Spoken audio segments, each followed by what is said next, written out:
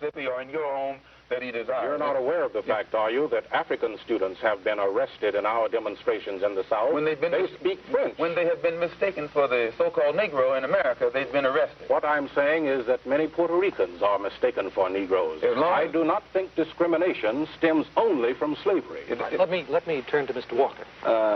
You say that Mr. Farmer's idea of compensatory treatment of the Negro has portents of disaster. It does have portents of disaster for the system from which the Negro community is suffering. And over against that, I don't think Malcolm X's analogy of the nations in Africa and Asia that are freeing themselves, you have there on the one hand a black or brown majority, whereas the Negro community in America is a black or brown minority. And I don't think the analogy quite holds water, and this is why we... But your whole philosophy comes out of India. This nonviolent thing is based upon the 400 million Indians doing passive sit-down on 100,000 whites, and you use that. Well, in this country, you're still a minority, yet you're going to use tactics that was used by a dark minority in another land. I think this shows how little you know about nonviolence, because Gandhi began his campaign among the Indians in South Africa, who are a minority. And they're still they're still a minority, and they still have the problem. But Gandhi's fame came from having gotten freedom for the people of India from the English, and he used non-violent methods, which means you have a great big dark elephant-type creature sitting down on a little white mouse. But here in America, you have a little black mouse trying to pull a sit-down, non-violent tactic on a white elephant. Mr. Chairman. Go ahead, just for a minute, and then I'll exercise non-violent methods to enforce a break. Just go ahead. Nonviolence is more effective when you have large numbers of people. That is what we've found out in Birmingham. It's what we've found out all over North Carolina. What did you gain in Birmingham? Now, wait a minute. Let me tell you what we've gained in North Carolina. What did you gain in Birmingham? Let me tell you what we've gained there. He can answer that. This was his campaign in Birmingham. Ask me about our campaign. What did you gain in North Carolina? Let me tell you what we've gained. We've gained jobs. We've gained open employment in Greensboro, North Carolina. One of the officials of the city who is in charge of employment has announced that hereinafter all city employment will be on a merit basis and there'll be no discrimination. A committee has been set up whereby grievances of individuals who feel that they've been discriminated against because of race will be dealt with. We are represented on that committee. In 6 cities in North Carolina, the theaters have desegregated. Places that serve the public in 5 cities have desegregated. And the whole state is becoming an open state. Now, wait a minute. Is it a gain to go to a theater for a man who hasn't got a job? It's a gain to get a job. It's a gain to get a job, and it's jobs that we're providing. Now, it's a gain also to go to the theater. It's a gain because it's not the theater so much, it's not the cup of coffee at the lunch counter. It's the dignity that a person achieves. Is it a gain to have a business over on the other side of the tracks to which you can go, but when you walk downtown, you're discriminated against and cannot go there? It's our system of checks and balances. It's how our country was designed. We were designed, the 3 branches of government. You have the judicial, you have the legislative, and you have the executive branch, right? Then what happens, this was to protect liberty by ensuring that power could never be concentrated. Everybody tries to grow the legislative branch a little bigger. Every executive tries to make it an imperial presidency, and the judicial branch has gotten out of control over the years. But generally speaking, this is the way it's supposed to work.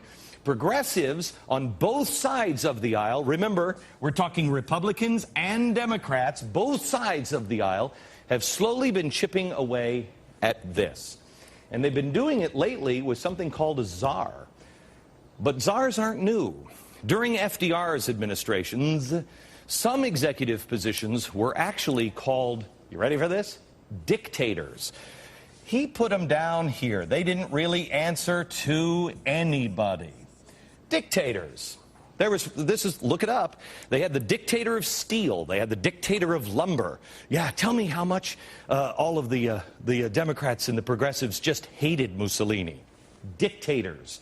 The idea was for them to control supply within each industry in order to keep the prices up. Richard Nixon did the same thing, but he thought dictators, that Mussolini-Hitler thing, that's probably pretty bad now. He called them instead czars, which, if I'm not mistaken, weren't they all shot in the woods at one point for being really bad guys? The first czar was an energy czar. He was charged with overseeing the 1970s energy crisis, which that's worked out so well. That's fixed now. The other presidents also have had czars. No one could hold a candle now to President Obama. He has named 16 czars so far, and he's not even done yet. Well, you might look at this and say, well, what's the problem? I mean, they can cut through all the bureaucracy. They can get stuff done, right? Oh, yeah. Except remember our founding fathers? They were kind of smart. They had this whole idea, let's balance power a little bit. Usually, this is what the system looks like. The czars, they don't answer to anybody. They don't answer to the legislative branch. You know what? Everything had to start, all the spending, all the revenue bills had to start in the House. And the oversight is one of the most important jobs of the legislative branch. What is Barney Frank always saying? There's got to be some oversight. Why is there no oversight? Why is no one looking? That's their job. These concepts are now being shredded. Our Constitution is on fire. This is not just a power grab. I mean, if it was, you know, oh, this is no big deal, then why do we have a health czar when we have already confirmed a health and human services? We already have that. Why do we need a border czar when we have ICE and a Department of Homeland Security? We already have that. Why do we have these little czars over here that they answer to no one? Why do we need a car czar when we already have Treasury and energy departments? The answer? Because this bureaucracy, they answer to everybody, eventually you. These guys? No, they answer directly to the president. Everybody else has to answer to you, the czars don't. Our own Neil Cavuto, this is what got me so riled up. Friday I was watching the show when the judge was filling in. And right before the show came on, Neil Cavuto was on, and he was talking about he's trying to get a hold of the car czar just to get some answers. Well, 107 days ago, Steve Ratner was announced as the car czar, and Neil Cavuto can't get him to come on the show. Now, I understand why the car czar doesn't want to come on my show, because I'm a little nuts sometimes. I could ask him anything. But Neil Cavuto? Let's bring in Fox and Friends host Gretchen Carlson, the senior judicial analyst, Judge Andrew Napolitano, and CEO of Wall Street Strategies, Charles Payne, is with us from the Fox Business Network. Okay, first of all, got it right? Yeah, right? Unfortunately. Yeah, it's scary. Well, you mentioned who's the czar. That's obvious. President Obama. Yeah, that's the czar. Yeah. Well, you absolutely. Back up, please. I just backed up. Back up, away from here. Calm down. That's harassment. Okay, can I ask you a question? What did my little brother do? He don't do nothing. He plays football for Roosevelt. Come on now. He don't drink, he don't smoke, he don't do nothing, bro. What the fuck? Why y'all doing that? Wwhy y'all doing that? Fucking pigs! You're fucking pigs! What the fuck? Fucking pigs! Y'all ain't doing that. Fucking that's pigs! no reason. Why you beast? Stop pulling his hair, you fucking pig! Get down on the ground. You fucking pig! Calm down. Fucking Ty, pig! lay on the ground. Lay on the ground, Ty. Hey, I'm not touching y'all. Fucking pig! Why is she punching him? Why is she punching him? Why are you punching him? Why are you punching him? Do that. Do it! Just do it! Just do it!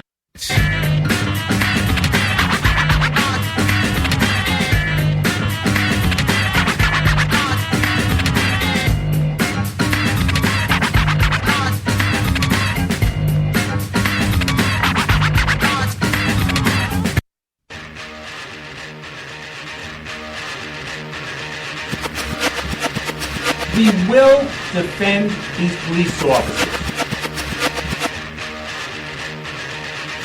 Listen to police officers' commands, listen to what we tell you, and just stop. The nation needs to realize that when we tell you to do something, do it. And if you're wrong, you're wrong. If you're right, then the courts will figure it out. We don't get to take the enforcement. But at the end of the day, each and every member should go home safe. Sometimes the use of force is necessary. You need to comply with the police officer the way the system was meant to be. Comply with the orders of police officers. Resisting arrest is a real and dangerous crime. Nonpartisan Liberty for All. I'm your host, Dave Bourne, and it is January 6, 2016, and I'm coming to you live from Las Vegas, Nevada. Thank you for tuning in. We're on weeknights, Tuesday, Wednesday, Thursday at 7 o'clock Pacific, 10 o'clock Eastern. Tonight, obviously, I started the show a little early. Usually I don't do that, but I was ready to go and didn't really have a Ken Schortgen's coming on at 8:30, but wasn't waiting for a co-host to come on to start the show with or anything like that. So I was ready to go. Felt like I would start the show and have some extra time for people that listen to the archive. So everybody that tunes in at 7, if they happen to miss the beginning, they can always go back to the archive. But we're usually on 7 o'clock Pacific, 10 o'clock Eastern, and you can listen on Spreaker.com and NonPartisanLibertyForall.com live. And you can listen to the archives on Spreaker, YouTube, Twitter, and SoundCloud immediately after the show. We promote the ideas of true freedom and liberty, meaning being able to do whatever you want as long as you respect the freedom of others and don't directly interfere with their freedom, as well as exposing government for what it is, a mafia based on extortion that rules without consent by threat of force and violence. So, in the past couple weeks, one of the things that I've been focusing on a lot is this non-compliance, and along with what is your line in the sand and what does it take for you to do something, things along those lines. So, as I mentioned, Ken Schortgen will be on to discuss the economy and geopolitics at 8:30, which is his usual night. He joins us every other Wednesday. But until then, I wanted to get into some more details into this because I don't know if I'm not explaining things correctly or the way I go about it is more of a hardcore type of, throwing ideas and things at you. So I'm not going to repeat the same things that I've repeated in the past, but I do want to go through what's going on. And really, it's because of this last thing that just happened with Obama now passing laws on his own. Now, up until this point, he was on the borderline of doing it. Technically, he didn't, but now it's essentially these laws pass. He's actually passing laws, which would make him no different than any dictator. Presidents cannot just create laws and say that they're the law of the land. And of course, I don't believe in this government or in the Constitution, as I think it doesn't go far enough to give people freedom. But based on the current setup of the government, this is a huge thing. And this is where things are going. This is another step towards a total takeover. And people can look at it like it's nothing, but with everything put together, and it's baby steps. That's what it's all about. That's how they've done it. They've kept the illusion of freedom for years, and this is a generational thing. And I've always said that. So until Ken joins us at about 8:30, I'm going to go into this, really break it down. And, of course, if you'd like to call in with your opinion, please feel free at 702-470-7664. That's 702-470-7664. Please send a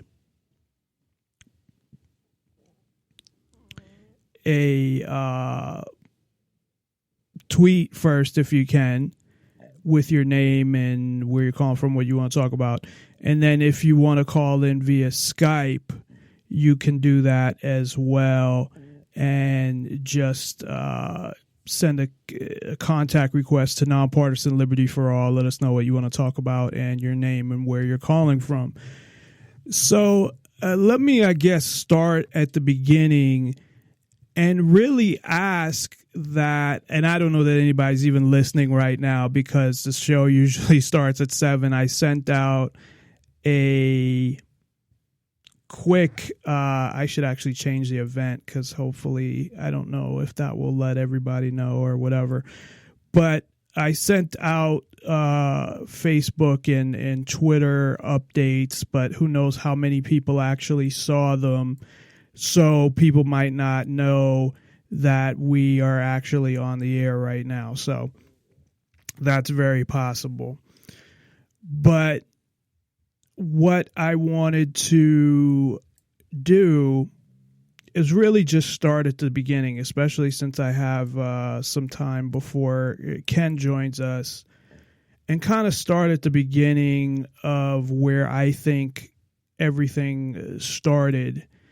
And this will be good for anybody that goes back and listens to the archives anyway. So even if they're not listening right now, if you listen to the archives, you'll be able to hear it there. Excuse me, I had to hit the cough button there. But I go back really to when the government was formed. First of all,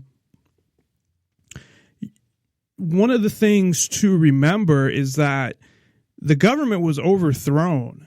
Now, I'm not an expert in this. This is not something that I've done a lot of reading about. I mean, I know just from learning basic history, but the Articles of Confederation was the first government, and it was more, from what I understand, I don't remember the specific differences, but from what I understand, was more freedom oriented than the Constitution.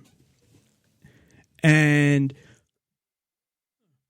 not to say that if that was implemented and that stayed as the government, that it would have made a difference. Maybe it would have took them longer to get to the point they're at now.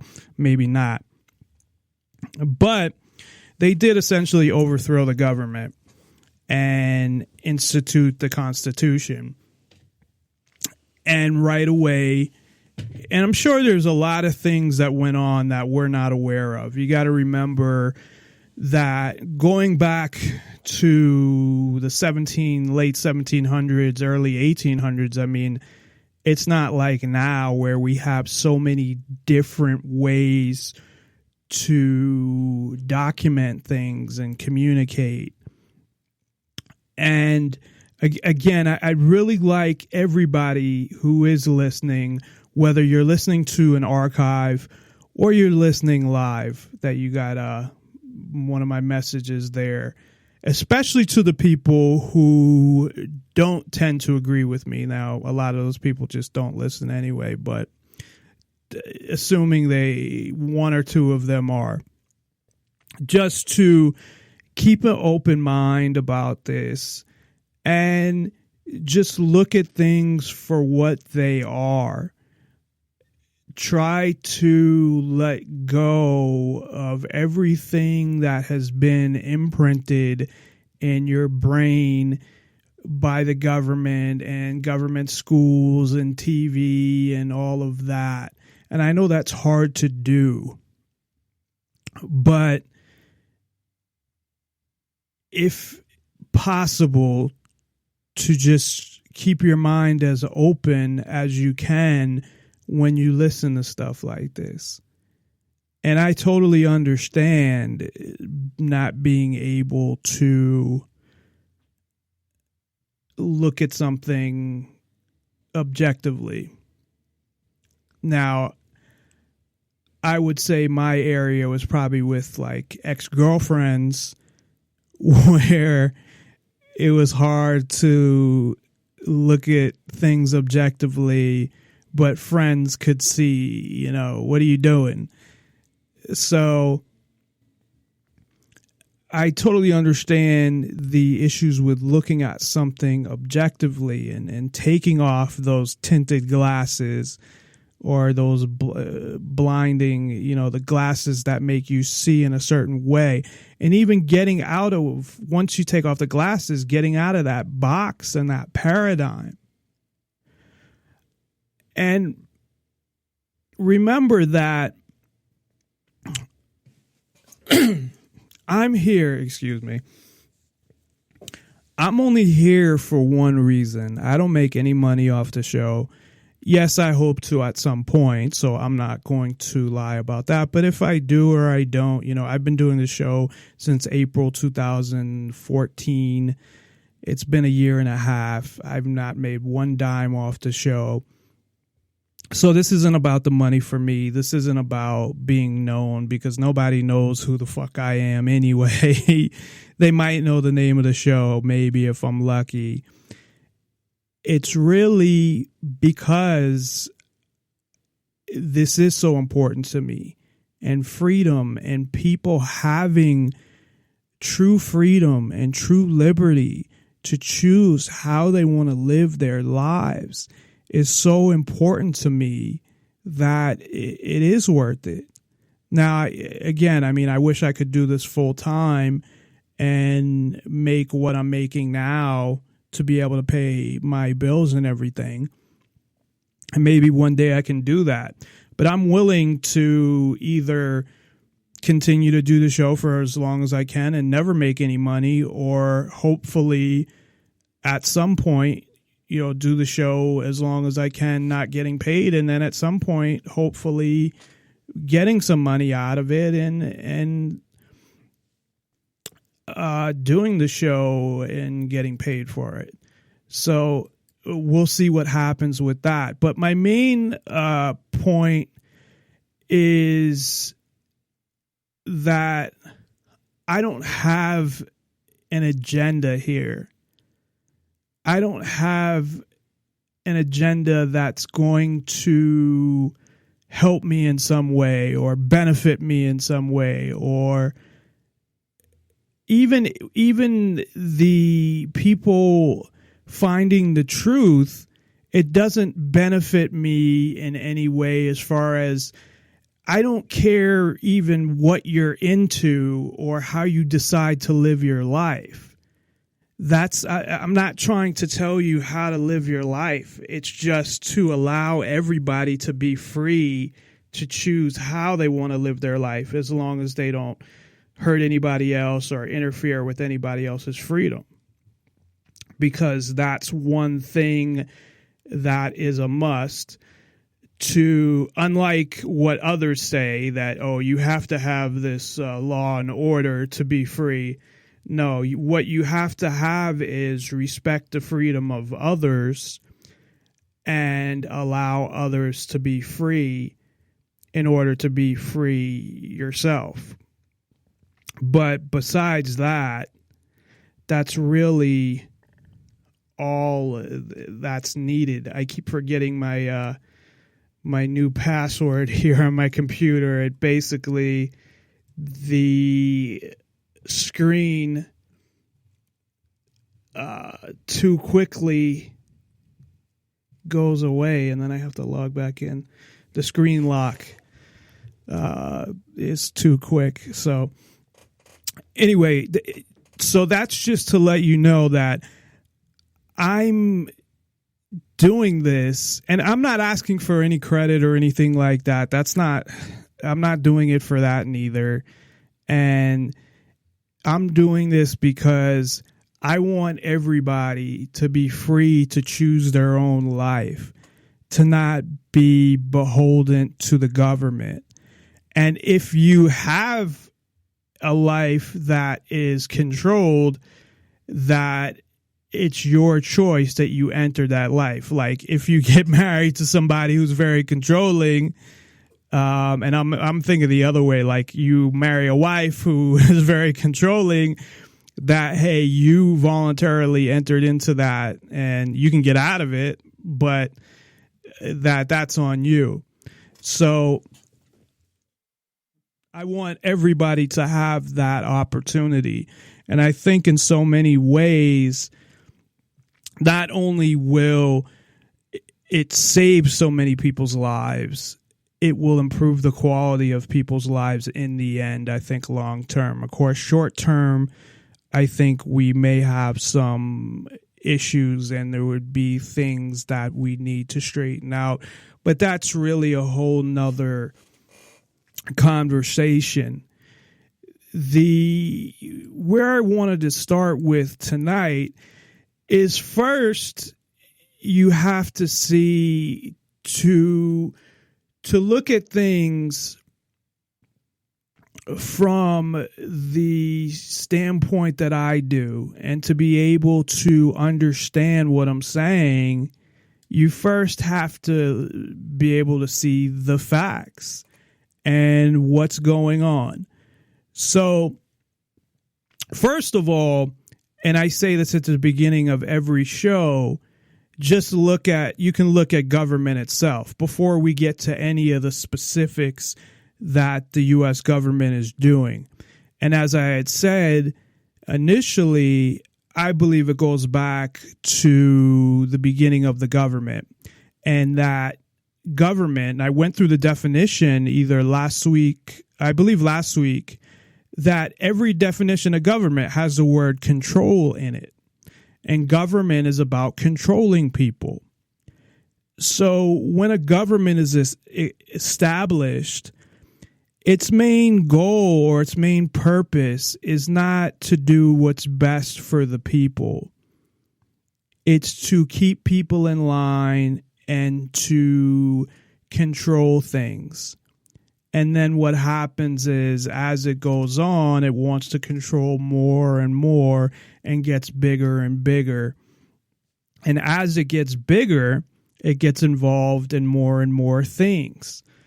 As it gets involved in more and more things, obviously these are going to be things that involve people's lives and get into their privacy and take it to a whole nother level. So government in itself, the way I define it, is not, I know a lot of you would define government as something that's there to protect the people or help the people or something like that. And like I said, look up the definition, and you're not going to find that even in the definition. But you may still believe that, and we'll go through a lot of things that government has done. But the way I see it is that's the purpose of forming a government in the first place, is to control. Because otherwise, why form a government? Now, government, at least at this point, now maybe you can say at the very beginning, but even in the beginning, it was only up to a select few. It wasn't approved by every single person. So they could say, well, we want to do what's best for our state in entering this United States Treaty or United States, whatever they called it at the time when the colonies entered into the United States of America. But it was still only a certain amount of people calling the shots for each state. And then you had all of these people who didn't have a say or a choice, because government does not ask your permission. They try to trick you into thinking that you comply, that they have you're not that you comply, but that you agree to obey all these laws, and that you automatically somehow, and I don't know how that would work, just because you're born in a geographical area, that from being born in that area, that you automatically consent. Sorry, that's the word I was looking for. Which you don't consent. Some people may say that, oh, yes, I consent. But you don't even know what you're consenting to, because unless you read every law, you don't even know what you're consenting to. But being born in a specific area is not consent at all. Or voting or any of this shit is not consent. So the government pushes all their laws, all their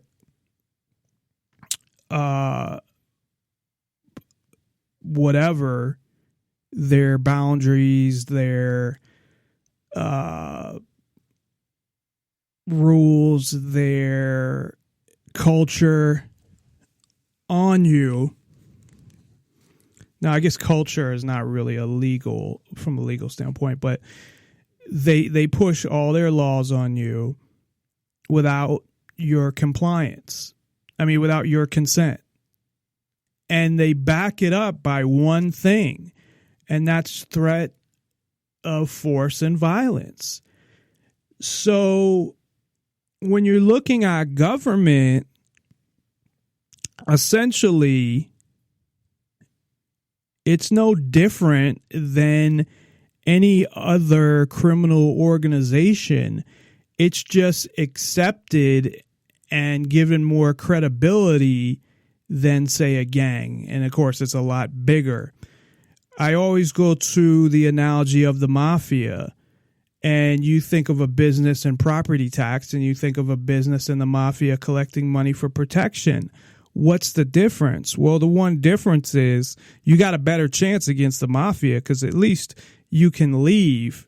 Usually, at least in movies, they'd if you didn't pay, they'd force you to shut down before they broke your legs or whatever, or give them your business.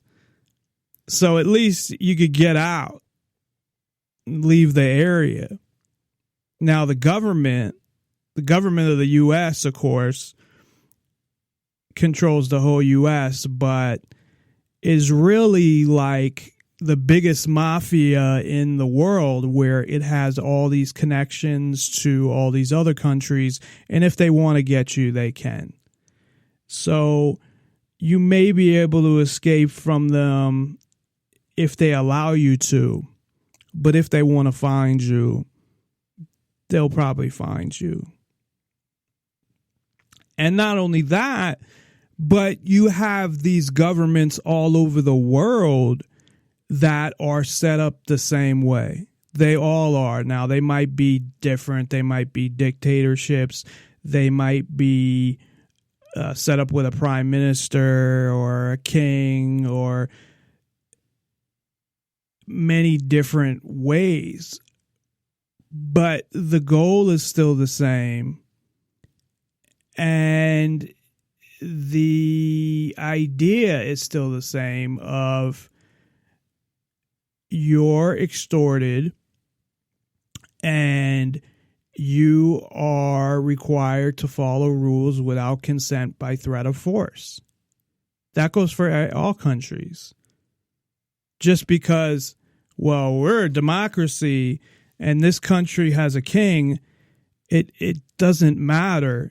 Now, I'm not saying that there aren't certain countries that are better places to live than others. There are better states that are better places to live than others. It's all about your level of freedom. But remember that your level of freedom is just a level of freedom. You don't have total freedom, and not even close.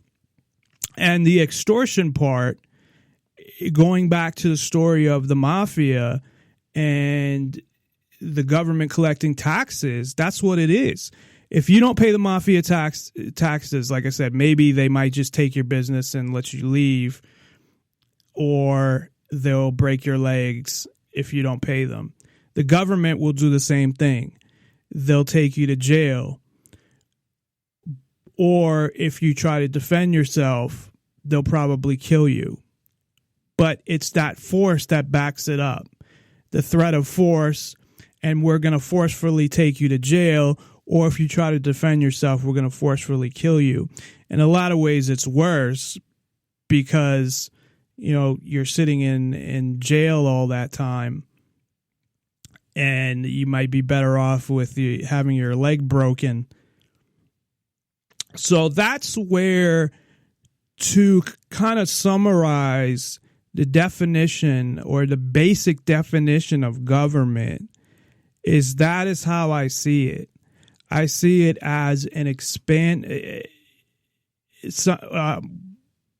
a entity that tries to expand from the beginning and tries to rule as much as it can, and whether that's people, property, whatever, it wants to take over as much as possible. And that includes your life. And at the same time, it wants to extort as much money from you as possible. And if you don't allow it to do what it wants to do, then you will be either thrown in jail or possibly killed. So everything is backed by the barrel of a gun. And it's not just criminal laws, it's any law. Don't pay your property taxes and then see what happens. They'll take your house away. But if you say, hey, it's my house, you can't take it away, they're going to start shooting at you, most likely. Or there'll be some kind of standoff where they'll surround your house and you can't leave. And if you leave, they'll arrest you. It all depends on what their orders are at the time. But either way, it's to get you to obey, that they are the ones in control and you are the one that must obey that control. Now, you have a lot of people that talk about, we need to, I think the thing we talked about yesterday, me and Shire Dude had talked about, he had actually mentioned it, restoring the republic. Like, people will say, yeah, we need to restore the republic, or we need to go back to the Constitution, or we just need to get the right leaders in there, which people have been saying for years. And that, in my opinion, is not an option. It's not. I've gone through it so many times as to why, but you're not going to change the system through the system. I don't think it's possible. I don't even think it's close to possible to change the system through the system the way things are. Maybe you could have done that couple hundred years ago, or maybe even a little closer to that. But I think it's been a long time since there was any way or any hope in actually changing the system through the system. And why would you want to do that anyway if you don't believe in the current system? Because essentially you'd change it and then totally scrap it and rebuild either to no government, where you have an organized society where there wasn't rulers. And see, that's the difference. And this is what I'm getting at. And I know some people think that you have to have rulers, you have to have people in charge. And I don't believe that. But the problem is people being higher up or having more power than somebody else. It's one thing when somebody has more power than you at work or in situations that you don't have to be in. if you're in a group of friends and there's the one friend who's like the leader, technically, not that they call him the leader, but, and you don't want to follow and you're like, fuck this, I'm not going to hang around with these friends. Or you have a job where you don't like your boss, then you leave. All of these structures are set up that way as well, are based on this model. And I don't know that they have to exist that way, but that's a totally different idea, because you could maybe have a similar model. And I know Zappos, which I'm not a fan of, but I know they've experimented with some things like this. But the main difference there is you can leave. Now, you might feel like you can't leave. And we're actually going to talk about that tomorrow, about, are you just really a slave in the system? But you can leave. The government, you can't. You can leave one government, but you can't leave government altogether and go somewhere where everybody is equal and that no one has any power protected by another entity. So what I mean by that is the government is a giant entity that protects the power of the president, the Congress, police, all of these different entities that are out there. So when it comes to trying to get away from all this, you can't. You're stuck without consent. But they try to twist things, of course, and say, well, you consented. So I don't know anybody that's actually consented now. Again, they could say, you consent when you vote, or you consent when you do this, or you do that, or whatever. You turn 18, you stay here. Why don't you just leave? Well, for the same reason I just said, there's nowhere to go, and there's different levels of freedom, obviously. There are some countries that may be freer, but how do you even know? You really don't. It's a matter of experiencing it, and it's not easy to just move all around the world and see how different governments are, especially if you have a family and other obligations. So that's really a summary of how I see government, and people getting mad at that observation is something that I don't understand. I know there's the patriotism and whatever, but to look at something and really just look at it for what it is, because that's what it is, for people to get mad about that, I really think it's fear, because it's fear that, well, maybe he's right. And of course, these are not ideas that I came up with. It's ideas that I believe, and that, well, I guess I came up with some of the stuff on my own, where I was just thinking that, we're not free under the Constitution or whatever. But, I took probably ideas or was influenced by other people as well, and as far as how I describe them or whatever. But there's plenty of people that believe the same thing and that have a better way of explaining it too.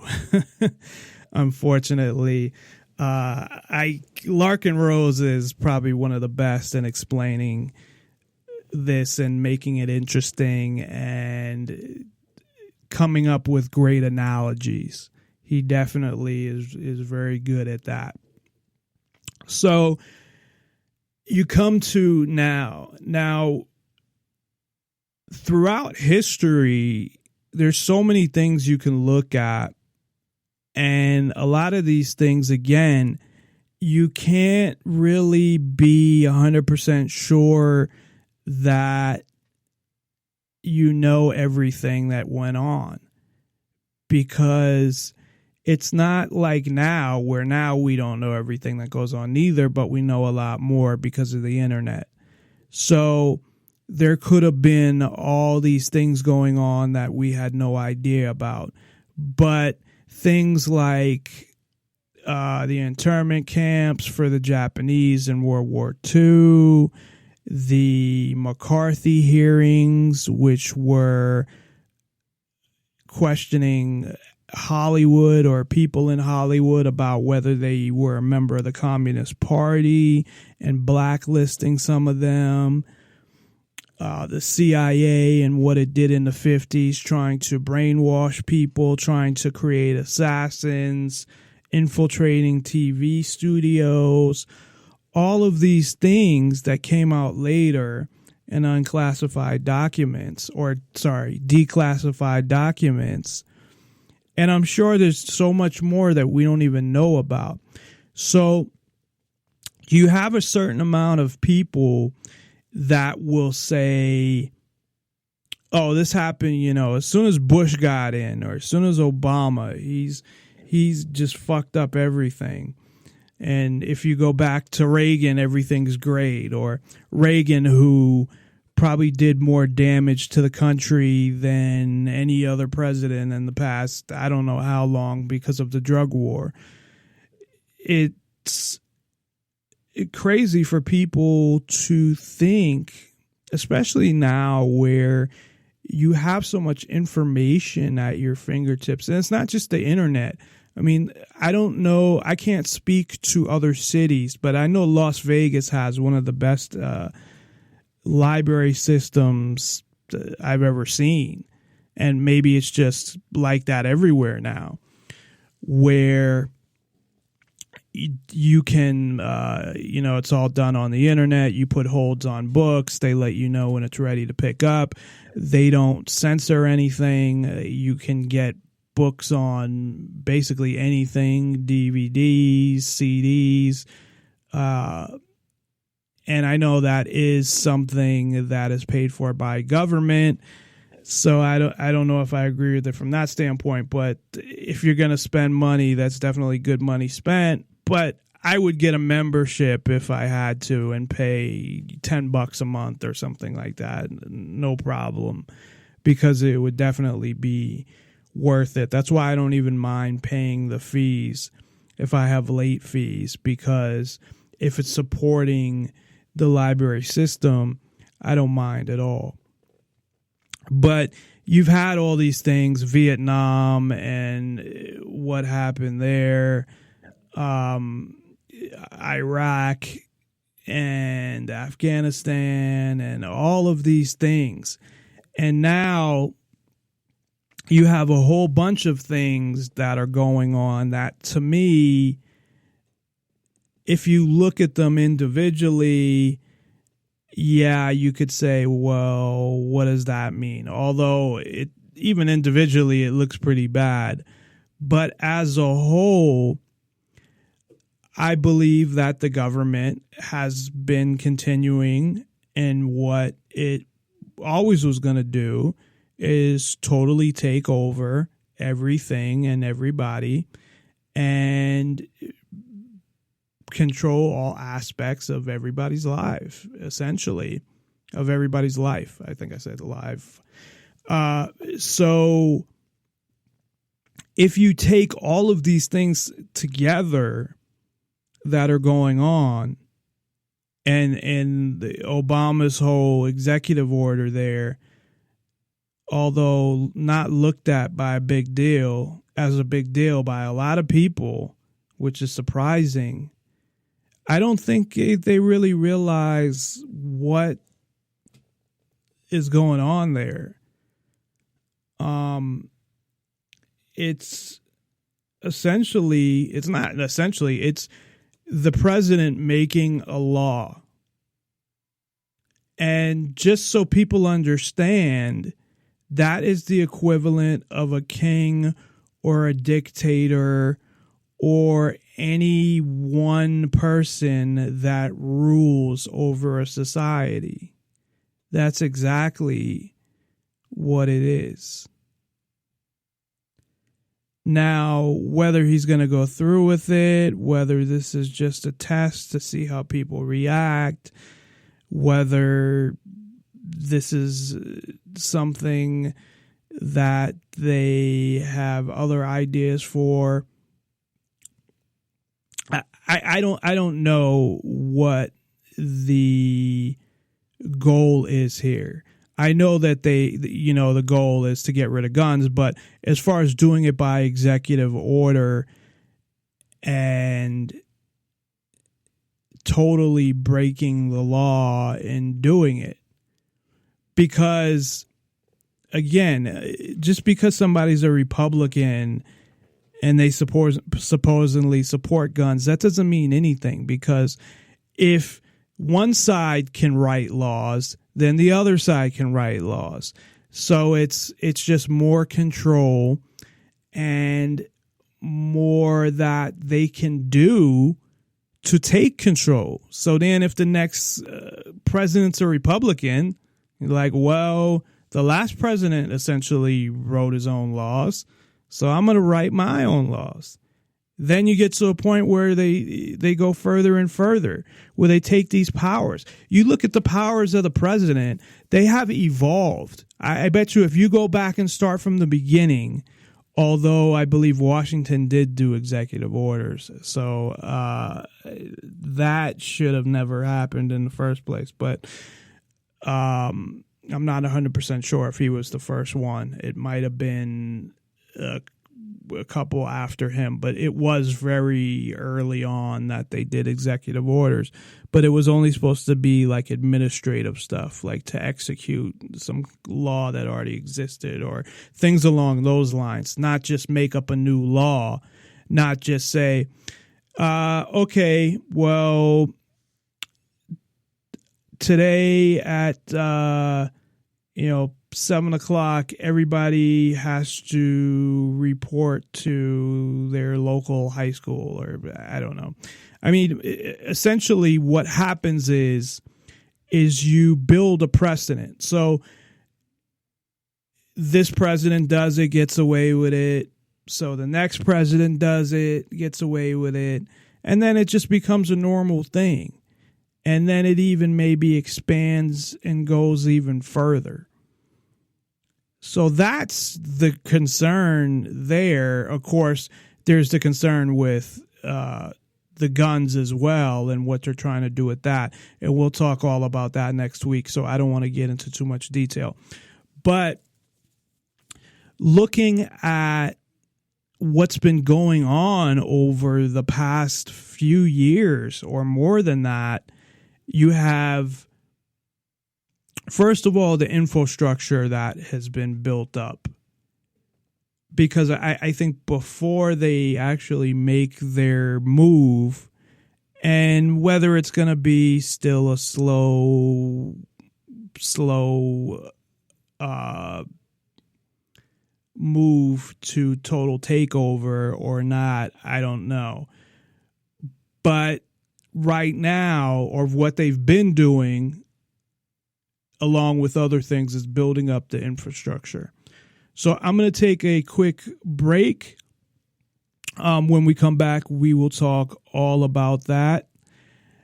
And Ken Schortgen of The Daily Economist, thedailyeconomist.com, will be joining us at 8:30 to talk about geopolitics and the economy. And Ken is always great on the show, so be sure to tune in at 8:30, even if you plan on tuning out now.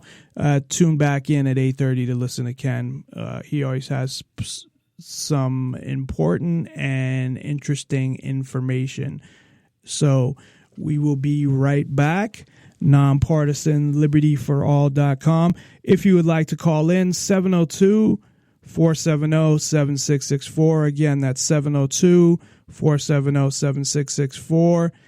And please be sure to, if possible, text me first your name, where you're calling from, and what you want to talk about. Or you can Skype into the show. It always sounds better, Nonpartisan Liberty for All, and just send a contact request with your name and what you want to talk about and where you're calling from. So we will be back right after this. NonPartisanLibertyForall.com.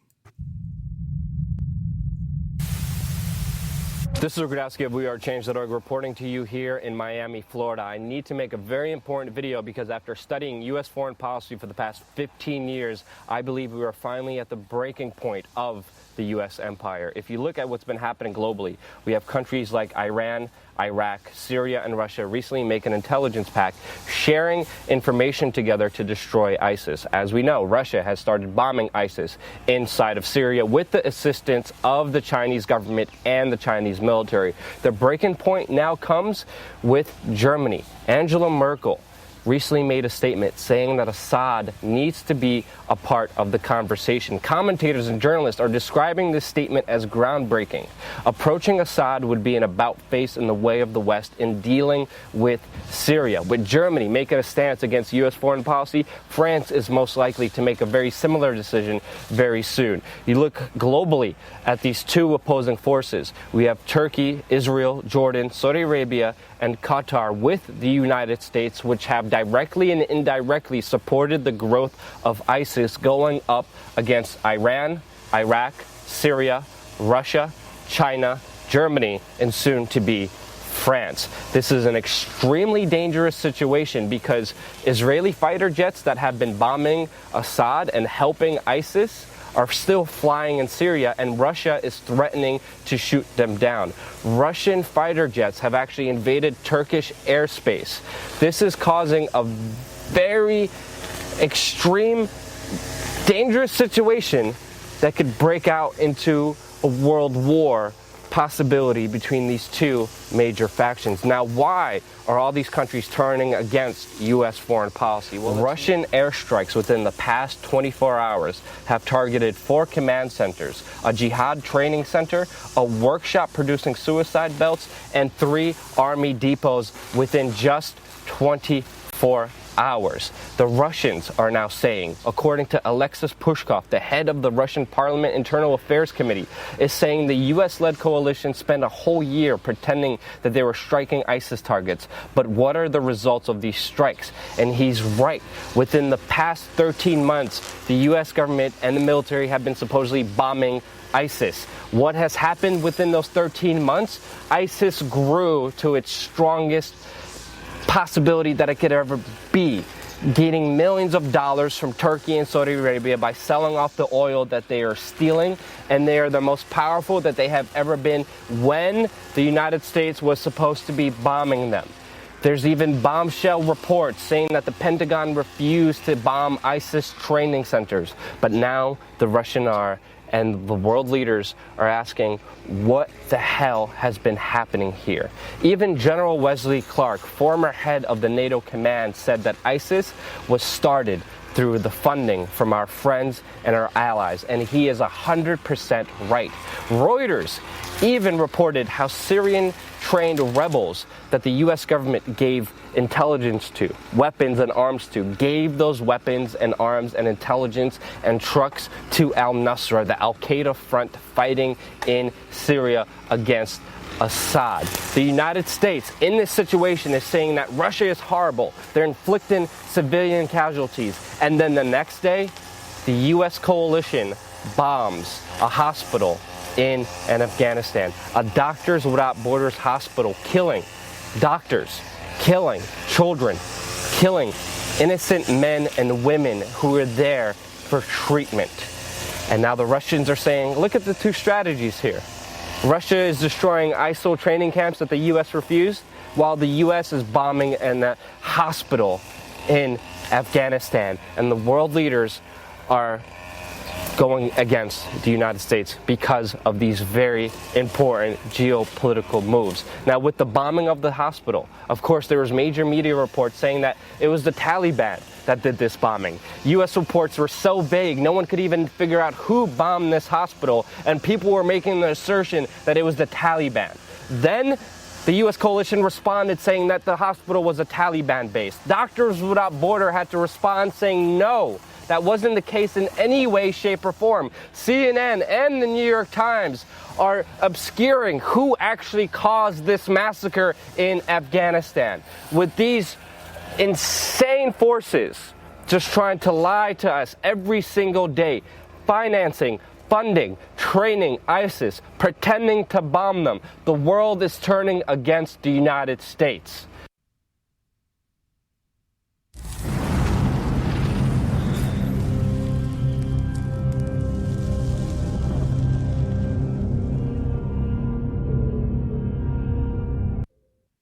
Yes, I am trying to be alarmist.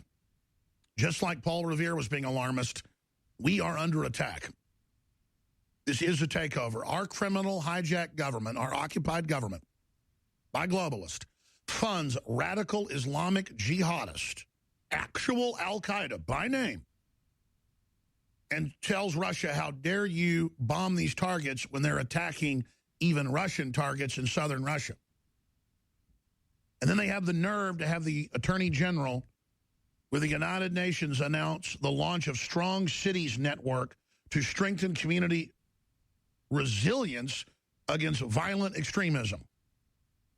And that's the feds doing the ADL and Southern Poverty Law Center's hardcore brainwashing.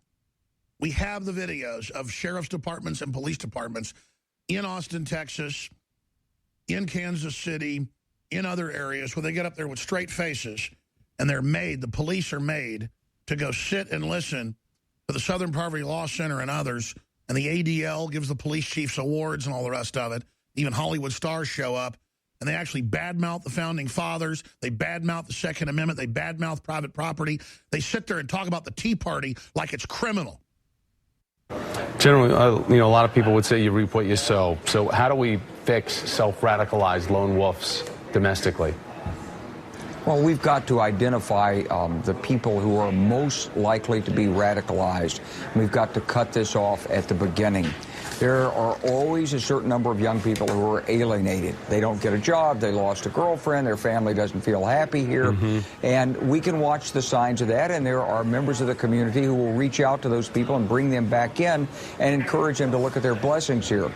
But I do think on a national policy level, we need to look at what self-radicalization means, because we are at war with this group of terrorists. They do have an ideology. In World War II, if someone supported Nazi Germany at the expense of the United States, we didn't say that was freedom of speech. We put him in a camp. They were prisoners of war. So if these people are radicalized and they don't support the United States and they're disloyal to the United States as a matter of principle, fine, that's their right. It's our right and our obligation to segregate them from the normal community for the duration of the conflict. And I think we're going to have to increasingly get tough on this, not only in the United States, but our allied nations like Britain and Germany and France are going to have to look at their domestic law procedures. General Wesley Clark, as always, great to see you, sir. Thanks for your time, and I want to pass along to our viewers. You are listening to Nonpartisan Liberty for All Radio with your host, Dave Bourne. Call in at 702-470-7664 or Skype in, username Nonpartisan Liberty for All.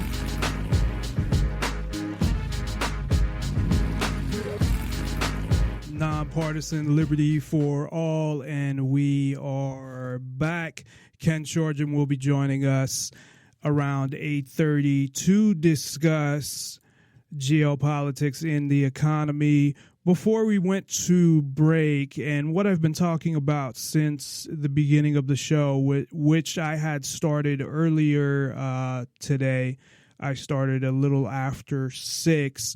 Usually we start at 7, so hopefully people were able to tune in, but if not, the archives will be out there. We also are now on a number of platforms where the archives post automatically right after the show. So SoundCloud.com, you can search for us there.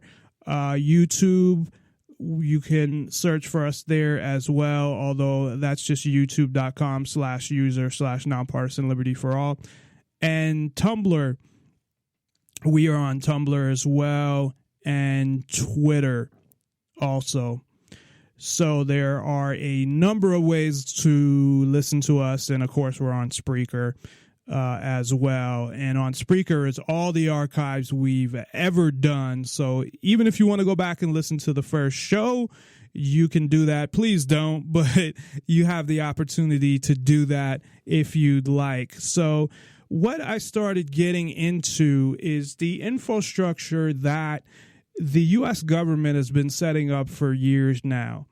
Because if you're going to plan an attack, especially when you don't want people to know that you've carried out this attack, and let me take a step back here.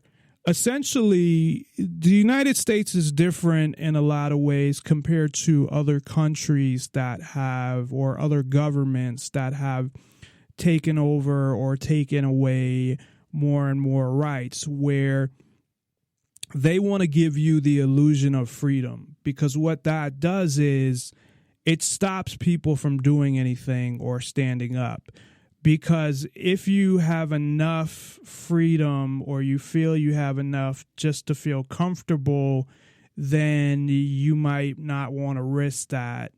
Where a lot of people are going to say, well, you know, oh, I got my house and, you know, my kids and my wife and my job. I don't want to mess that up, even though they're not realizing what or how they're going to be affected in the future. They're just looking at it like, oh, well, right now, you know, I'm not really being affected, so, you know, I don't care, until the police show up at their door. And that's what's going to end up ultimately happening if people wait until it's too late to do anything. But that's where the U.S. wants to keep this illusion of freedom as much as possible. Now, they've been doing more and more things that makes it seem like they don't care as much. So it's like they're coming out of the closet very slowly to show that, look, no, we're not free. We're going to tell you what to do. We're going to tell you how to do it. And what they're able to do is get a certain percentage of people that are fucking stupid to buy into this. So by using things like terrorism, they're getting a certain amount of people through fear tactics to buy into spying and surveillance and all of these things. How they can come out and say, well, we need to get rid of guns, but you're in danger of terrorists, really makes no sense. But somehow they're able to convince some people between the politicians and the government media, and they're falling for a lot of that stuff, unfortunately. But what they're doing now, and people are aware of this, it's just they're just ignoring it, which is kind of insane. But you have the infrastructure being set up. So you have essentially soldiers being set up within the United States. So you have the police they've been talking about federalizing the police, of course, using racism as a way to do it, even though they were the ones training the police in the first place, and the federal government have been training the police for a while. So it's like they want to make it look like, look, we came in and saved the day when they caused the problems in the first place. But federalizing the police will give the federal government an army within the borders of the United States. Now, they pretty much have that already. It's just not official. Along with the police, they, of course, have the DHS. A lot of people don't know this, but the TSA does not just operate at the airport. I forget what year's budget it was. It might have been 2014. They had budgeted for these street teams to go around and search trains and things like that. And in the bill, and I went and read it, that created the TSA, it does apply to all modes of transportation, including cars. So technically, if they wanted to, based on their bill, they could hire a whole bunch of TSA agents and have them do things like checkpoints, or I don't know, who knows what they would even have them do.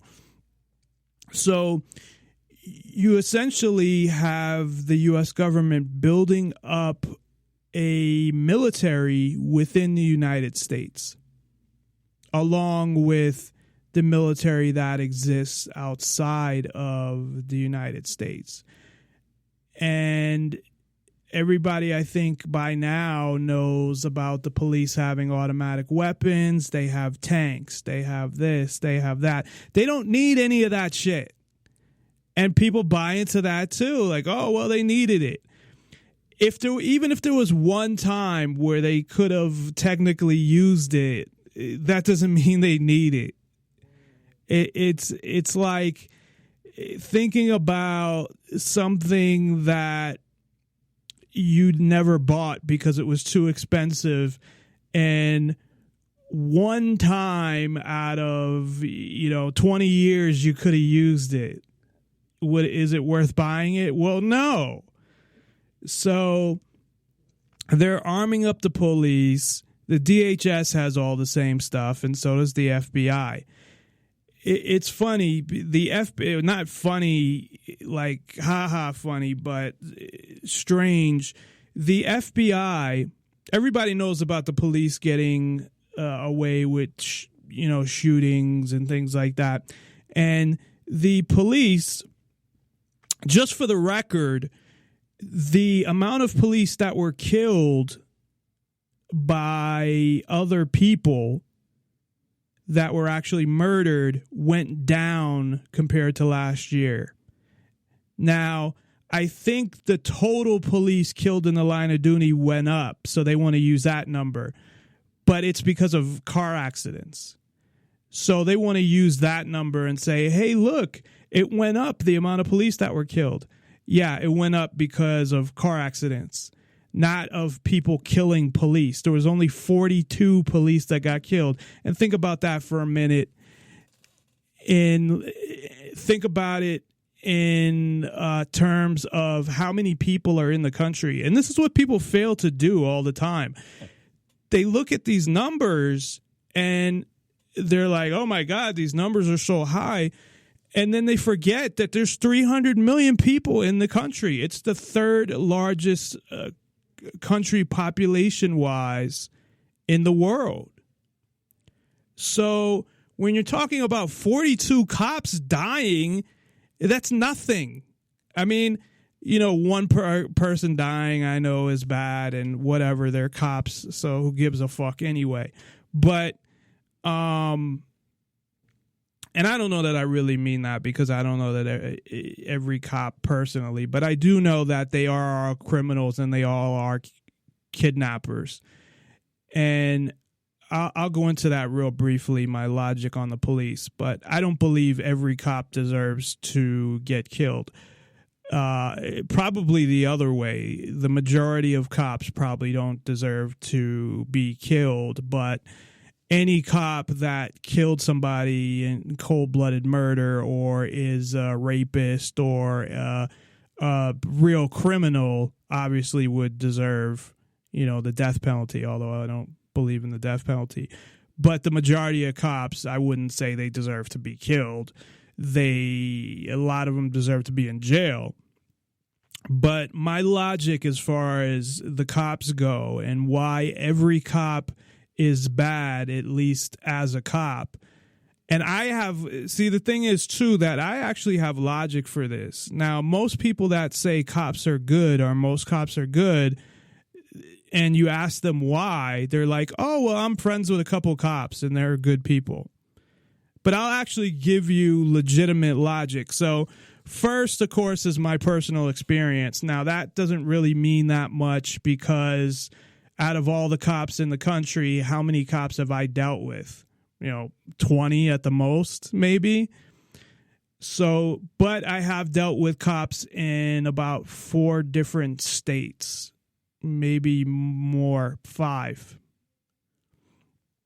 So there's that.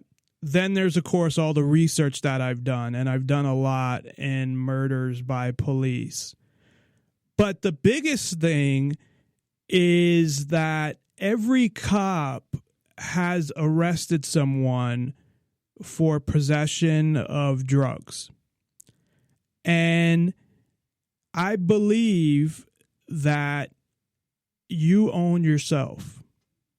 And if people really think about it and ask themselves, well, who owns me?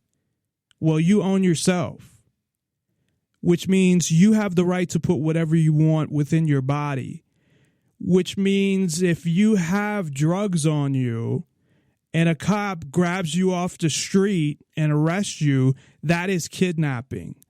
So all cops commit the act of kidnapping, which is a pretty serious crime. And then they take people, lock them up in cages. So all cops are bad based on that. And again, you may disagree with my logic, but at least I have logic. Now, people could say, well, that's their jobs. Yeah, but they agree to do those jobs. They know that that's what they're going to have to do when they get hired. It's not like they don't know. The other thing is that when it comes to jobs in general, you could say, well, I do this because it's part of my job. But if it's wrong, it's wrong. You can't hide behind your job and say, well, I did this because it's my job. It's still, you have to take self-responsibility for doing something wrong. And in the case of the cops, you're talking about affecting somebody's life and affecting it directly where you could have a huge negative impact on their life. So that's how I come to that conclusion. And at least I have a way to back that up, that I don't just say, oh, all cops are bad because I just think all cops are bad. So I do actually have a rationale as to how I come to that conclusion. So you have all these militarized, essentially soldiers within the United States that are going around arresting people, watching people, following people in helicopters, things like that. Then you have the spy state, obviously, in general, where you have data collection. And even though it seems like they still want to lie about it, but essentially this is what's happening, that all your information is getting sucked up and stored somewhere. Now, most likely they're not looking at any of your information because they can't physically do it. But they most likely have a program that runs as the information is loaded into wherever it's going. And if they want to look you up, I'm sure they can get access to that data and go and listen to it. Now, there's going to be tons of data that's linked to you. So how they have that structured, I don't know. But they have all your emails. They have all your texts, all your phone calls, the audio, all of that stuff. And they have a system that analyzes data to flag certain people as well.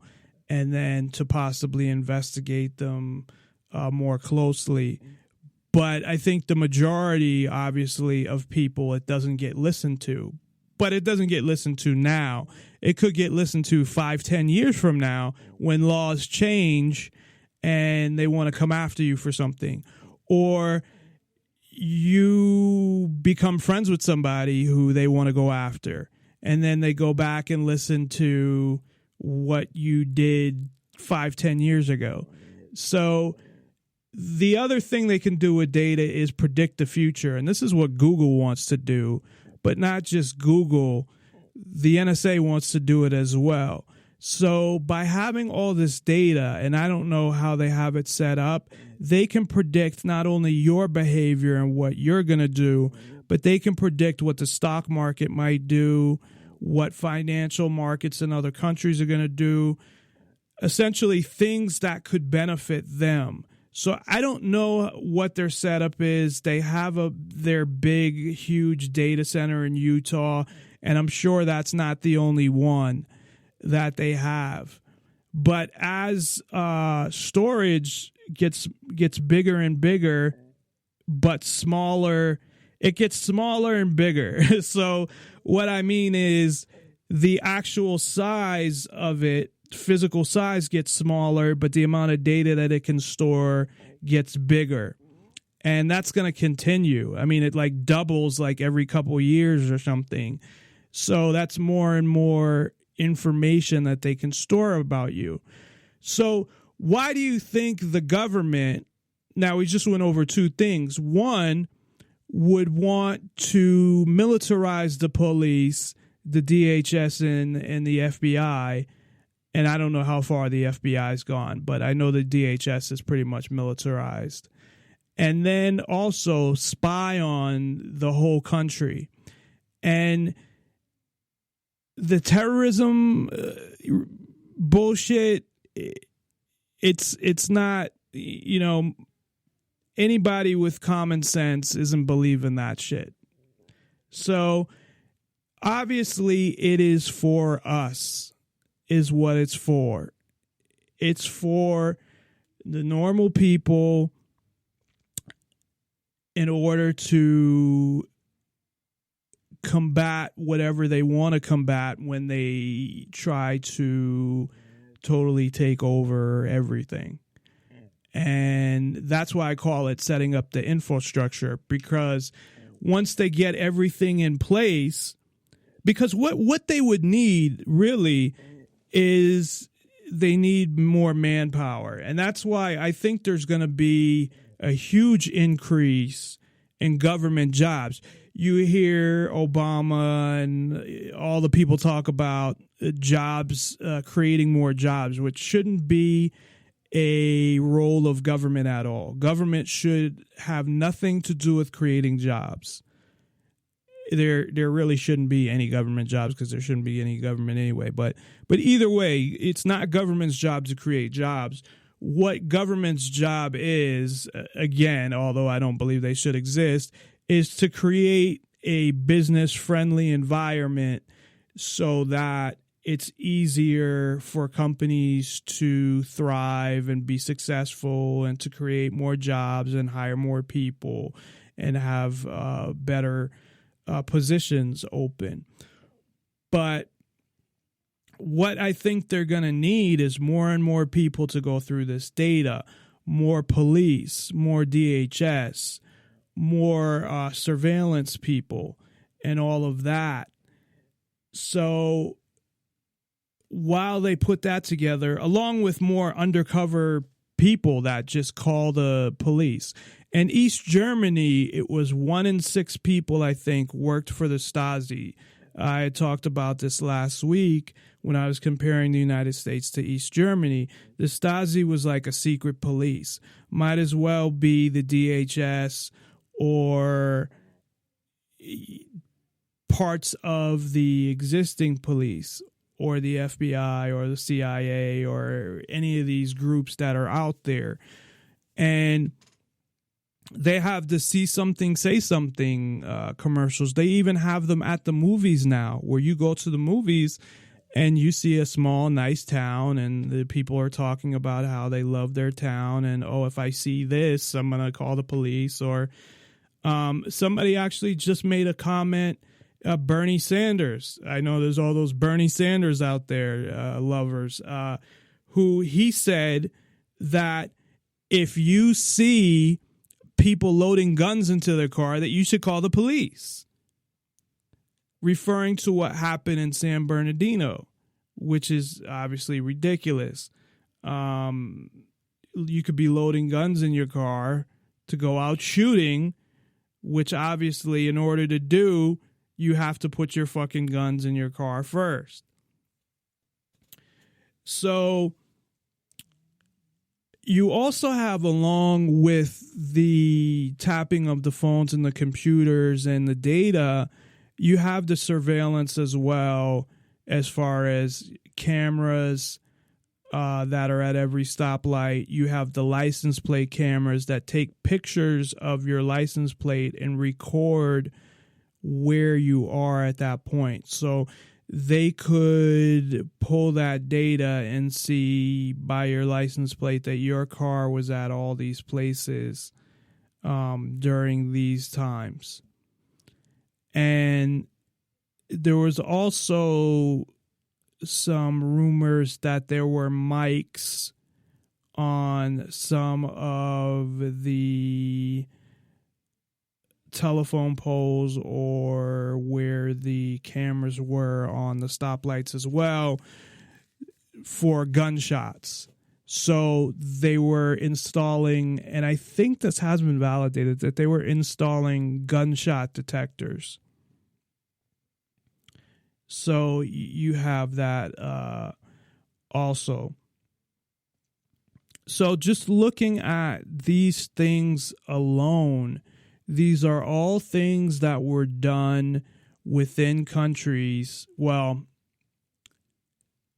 not totally, because they didn't have the technology, but they did the same type of things based on the technology they had. So like to spy on people, you know, they'd have to have people actually do it, or to watch people, they have to use actual film cameras, if anything at all, or I don't know that they had tape recorders at that time. The other thing is, of course, I left out was drones now they have as well to watch you.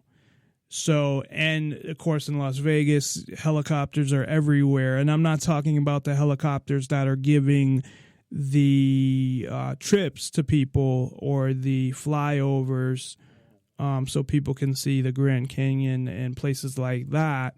I'm talking about police and DHS helicopters flying in residential neighborhoods, because they have cameras on them. They can see basically as well as you can standing on the ground, probably better. So if I'm looking 10 feet away and there's a person standing there, the plane can probably see that person better than I can standing there. So the other thing, of course, that was what made me want to bring this up again and bring it up in a different way, but still bring it up, is the executive orders. Now, when you look at executive orders, from what I read, and this isn't recent, what I had read in the past, the way I understood executive orders, first of all, they're not listed in the Constitution, period. There's nothing that says presidents are allowed to make executive orders if they feel like it. That would actually cut into their alleged checks and balances, which I'll mention what I mentioned about that last week a little later. And because basically the way the three branches of government, just briefly, are supposed to operate is, you know, you have the legislative branch, which is supposed to make the laws, the executive branch, which is supposed to carry out the laws, and the judicial branch, which I don't know how they word it, but it's supposed to be like a check on the, where like the Supreme Court checks if something's constitutional, but that's only based on standing. So for those who don't know, and I have to cough real quick,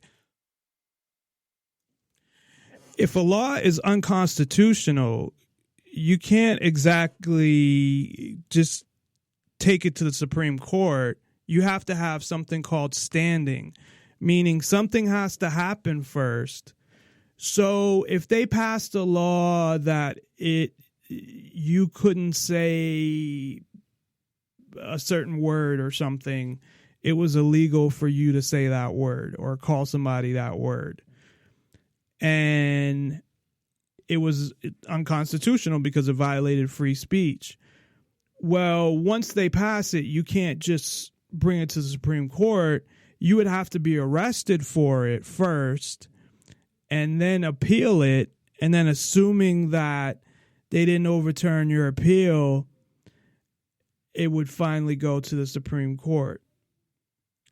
And they don't have to take it neither. So it's not like you would think that in theory that after every law gets passed, there should be kind of someone who validates whether a law is constitutional or not, right? But no, the Congress can pass as many unconstitutional laws as they want, and nothing's going to happen to them.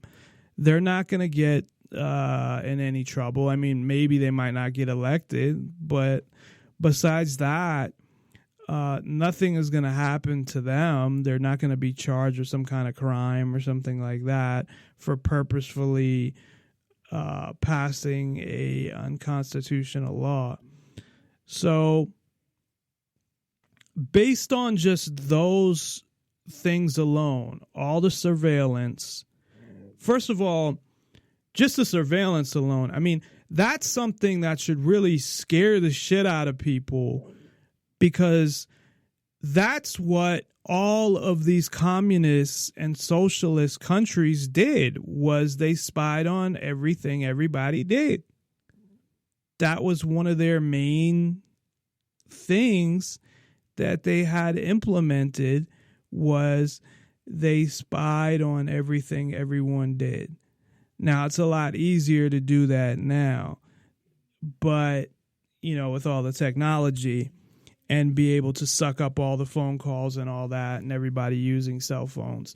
But that's some pretty fucking serious shit, that all your communications are taken by the U.S. government. And most people don't care. So, and now you have, with this executive order, which is really looks like the first actual executive order where the president is saying that he's going to pass a law. So just to get some more perspective on that, that is what happens in countries where there are kings and dictators. They just pass all the laws. In the U.S., supposedly there's checks and balances, where there's Congress and the president and the courts. Now, really, there are no checks and balances. They all work for government. My thing to a checks and balances would be to make sure that the people have all the same weapons as the police, and if the government violates the rights of the people, then they have a way to fight back, and there you go. There's your checks and balances. But the way it is now, even if you look at the Army, why would you want the Army to be as powerful as they are? They could take over the country if they wanted. So that's something that people don't tend to think about as well. But the way I look at it and how it really should be, remember that government is just an entity that it's almost like, I don't want to say it doesn't exist, but it's kind of like it doesn't. It does exist, but it's a made-up thing that says we have authority to tell you this and to tell you what's illegal and to tell you what's legal and what you can do. But it's just a made-up thing, like a corporation, that people get together and create a corporation, or like my network that I created for my show. It's a made-up thing. They have no authority. There's no real authority behind a government. It's not like they magically got this authority from the sky or from a god or something. Essentially, they got enough guns and got enough people to go along with them where they are able to do what they do is because they have more weapons, not just guns, but bombs and missiles and tanks and all of this stuff than everybody else. The way I look at it is any law that doesn't have anything to do with protecting a person or personal property is a violation of your rights.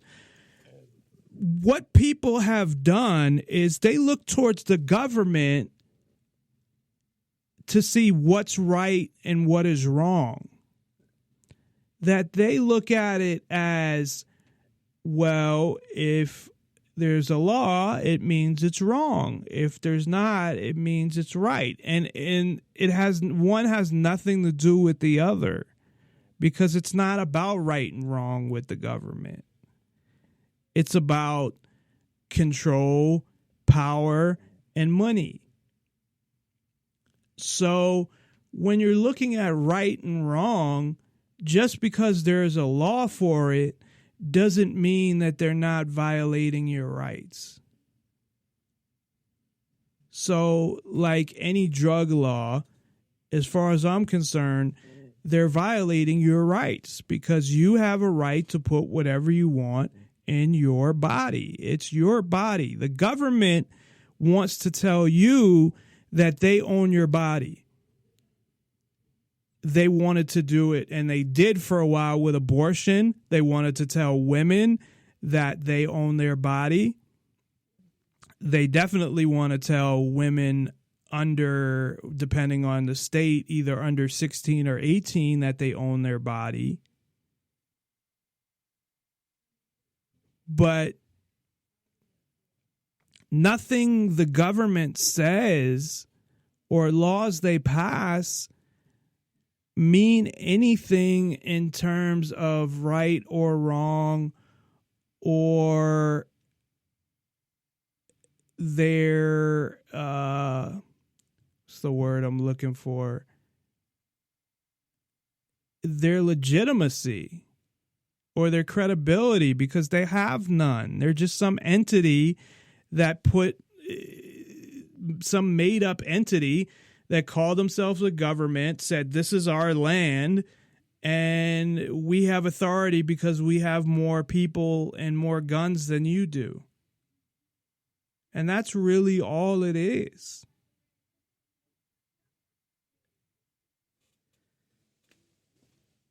So these laws that they're passing, the only reason that they can enforce the laws that don't hurt anybody, the victimless crimes, the laws that don't violate anybody else's rights or don't hurt anybody else, the only reason is because they have more guns, or people are afraid to die or afraid to stand up, and I totally get all that. I just registered my car. I'm sad to say. I think I said that last night too. Now it was only $88, but that's not the point. Actually, with the smog test, I think it was like $110. The point is that I'm complying with something I don't believe in that I shouldn't be complying with. Because they're taking pictures of my license plate. Even if they weren't, I don't believe people should have license plates. But I know there's, well, what if somebody hit somebody and took off and then you didn't know who it is? Well, first of all, that's not going to happen now anyway with all the fucking cameras. And a lot of cars actually even have cameras now, at least the ones to back up. But I think they're getting ones to move forward as well, or I don't know what they're doing. They're installing all this shit on cars, and they're actually making more and more stuff mandatory, that the government is making stuff mandatory on cars so they can, you know, track cars and have more control. So I guess going back to the things I mentioned, how can you look at that? If I said that these are all the things that North Korea is doing to its people, and I bet everybody that had heard that would say that's so fucked up, they're violating the people's privacy, and they can't even talk on the phone without their fearless leader listening, and that's crazy. But because it's the U.S., it must be for good. That so many people have been brainwashed, and I understand why, between, like I said, between government schools, and that was the goal. For people that don't know, American schools are based on the Prussian model. You can look it up.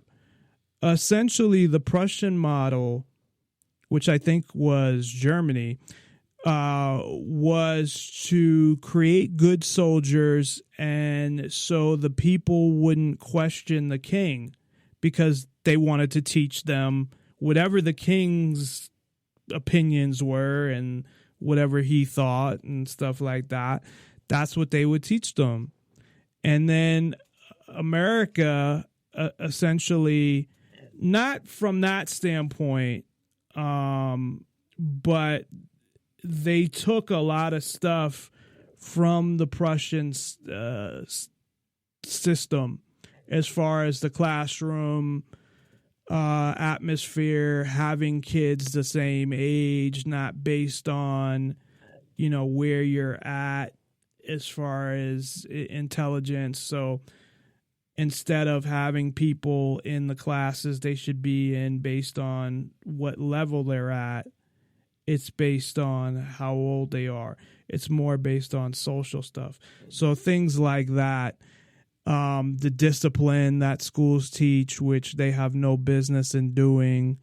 So you have all of that goes into it as well, regarding how the schools were created and the basis for the schools being created. But so I don't blame people for coming to those conclusions, but caught up on this, well, it's America and America can't do anything bad, whole thing, and that all these things they're doing are for the good of the people. And at what point are people going to realize, a lot of people have already, but these other people going to realize that, hey, this is not right what the government's doing, how the government's spying and all of that. So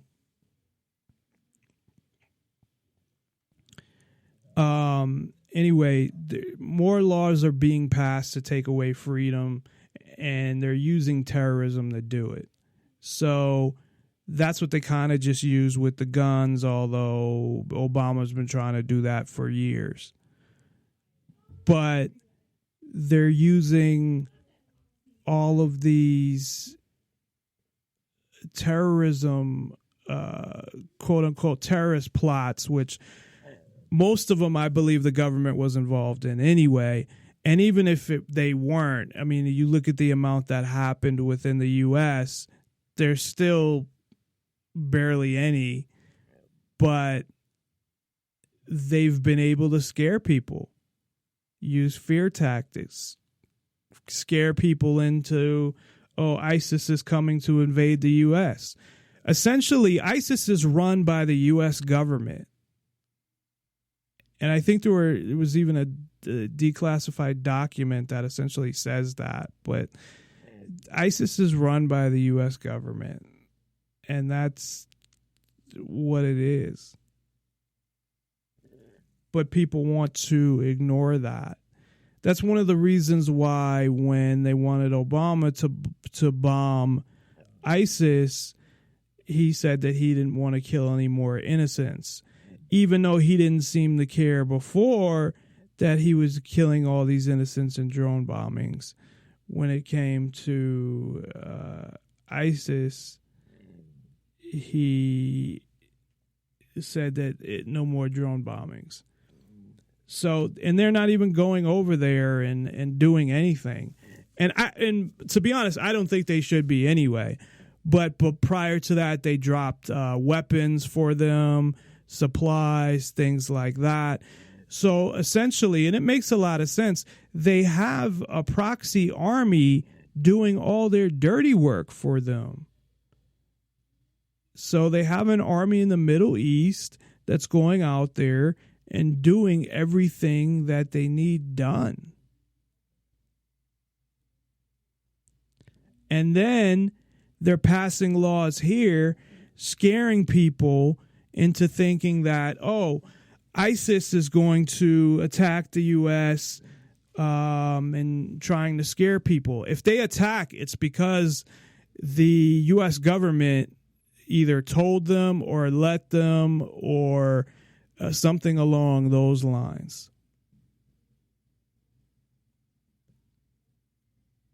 One of the things they actually had just done, and it has nothing to do with what happened. That's what they do too, is they pass a lot of laws after something happens, but usually, especially with the gun laws that they want to pass, it wouldn't have stopped it anyway.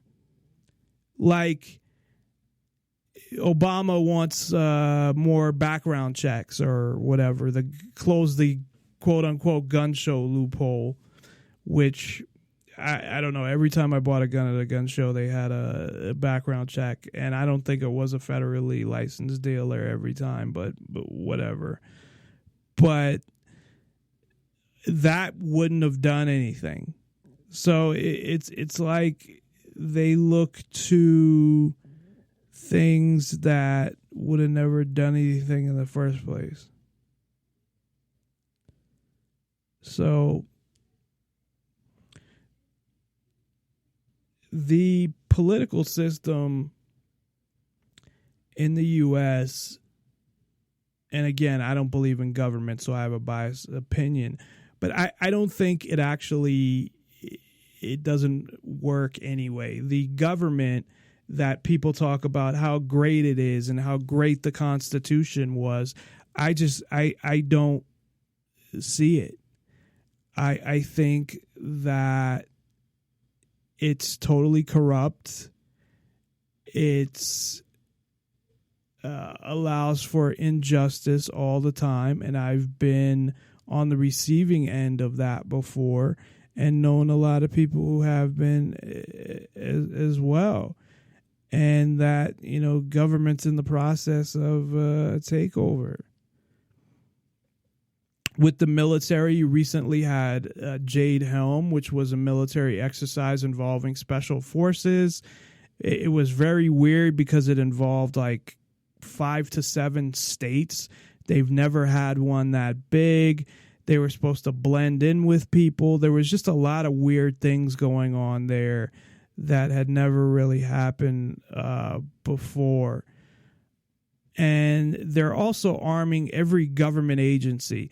So the president wants to give all these guns to every government agency. I mean, the Social Security Administration has guns. CPS has guns. Every and I'm not saying every single person within the agency has guns, but they all have an armed division within them. And he does something like that, but then at the same time, it's, well, let's take all the guns away from the people. And people keep saying, oh, but he doesn't want to take away your guns. He just wants more background checks. And it's like, that's where it starts. He's not going to come out and say, I want to take your guns away. It's one thing at a time. And there was actually a guy who had went to college with him who had said that he had said back then, now I guess people can change their minds, but that he was against guns always, and he thought that they shouldn't exist. So I don't know if he still believes that. It's possible, and he probably does, but who knows? And I think that's one of the things he wants to get done before he leaves office. But if it's through executive order, the next president can just reverse the executive order. I had already mentioned the increase in helicopters in the Las Vegas residential area, but you also have fusion centers. This is another more, East Germany, Nazi, communist Chinese type thing where you have I think there's 70 of them in major cities. You have the DHS, the FBI, and the local police working together as a task force on terrorism. And how much fucking terrorism do we actually have?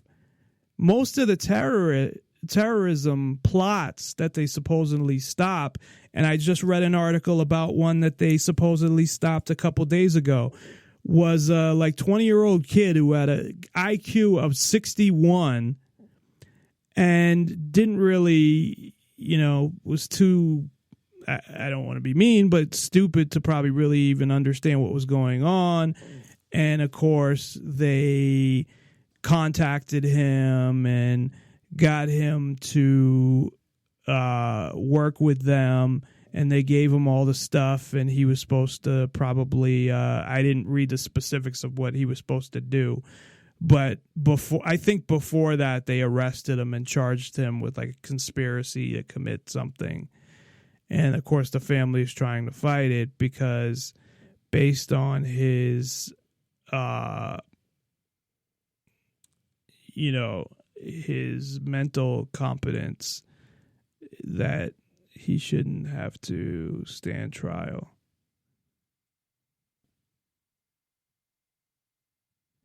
As I had mentioned, they react with things that wouldn't even stop attacks because they just want to push their agenda. Every time something happens, it's, oh, look, I can push my agenda now. It's all about their agenda. It is not about protecting the American people. It's not about any of that.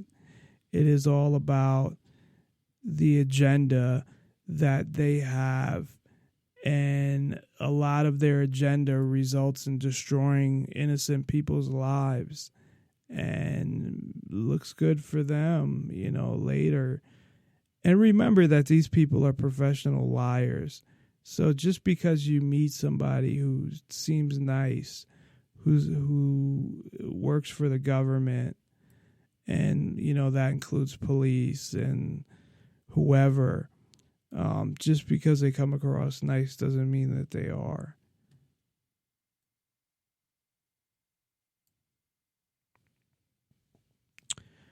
I had played the clip of Wesley Clark, who was a former NATO general, who, it's weird because he had come out and been the one who talked about how the U.S. government said that they would attack all these countries in the Middle East and destabilize them. So he came out and said that years ago. But he was just on a show about a month ago. And he had said, they were asking him about, well, what do you do with these lone wolf people? And I would assume that would include just regular American citizens as well. And he talked about putting them in camps and basically in re-education camps and paying more attention to them. If they lost their girlfriend, this is his words, like if they lost their girlfriend, if they, something bad is going on in their life, that essentially he wants communities. Now, he's not a general anymore, so he has no say in it, but I'm sure this is what the government wants as well, to be able to watch people within communities so you can communicate this to, of course, law enforcement if you need to. So they want to get to that whole really build up that see something, say something. And really what I want is, I don't want to take over the government. I don't want to have any type of revolution or battle with the government or anything like that. I just want to have the true freedom and liberty that me and the rest of the world deserve. And just want them to leave me and everybody else alone, unless, you murder somebody or something like that. But there are other ways to set up protection that without having a badge and extra rights. And they don't seem to see that, I guess. But there are a lot of ways to do that. Also, a lot of the tech companies have been doing the same thing, cooperating, like Facebook, Google, and the government, the FBI actually had announced that they don't want any technology that they can't access. So if there's not a backdoor for them to hack into, they think that's dangerous and shouldn't exist. So that's how crazy the government actually is at this point. Well, we're going to take a quick break. Again, Ken Schortgen is going to join us in about a half hour. Looking forward to Ken. He always does a great job on the show. So we will be right back after this. After I find something to play. Nonpartisan Liberty for all.com.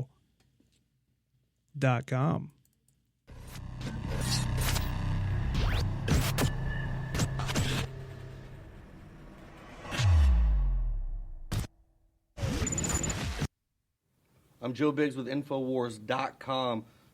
Today I got an email from a listener, and from time to time we get tips sent in, and from time to time we actually do stories on them because they're legit, they're really good.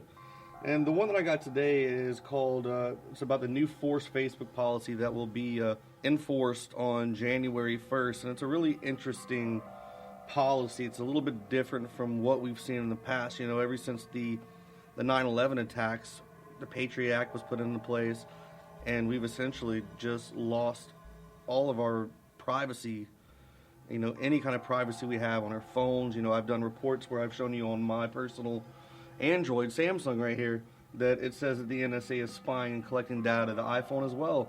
They have that in their terms and services as well. And now the issue is, are they going to start saying that the CIA, the FBI, these guys are going to be considered third parties? Because what it does now is it says that third parties will have access to your information. Now what it says is, we'll collect information from or about the computers, phones, or other devices where you install or access our services. So say you have Facebook and you download the app on your phone. Now you've given them access to your phone, your contacts, your locations, where you're at, because you have that location button on. It'll let them know your exact location where you're at. Any kind of pictures, whatever you think that you might have that's near and dear and private to you, once you click yes, accept to that Facebook terms and services and conditions, you're now giving them the ability to go through your phone. And on your computer, once you open that device up, or once you open that website up, I should say, and go to Facebook.com, on January 1st, it's going to say, click yes or no, do you accept these new terms and services? I challenge you to read those and find out what they say, because it says, such as the operating system, hardware version, device settings, file and software names, types, battery, signal strength, and device identifiers. So it's going to, when you get on your computer, it's going to say what kind of operating system you're on, what hardware you have, the device settings, file, software names you have, your battery, your signal strength on your phone, device locations, including specific geographic locations through your GPS, your Bluetooth, your Wi-Fi, connection information such as the name of your mobile operator, or the ISP, the browser type, the language and time zone, mobile phone number, and IP address. This is what Facebook is doing now. This is no longer a place for friends. This is a place for the NSA, the government, to spy on every single thing you do. I mean, this is what I want to challenge everyone, is Facebook talking to your friends on here, is it really worth giving up all your privacy? It's really making me question whether or not I should even keep Facebook. I think I might even go in and delete it today. I mean, we shouldn't have to go through something like this just because, you know, Facebook at the beginning, yeah, I like to use it to talk to a lot of my old military buddies, keep in touch with people I don't get to see on a day-to-day basis, see how their kids are doing. But at the end of the day, really, is it worth having all my information that I have on here going out to the NSA, to government agencies, you know, all these different alphabet agencies? Because we know the CIA works with Facebook, Google, all these guys. We're giving away precious information that's personal to us. You know, something that you might share with someone that you haven't seen in a long time, or a private message that you send to somebody that you think it's just for you. Now that you've used Facebook on your phone, you've given that up to the government to use and to do whatever they want to with. You know, we know that they are arresting people based off habits and things like that. What if you look at something and the next thing you know, you get red flagged and you're on the no-fly list? So really think about it, and it's something I challenge everyone. Is Facebook really important enough for you? Do you feel comfortable giving all that information to people you don't know, these different intelligence agencies back in Washington and Virginia, wherever they're at? Do you feel comfortable doing that? So I challenge you guys here, all the InfoWars people who watch this right now, share this and get this out there, because it says we collect information when you visit or use third-party websites, information about websites and apps you visit. Every time you go and you look at a website now, once you've accepted Facebook, that information, whatever deep, dark secrets you think you might have or things that you look at on the internet, it's out there. So think about that, and I challenge you guys, like I said, to take a look and maybe just, you know, scrap it. I just don't know if it's not even that important. So continue watching our reports. I'm Joe Biggs with Infowars.com.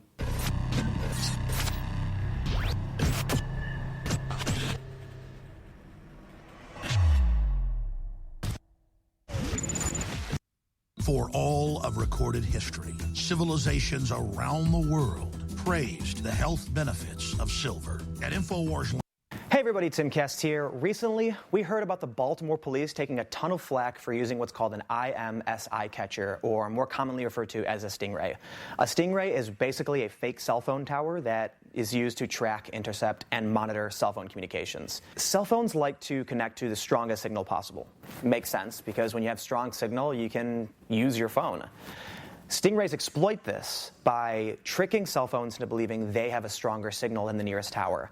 And that means all information coming to and from your phone has to go through the stingray first, making whoever is using it able to see everything you're doing. We learned about the use of these stingrays when defense attorneys in Baltimore found that police would not disclose whether or not they were using stingray technology. Detectives on the trial said they had signed non-disclosure agreements with the FBI saying they would not talk about these devices. So while it is scary to think that this type of spying is here, that they can track what you're doing on your phone, there is some light at the end of the tunnel because the courts have thrown out many of these cases because the searches were without warrant. And we also have the ACLU raising concerns over violation to the Fourth Amendment. At the same time, they're requesting information into what's called a dirt box. Dirt boxes are very similar technology that are mounted in planes and flown over populated areas to track cell phone signals, monitor, intercept, just like the Stingray. It's also important to note that the Stingray is kind of like a brand name. It's not the end-all be-all of cell site simulators. There are other types, and a dirt box is just one of those. So while there is solace in knowing that the courts will throw out warrantless searches when they use this technology, it's still going to come down to us to be vigilant and protect ourselves as best we can. And I have a few tips for you.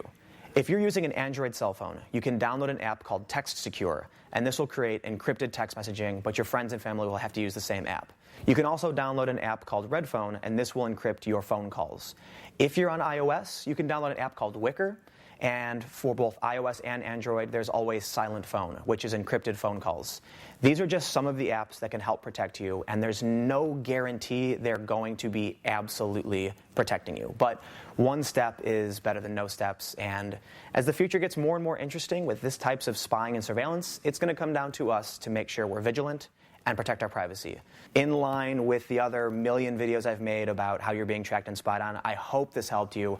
Thank you all so much for watching. Don't forget to like, share, and subscribe for more videos. Stay tuned, and I will see you all next time.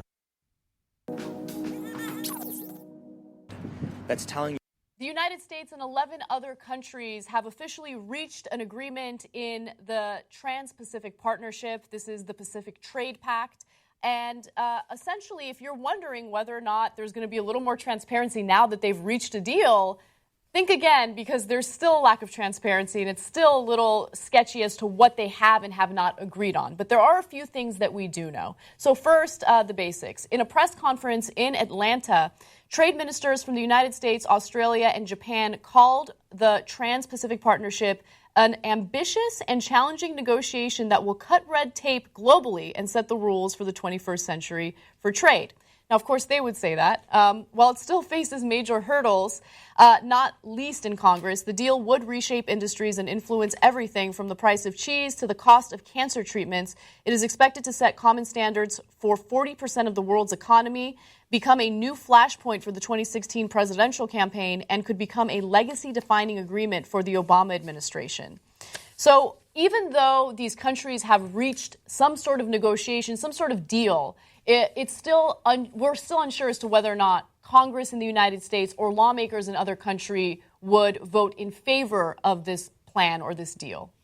And so one of the things we're not entirely clear about the deal points is something that had held up the deal for a long time, which is how long do the pharmaceutical companies get to hold a monopoly on their drugs? Mm-hmm. Now, the U.S., since we are the United States of multinational corporations, argued for the longest period of time, saying that they should have that monopoly for 12 years, which is a stunningly long time. Now, the standard up until recently was 5 years. And 5 years is a very long time to make exclusive profit from a certain drug where you're not allowed to have any competition, right? And they say, of course, the reason for that is, well, we spent a lot of money creating these drugs, and we got to make that money back by being able to charge you whatever we like for what used to be 5 years. Now we're arguing 12 years. Other countries said, no, wait, 5 years is a long time. The old standard is a long time, right? And the old standard was the one you guys forced on us. So countries like New Zealand and Australia were arguing for 5 years. Well, we're not really sure what's in the new deal. Yeah. The New York Times reports that they think it's between 5 to 8 years now. So much for transparency. But I mean, exactly. That's the craziest part about this story. This is going to have a huge impact on every country and honestly many different industries. And you would think that if this news indicates that they've come up with a deal and they're going to go for it aggressively, well, shouldn't citizens know what's in it? Are we ever going to find out? Yeah, I mean, we knew very little when they were actually negotiating it. We know even less now. So now, look, context. I know why they want to keep it a secret, because if you're negotiating all this stuff in public, people will nitpick it. I get that. I understand that.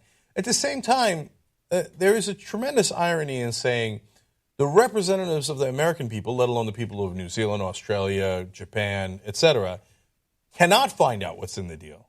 Our own representatives, for the great majority of these negotiations, were not allowed to find out. It's quite stunning. How do you not? We live in a democracy, right? So if our representatives don't know what's in the deal, who the hell does know what's in the deal? You see, corporations do. Mm-hmm. The corporations, even though they're not elected by anybody, actually do rule the United States of America through their donations.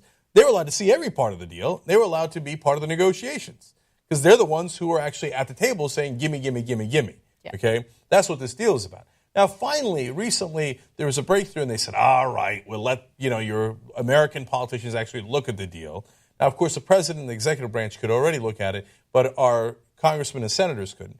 But they say, if you're a congressman or senator, you're not allowed to take it out of the room, so good luck in memorizing it. You're not allowed to bring any lawyers with you to decipher what the hell is in the deal. Mm-hmm. You're not allowed to bring any staffers, and you're not allowed to talk to them about it.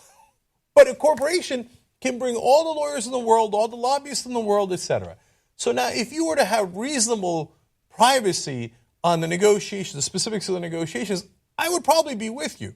But this is not reasonable to say that only corporations can decide our laws, but our legal representatives cannot. Yeah. Is insane. I know they're already bought by the corporations anyway, but this is outside of the bounds of reason. So now we find out what's in it, and of course we find out that America, as always, was on the outer edge of being in favor of everything the multinational corporations wanted. We pushed as hard as we could on behalf of, by the way, not just American corporations, multinational corporations, okay? Whereas some of the other countries still, because they're not as deluged with money in politics as we are, they have different laws. So in some of the other countries, you can't legally bribe politicians. I know here in America that also sounds foreign. Yeah, well, how does their government work? Yeah, wait a minute. It's so strange. How do they have money for elections if the money isn't paid for by ExxonMobil and Pfizer? It's paid for by their people. They publicly finance the elections so you don't have legalized bribery like we do.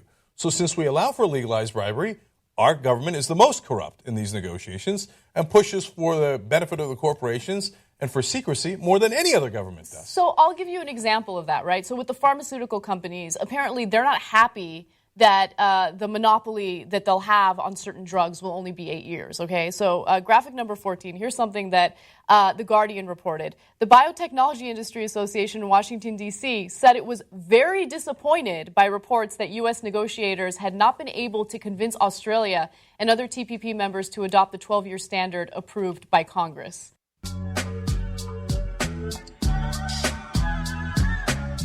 Promoting the ideas of true freedom and liberty, Nonpartisan Liberty for All Radio with Dave Bourne.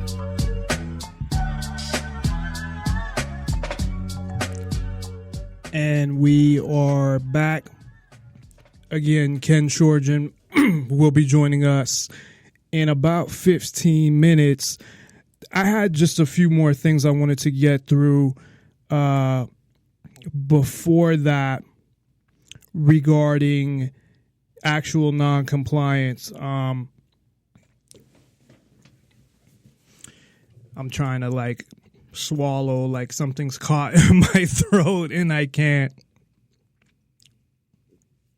Okay, there we go.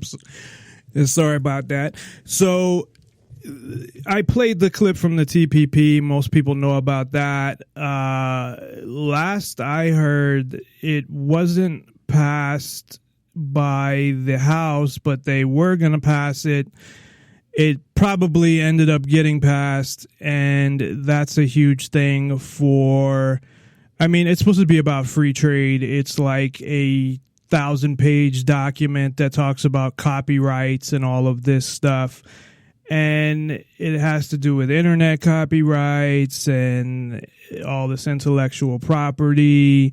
And it's something that will take more of your freedom away on the internet, among other things. So I am not sure where that is at the moment. There are so many things going on that it's, and a lot of times they do this on purpose where they try to distract you with something else, but it's just so many things going on that sometimes you may forget about, okay, we're waiting for this to finally come in. But essentially, my belief is non-compliance, because I believe that the only way, and I have a Facebook page for this, where I feel like people are scared to actually like it because I think I have like 14 likes, and on all of my other pages, my main Nonpartisan Liberty for All is like 400 or something, and my other two are at least at 150. And this one, it was just like a couple of likes. And I don't know if that's the name or not. I hope people go and like it. It's called NPLFA Presents the Non-Compliance Movement Backed by Self-Defense. I don't know, again, if that is the whole reason why I don't have as many likes on this page as I have on my other pages. And what I'm saying is not even, oh, actually now there's only 13. I guess somebody had left. So essentially what I believe is the only way. Now, again, I don't criticize people for anything that they do or look down on them, and you do what you feel you need to do, and I'll do what I feel I need to do. And I don't feel that I've actually done much with this to this point, but I believe that as long as you're not hurting anybody, that it is your choice whether to do something or not, that the government has no right to kidnap you for having drugs on you or to force you to do any of these things.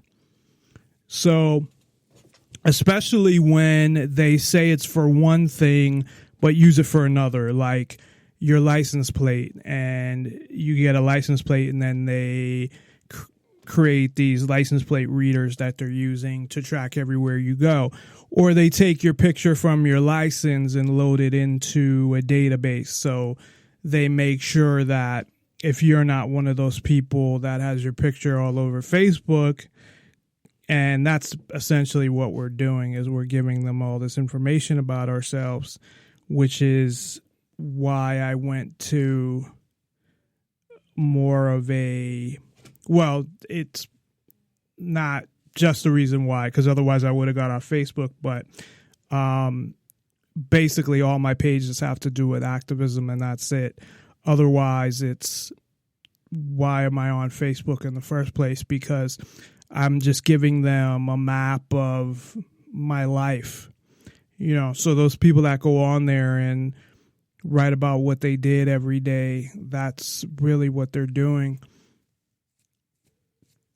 And some people are doing it with their kids, and it's really not fair to the kid, although if they go to government school, all their information will be picked up that way by all these questions that they asked and all this information that they put in the database. But I don't believe people should comply with any of these laws, and I think people have the right, and I think this is where people were scared off. People have the right to defend themselves, not to attack anybody, not to aggress against anybody, but to defend themselves against government agents. So if a cop tries to kidnap you, that you have the right to defend yourself. And to me, if everybody started doing that, and I'm just saying hypothetically, that I think it would make a difference. You know, I hear people like certain people that will rename nameless from, I guess, big shows that are on networks that say, well, it's pointless to do something like that because it's never going to get you anywhere.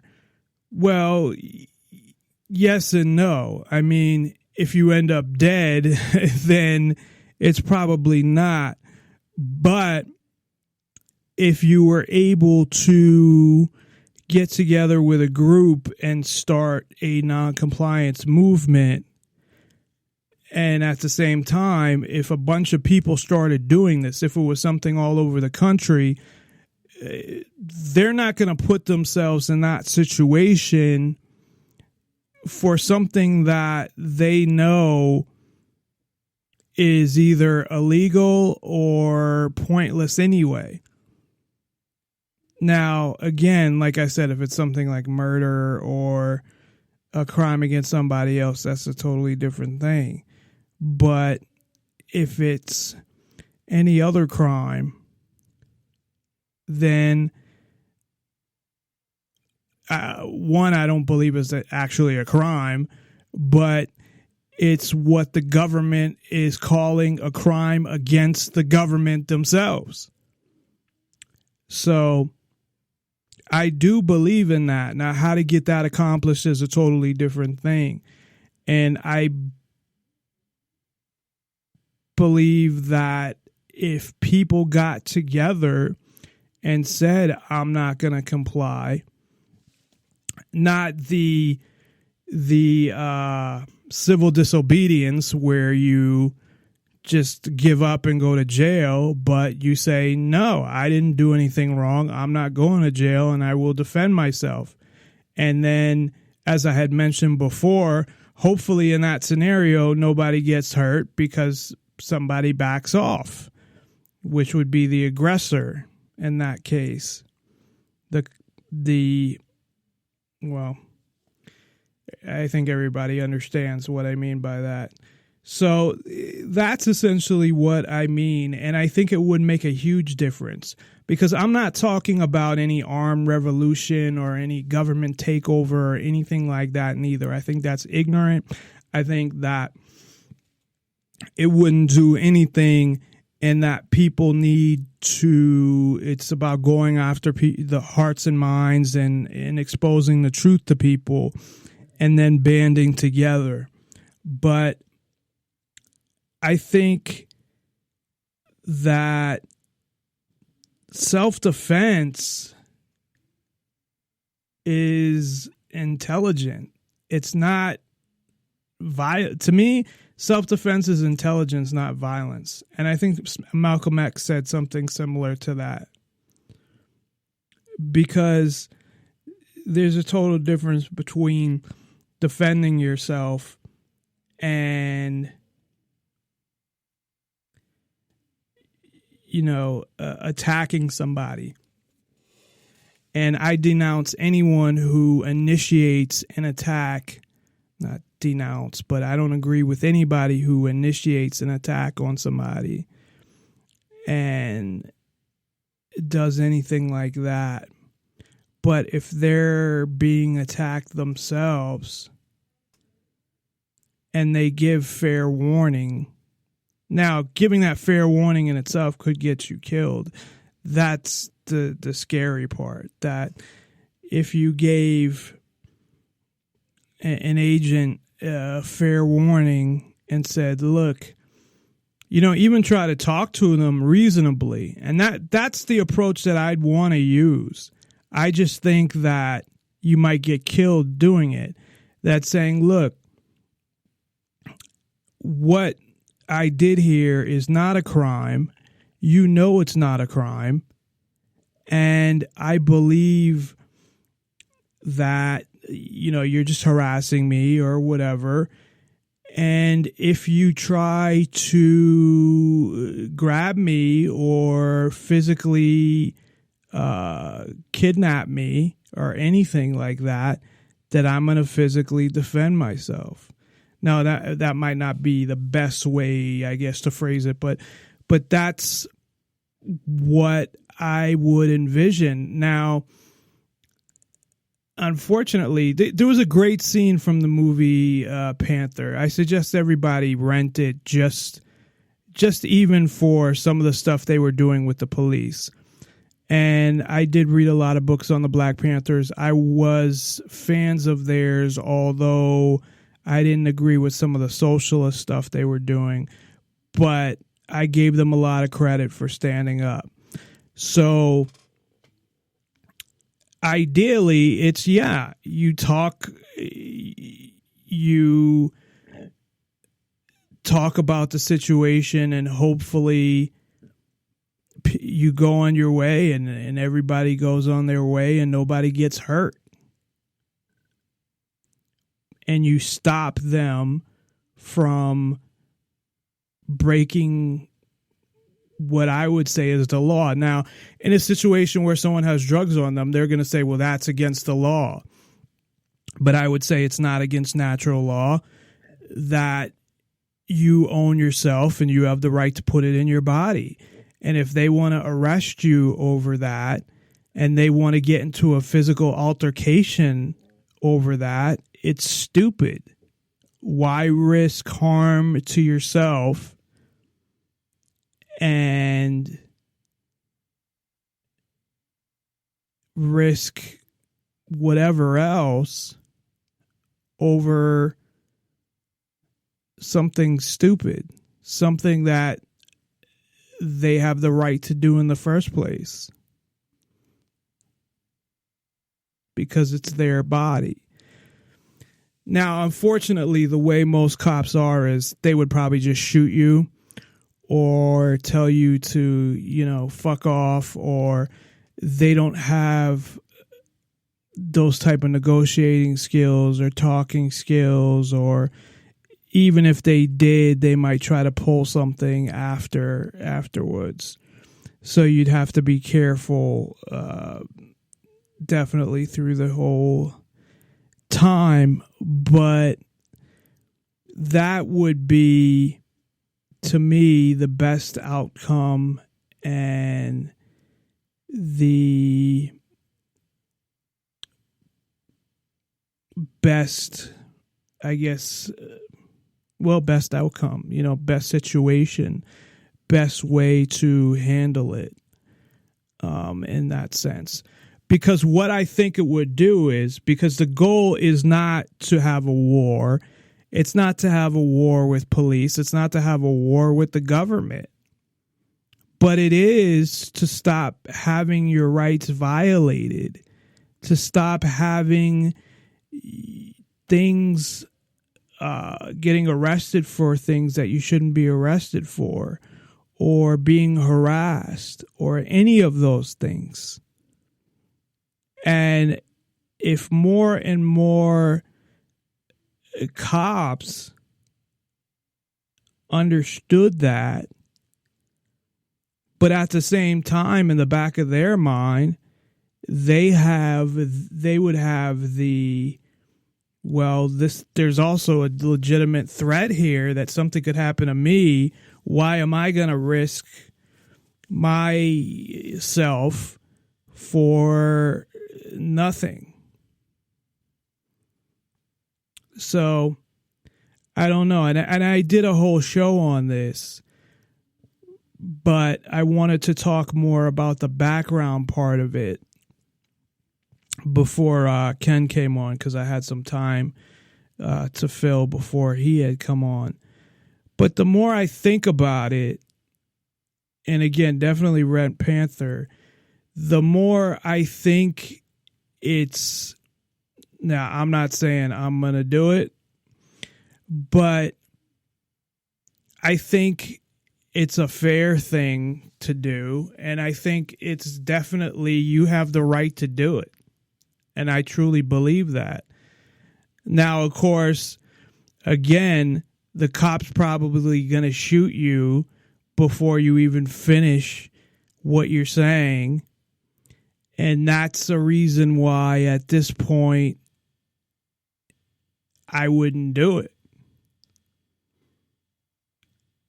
That, and of course not having, an adequate group of people that were interested in the same ideas. Because then, there's a big difference.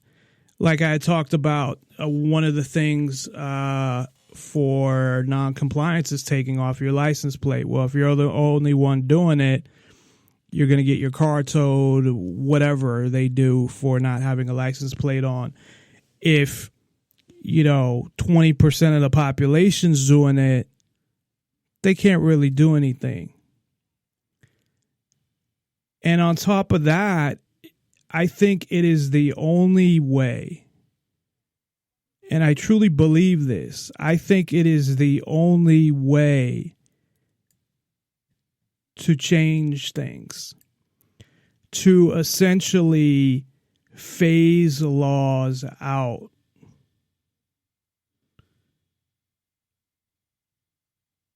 If that makes sense. Because that's what you'd be doing, is you'd be getting them to phase the law out.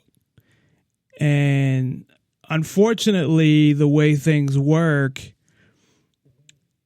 I doubt they'd ever repeal the law, but maybe they would. Maybe if there was a fight from the people that, fight things in the county commission meetings or the city council meetings to, do that, then you just got rid of a law. But that's, to me, the only way, is they're not going to go and get rid of it.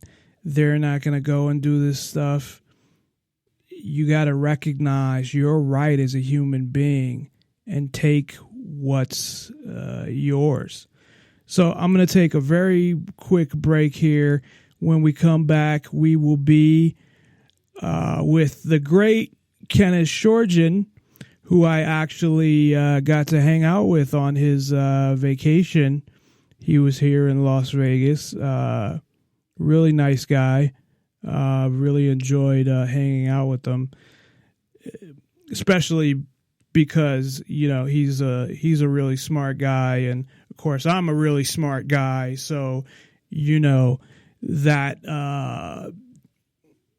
enabled some good conversations. No, I don't know about me being a really smart guy, but he definitely is a smart guy. But no, I really had a good time when he had come out here. Definitely a cool guy, and had fun hanging out, watching some football and talking. So we will be right back after this. NonPartisanLibertyForall.com. Back up, please. I just backed up. Back up, away from here. Calm down. That's harassment. Okay, can I ask you a question? What did my little brother do? He don't do nothing. He plays football for Roosevelt. Come on now. He don't drink, he don't smoke, he don't do nothing, bro. What the fuck? Why y'all doing that? Why y'all doing that? Fucking pigs! You're fucking pigs! What the fuck? Fucking pigs! Y'all ain't doing that. Fucking that's pigs! no reason. Why you beast? Stop pulling his hair, you fucking pig! Get down on the ground! You fucking pig! Calm down. Fucking Todd, pig! lay on the ground. Lay on the ground, Todd. Hey, I'm not touching y'all. Fucking pig! Why is she punching him? Why is she punching him? Why are you punching him? That's illegal. Why are you for punching y'all to him? do that. That's illegal. Why are you for y'all punching to him? do What that. the fuck? That's illegal. Quit For standing what? in front of the For camera. what? Can I ask you for what? What's the property cost? What's the property cost?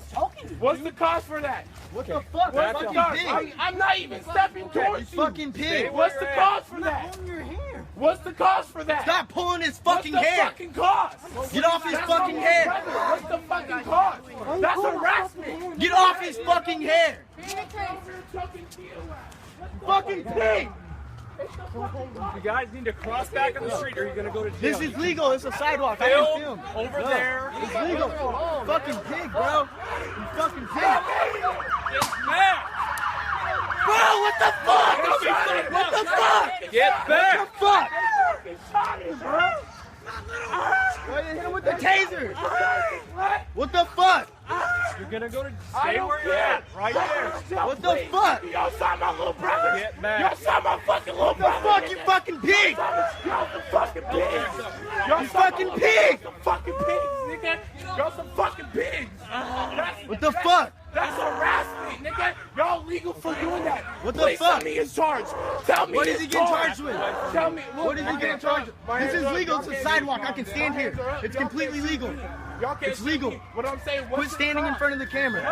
No, fuck that. That's Quit standing in front of my camera. Quit standing in front of my fucking camera. Why the fuck they just What the brother fuck? like that? What? Nonpartisan Liberty for All. Call in at 702-470-7664 or Skype in. Username Nonpartisan Liberty for All. And we are back.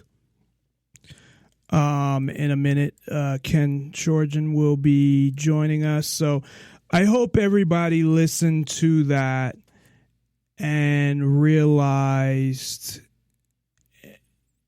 and at least, you know, when I'm talking about listen to that from the beginning, or if you didn't listen to it and just heard the end, realizes some of the threats that we're facing when it comes to freedom. And I even, you know, in talking about that at the end and really, you know, saying that defending yourself against government agents, you know, I even get a little nervous saying that because I'm like, well, they could say, well, you're, I don't know, make some bullshit up and try to come after me for it. If it's not, you know, legally, they could try to come after me for it, you know, on their off time, I guess. But anyway, Ken Schortgen is with us. Ken, thanks as always for joining us. I hope you had a great vacation. Yeah, it was fun. Pleasure to be here, Dave, as usual. And I had mentioned how we got the opportunity to hang out while you were in Vegas, and how had some good conversations and had a good time. Yeah, and you were lucky to get out when you left, because maybe about hour, 2 hours later, you had that freaky lady plow through everybody about a half mile from the MGM. Oh yeah, I forgot about that. Yeah, but I was like directly to the garage from there. So, but yeah, there was for people that don't know, there was a lady that just ran over a bunch of people. Yeah, she did it twice. She plows onto the sidewalk, takes out some people.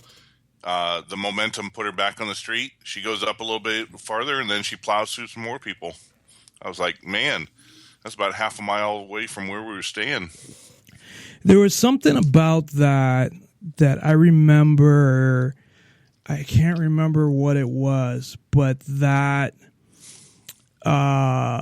pissed me off about what the police said or did or whatever, because I had watched the press conference from the police the next day, and I can't recall. It might have been that they were talking about terrorism or something. I don't know. But true, but you know, since it was so shortly after San Bernardino, I think everybody was on high alert.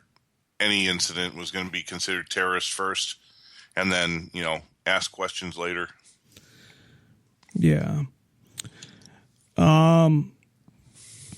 So I don't know if I just wanted to ask you this real quick, and I know I've talked to you about this before, but did you get a chance to listen to any of the show before? Earlier? Yeah.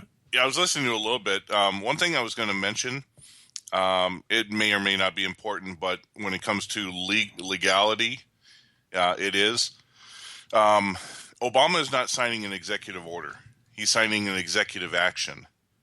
And the difference is that an executive action is an informal proposal that the action itself is vague and can be used to describe almost anything, but it carries no legal weight. And so the policy can be invalidated by the courts or by legislation from Congress very easily. So it's more of a political move than it is any actual destructive behavior because it's going to be shot down in the first court case. Okay, I didn't realize that, so thank you for pointing that out. I thought he was trying to do an executive order on this, which, of course, is illegal. I mean, executive orders really shouldn't exist, first of all, anyway, but the way I understood executive orders was that they used some general welfare clause in the Constitution, and that it was only supposed to be used to execute an actual law. So it was more for an administrative purpose, essentially, that was really how far they're technically allowed to go. Although, from what I understand, I think there was one that was challenged, and that was it in the history of the United States. So it's not like anybody's overturning anything anyway. Yeah, the first original executive orders were things like commemorating, like declaring Thanksgiving as a holiday. That's pretty much what the executive order was for the first 5 or 10 presidents. And then after the Civil War, things changed, where executive action, because if you realize it, the Emancipation Proclamation was done directly from the executive branch. It was not a congressional law. Right. So all of a sudden you're creating, but this is, then again, if you think about it, the Emancipation Proclamation did not free the slaves in the North. It only affected the South, which at that time the Union did not have control over. So, there's a lot of semantics and legality, but that's why we have a legal system and not a justice system. Legality means that you can pretty much find a way out of anything. Justice means that there's right, wrong, no black and it's all black and white, no gray area. Yeah, and I don't believe we even have a justice system. It's an injustice system. But what I wanted to ask you about, and again, I realize I've talked to you about this before. I don't know if it was more off air or I mentioned it on air, because I have been talking about this a lot, trying to mix it up, not saying the same thing each time, but when I get to the non-compliance part. But what are your thoughts? I know I know that we definitely talked about this off air, but I just don't know if we have on air. So just to share with everybody else, I mean, what are your thoughts on the non-compliance and different than the what's the other one? The civil disobedience. Different than civil disobedience in that you don't just do something and then say, hey, arrest me. That there's a self-defense part to it. Well, which could get you killed, obviously, as well. But yeah, one of the biggest civil disobedience that the people can do that they don't really bother to deal with is nullification.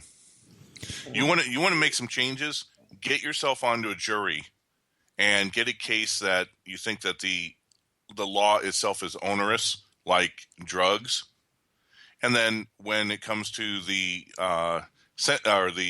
conviction portion, then you talk to the other jurors and say, you know what, I want to bring up this. This law should not be it's a victimless crime. There was nothing done against the public itself, no money, no property, etc. This is an onerous law and should not even be on the books. I think we should vote for nullification. So there are ways to do it, but isn't that the Pauly Shore movie?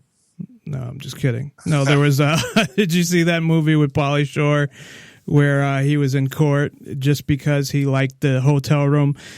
But yeah, I agree with you with that. It's just it's a lot harder in the sense that you're not changing anything permanently.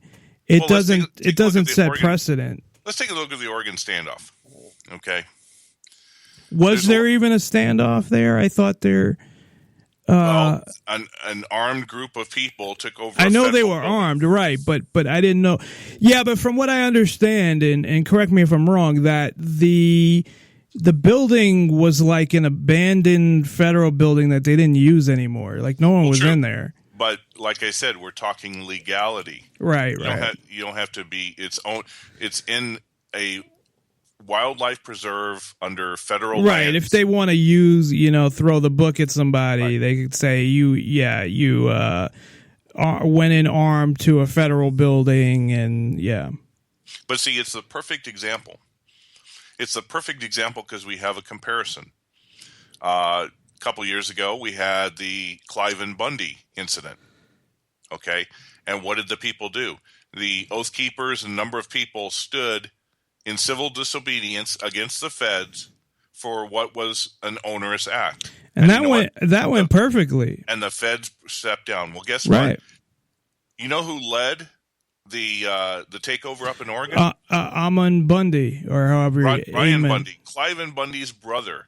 So he did it not as civil disobedience. What he did was he had an agenda. No, I thought it was his son, Amond or whatever his name is. No, it was Amon Ryan. Joy. Because I know he was there because he made a statement. yeah, the So ironic part with me involved is on Monday I was doing an interview with John B. Wells over at Caravan to Midnight, and about 45 minutes the into baseball player. No, the guy who used to be on Coast to Coast AM. Right. So I was 45 minutes in the interview, and all of a sudden he asked to stop and halt and see if we could take it up in about an hour, because he had just gotten a call from Ryan Bundy up in Oregon and who wanted to give breaking news and get an interview. So my interview got suspended for an hour so that somebody from the Oregon standoff could do an interview there. But no, the problem is Looks that like you got Al Bundied. Yeah, I got Al Bundy. The thing is the Clive and Bundy was absolute civil disobedience for a good cause. Going up there, the individuals had been convicted of arson.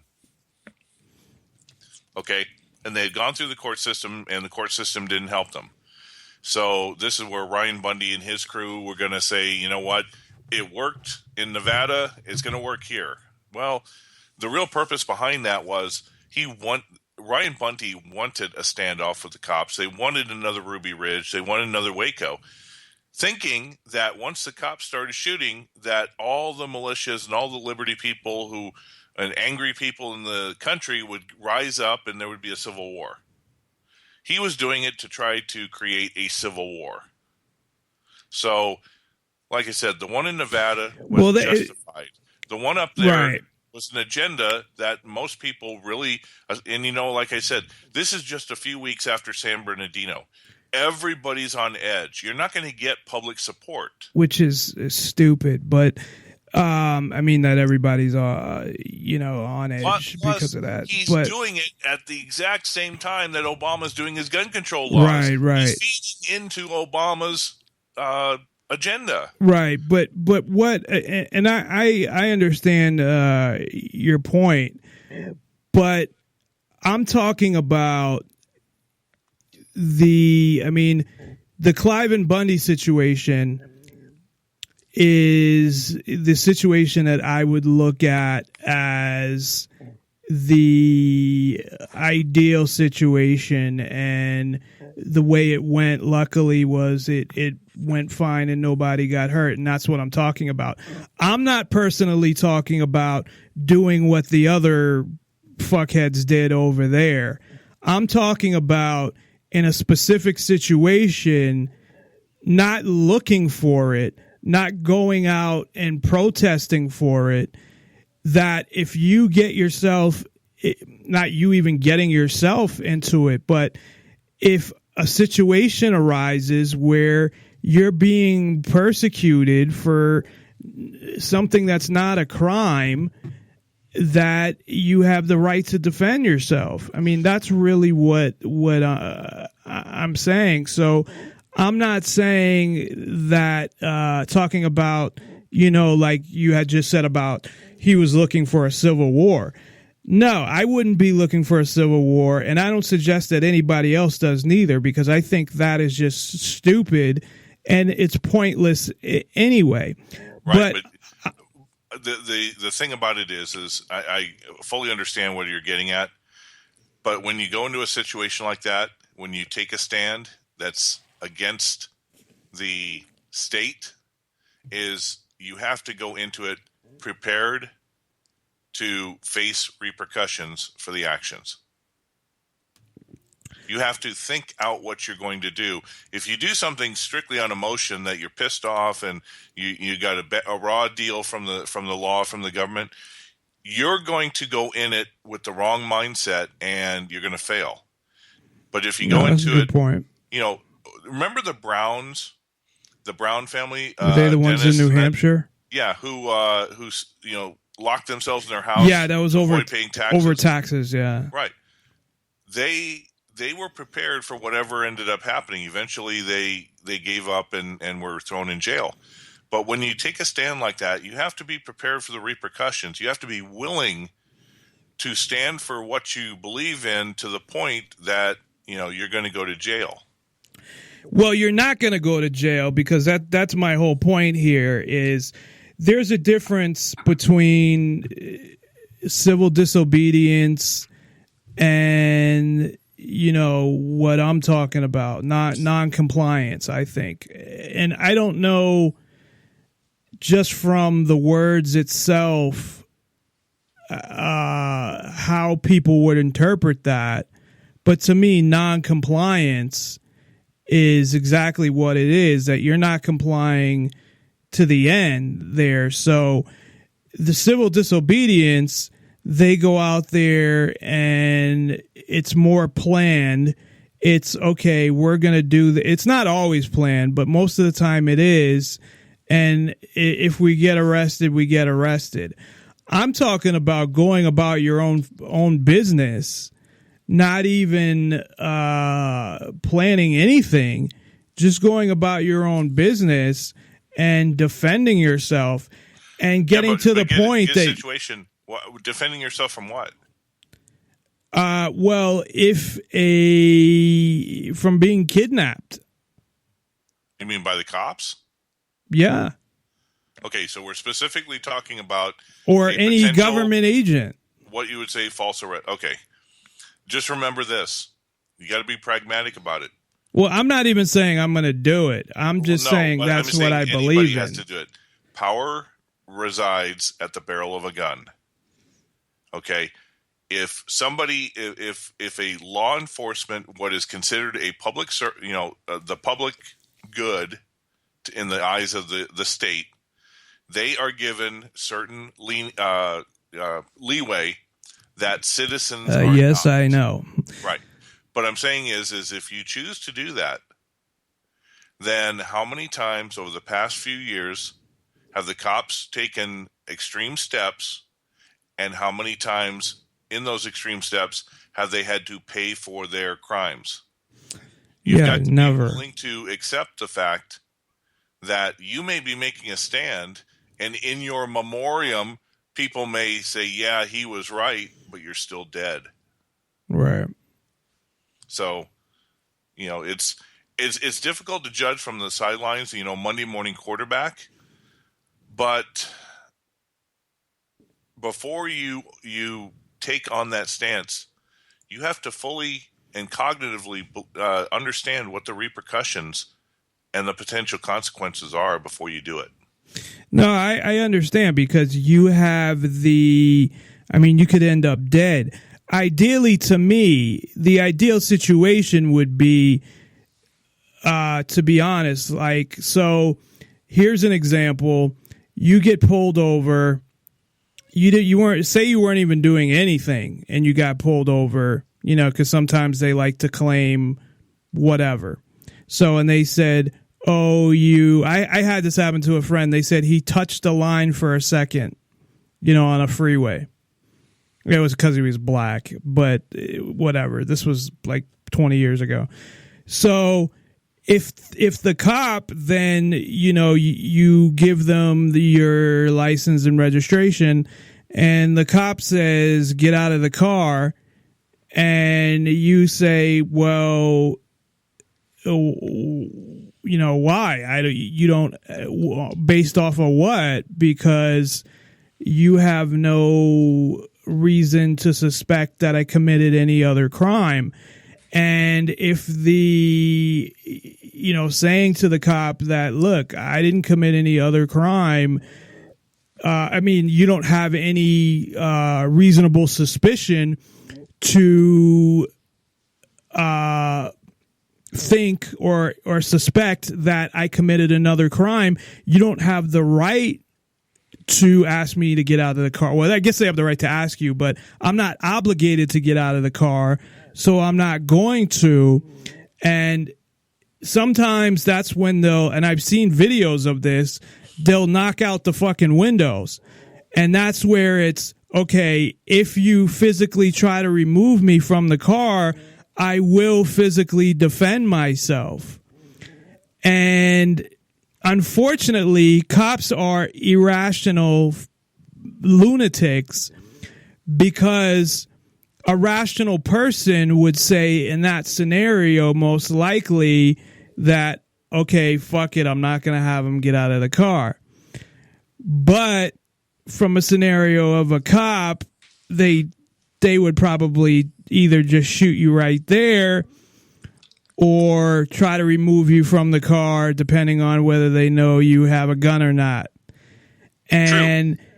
But hold on. But the ideal, sorry to cut you off, but I just want to say this. The ideal situation would be that the cop would back off, not wanting to risk a situation where someone is going to get hurt, and he has no right, and he knows it.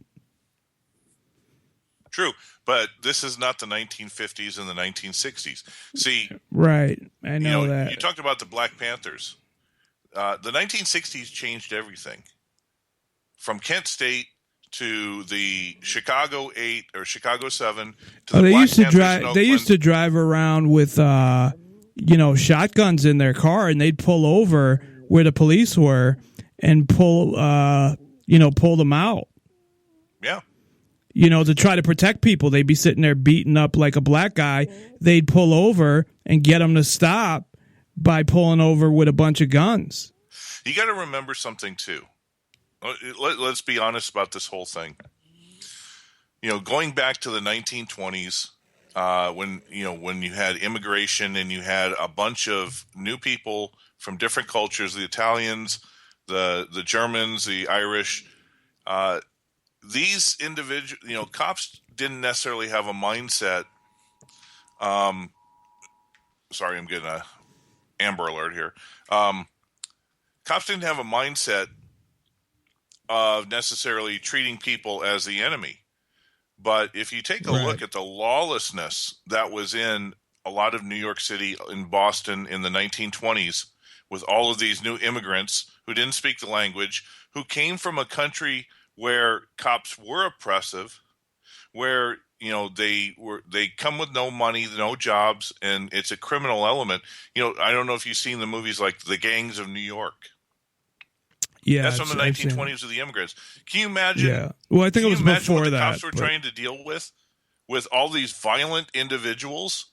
Over time, when you spend years walking the beat amongst animals, in some cases, savages, tribal type things, you're going to have an instantaneous perspective that violence is going to come first, and then I'll ask questions later. Okay, and over time, in certain cities, the cops don't react that way. But when you go into a place like Chicago or certain Compton or wherever, the cops are going to assume that their lives are in danger because these people are killers.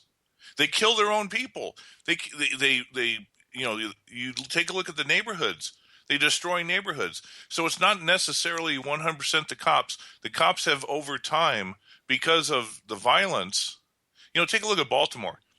Baltimore, after the riots, the Black Lives Matter and all that, the cops said, fine, we'll just stay out of it. And you know what? You should take a look at the statistics. In just the last 6 months, since the Baltimore riots, crime and murders have shot through the roof.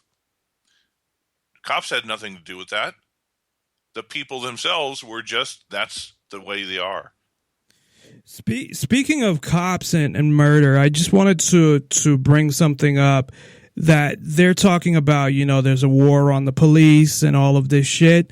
And then they bring up the number, I think it's 124 cops died in the line of duty. However, the amount of cops that were actually killed in the or murdered in the line of duty by other people was only 42, which went down from last year. So I had mentioned that earlier, but just for people that missed it, I wanted to get that in there too. Something else. The cops have buddies. You know, rarely is somebody going to face a cop alone. You might get pulled over and there might be a single cop, but their radio is awfully quick. That's something else people have to take in consideration. You know, I was thinking, you know, you were talking about consequences. Let's take a look at Edward Snowden.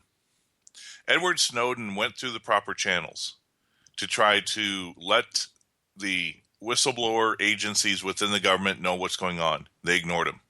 It's because the whole thing is corrupt.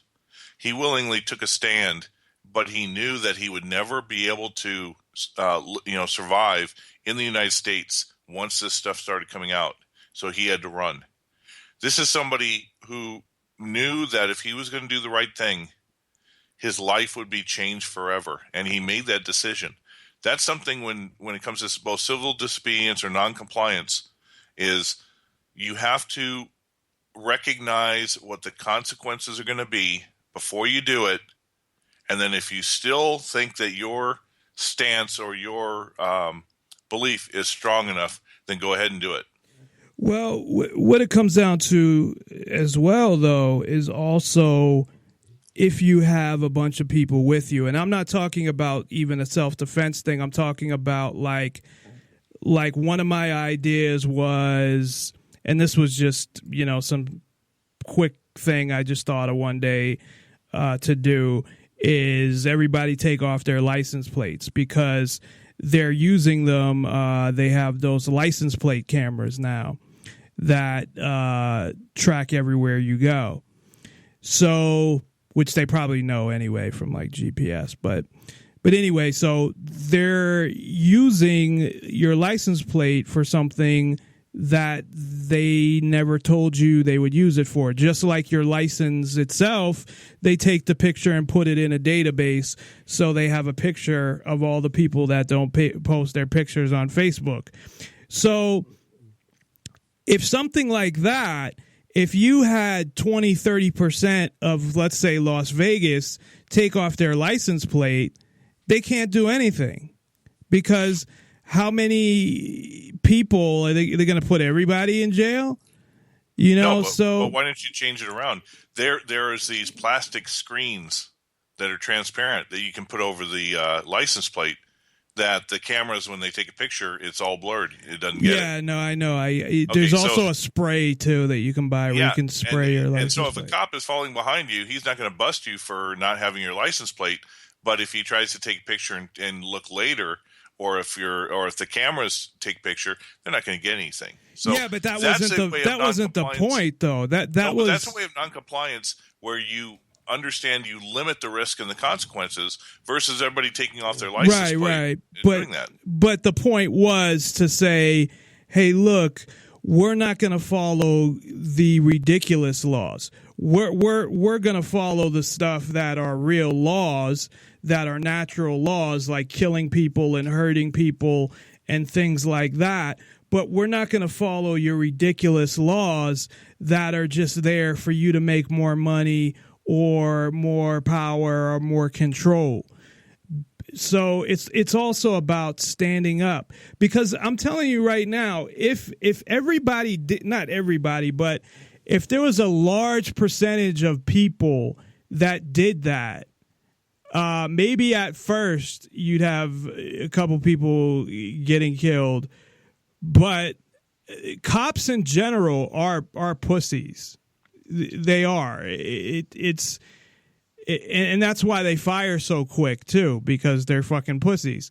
The majority of them, not every single one, but in general, they are. And so if there was some type of danger to them that they really thought, like you look at even now, they're saying that they're being, there's a war against cops and all this shit. And 42 cops got killed. And a lot of them were probably had nothing to do with people that were targeting cops neither. It was like a robbery and the cops shooting at you and you shot, you know what I mean? Like where somebody shot back, or like, gangbangers that were being chased and shot back at police. So I guarantee you in the long run, it would make a difference, because people want to say it wouldn't make a difference. Now, I'm not saying that anybody should go out and do that. I'm not saying that I'm going to go out and do that. But what I am saying is that I believe you do have a right to defend yourself against government agents. Just because they are government agents doesn't mean that they can do whatever they want to you. And I am also saying that if you look at all the things that are going on, we're running out of time here as far as a total government takeover. And the only way to change things, and I think you would agree that you're not going to change things through the political system. I think we talked about that before, and you agree that you're not going to change the system through the system. Right. And there's no point anyway, in my opinion, because I don't want the system to exist, period. Then what you do is you do the Atlas Shrugged. You become John Galt. I've never read the book, so you get out of the system. And by getting out of the system means if you have skills, talents, whatever, then you do not use your abilities to help fuel the state, the corporations, et cetera, et cetera. That's the alternative way to do it. It's called like the gray man. Well, and that's pretty much what you're doing.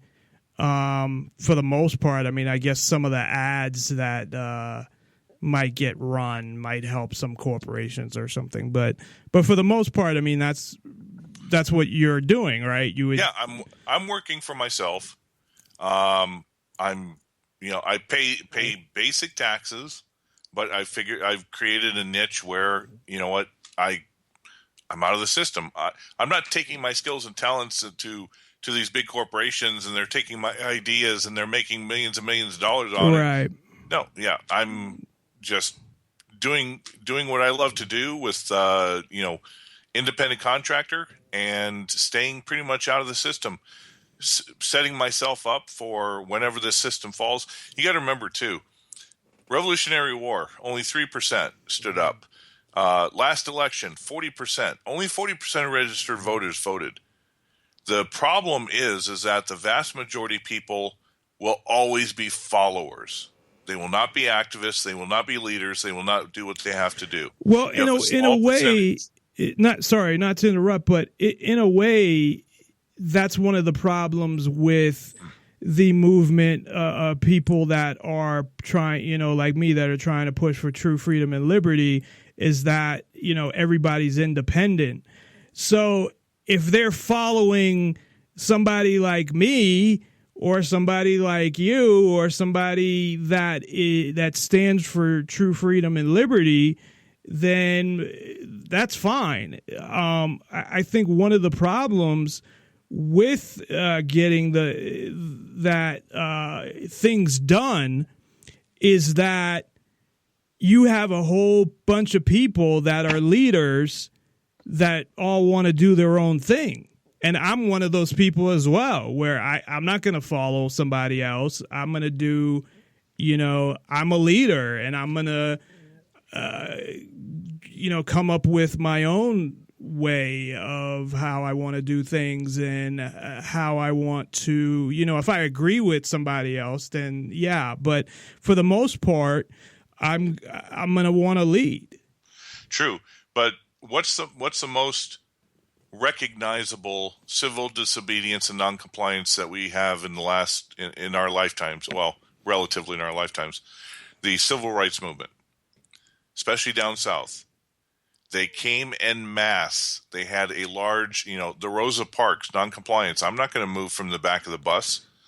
You had the blacks who were going to sit at the lunch counters where they weren't allowed to eat, but they did it en masse, and they stuck to it, even though there were lynchings, even though that sheriff, that fat sheriff, hosed them all down with high pressure water.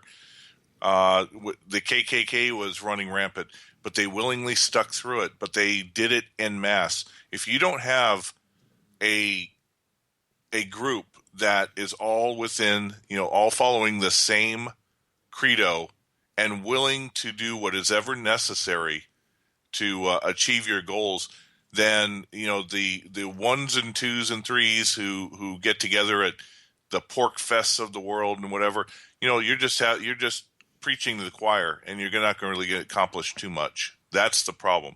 Is there needs to be a nationwide agenda.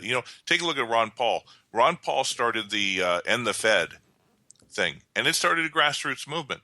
But once Ron Paul left Congress, it's gone. Right. It's wiped away. Most crusades, once the demagogue who leads them passes away, then the whole thing just breaks apart. Or the movie V for Vendetta.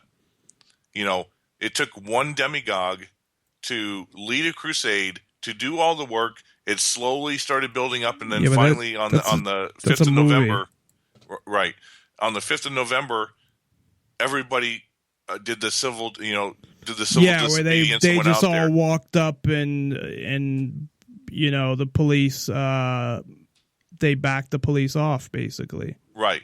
But but you have to have a mass of group of people. The quote unquote million man marches, you can't do it from individuals in small pockets. That no longer is that able to change things. You need that like in Vietnam when they got together on the National Mall and they let their voice be known, and the congressmen are sitting out there looking from afar saying, "Holy crap, that's a few 100,000 people, and they could come with pitchforks and torches." But they learned from that. The state learned from that, and in the 70s and 80s, those who used to be the hippies put on the suits. They became the yuppies. They became the yuppies.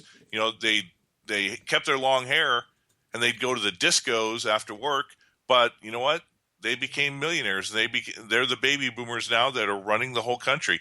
The activists who were in the 60s against the state are now the same ones in Congress and in presidency and running the show. What they stood for in their 20s is not what they stood for now in their 50s and 60s. Yeah, but I think I'm personally beyond that. As far as I'm not going to change the way I am. Plus I'm older as well. So, but I mean, I understand all your points, and even in what I'm saying, I know it's like, how could you even get this to work? But it's the only thing I see to change things is to just take them. If you want to be free, you take it, not ask them for permission. Is it okay? Can I do this? Can I do that? Can you change this law or change that law? It's kind of like just saying, you know what? We have the right to be free. And all of this shit, all of these bullshit laws are oppressive. And fuck you, we're not going to follow them. And unlike the civil disobedience people, we're not going to stand there and give you your power and let you maintain your power to take us to fucking jail. Yeah, but they'll take you to jail anyway, and you'll have 50,000 bruises and broken bones. Not if you got a fucking way to defend yourself. You're going to defend yourself against 6 big steroid cops with guns, tasers. Well, I mean, I don't want to get into specifics because what I'm saying is the state. You know what I told you about civil disobedience. You need en masse. You need a large group of people with one common goal. Guess what? That's what the state is. Every single one of those law enforcement people, every single one of those bureaucrats, they're all. It's like one big common goal, and that common goal is to entrench and keep their power. And the people be damned. Now, I'm not saying this necessarily to be pessimistic, but we've gone past, I'm reminded of what Benjamin Franklin said to the woman after they finally came out of the Second Constitutional Congress. And she asked, what kind of government did you get us? Did you get us monarchy? Did you give us a dictatorship? And he said, I gave you a republic if you can keep it. Well, obviously, the people who were given the freedom at that time couldn't keep it. And you know what? If you look entirely through history, people as a whole, not the Nathan Hales and not the John Locke's and not the founding fathers and the patriots and that, but people as a whole, the 97% always want to be slaves. Well, even in keeping it, I wouldn't want to keep it neither. I'd want to get rid of the whole fucking thing because I don't agree with it.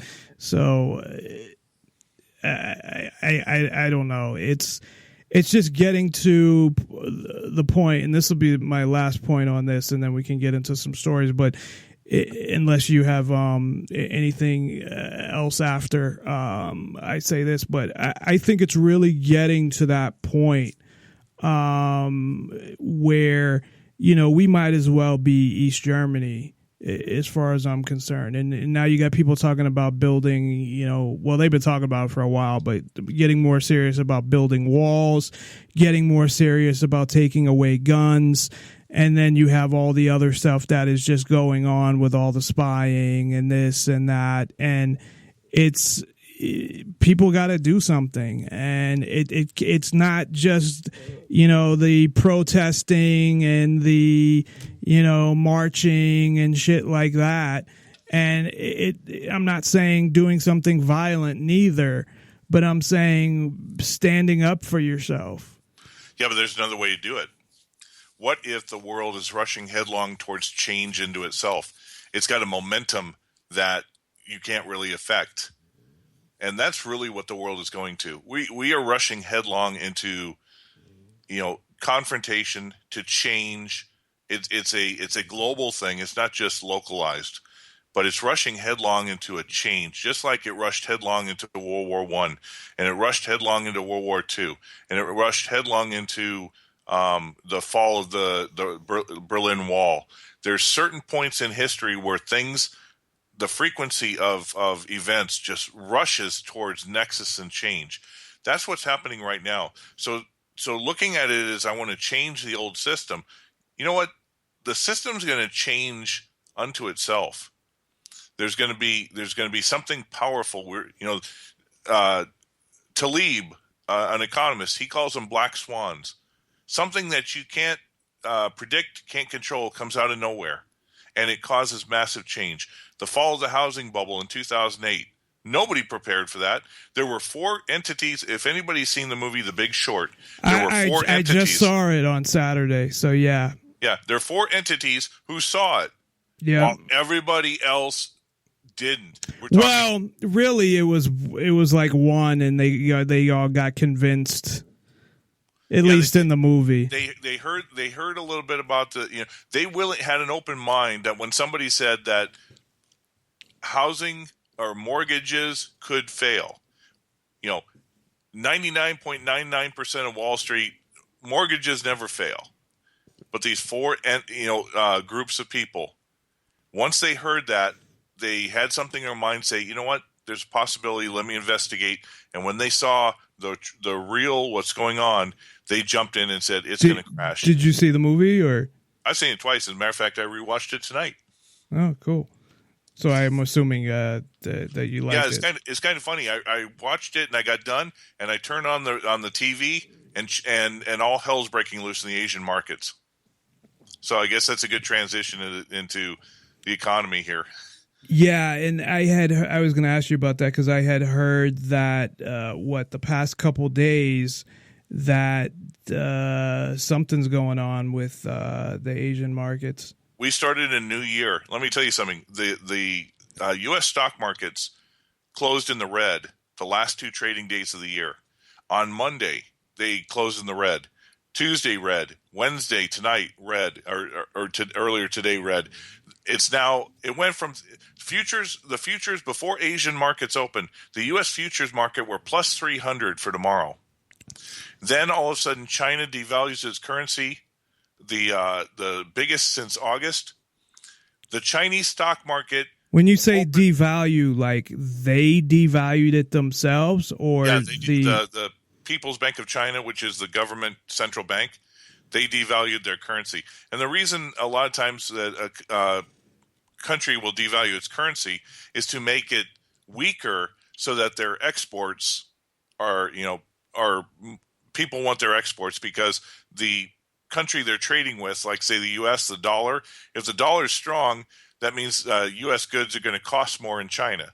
If the yuan is weaker, then Chinese goods are going to cost less in the United States. Didn't they do that last year too? Because not even that long ago, didn't they devalue their currency? They've devalued their currency probably a dozen times. Yeah, so what exactly do they do when they actually? Because do they set? Because I think of how everything's based off the dollar, and it's just. It is what it is. So what did the Fed do in December? They raised interest rates. Right. That's how you strengthen the dollar. You lower interest rates to weaken it. You raise interest rates to do that.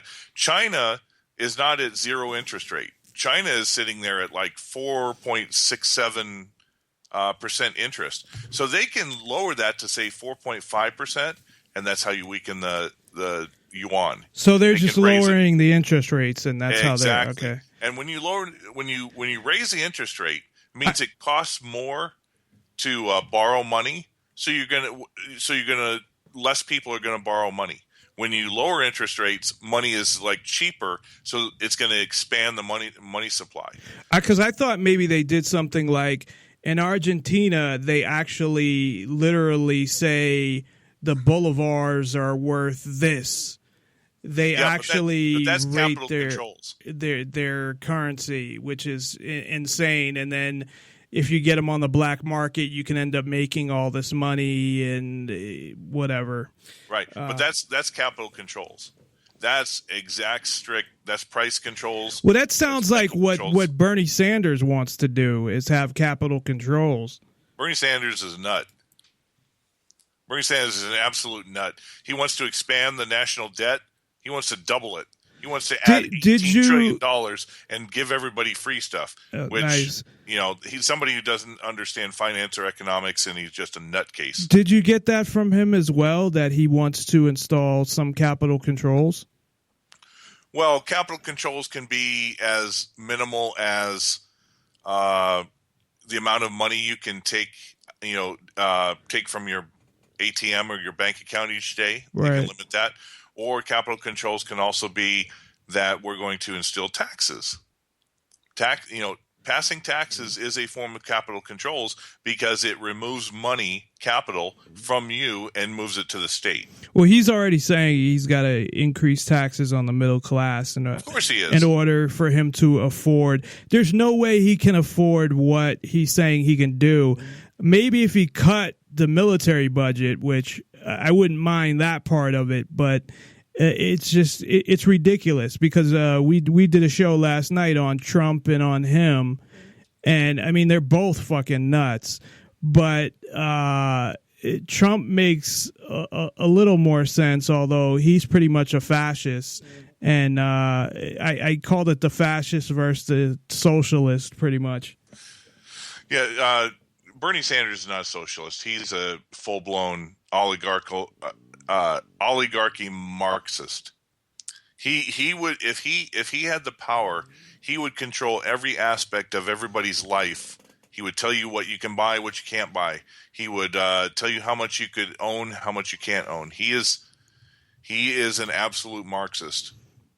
He's just limited by the fact that he has these rules within Congress and within the thing that he can do. But plus the fact if he's president, Congress would just not pass a single thing that he wants to impose.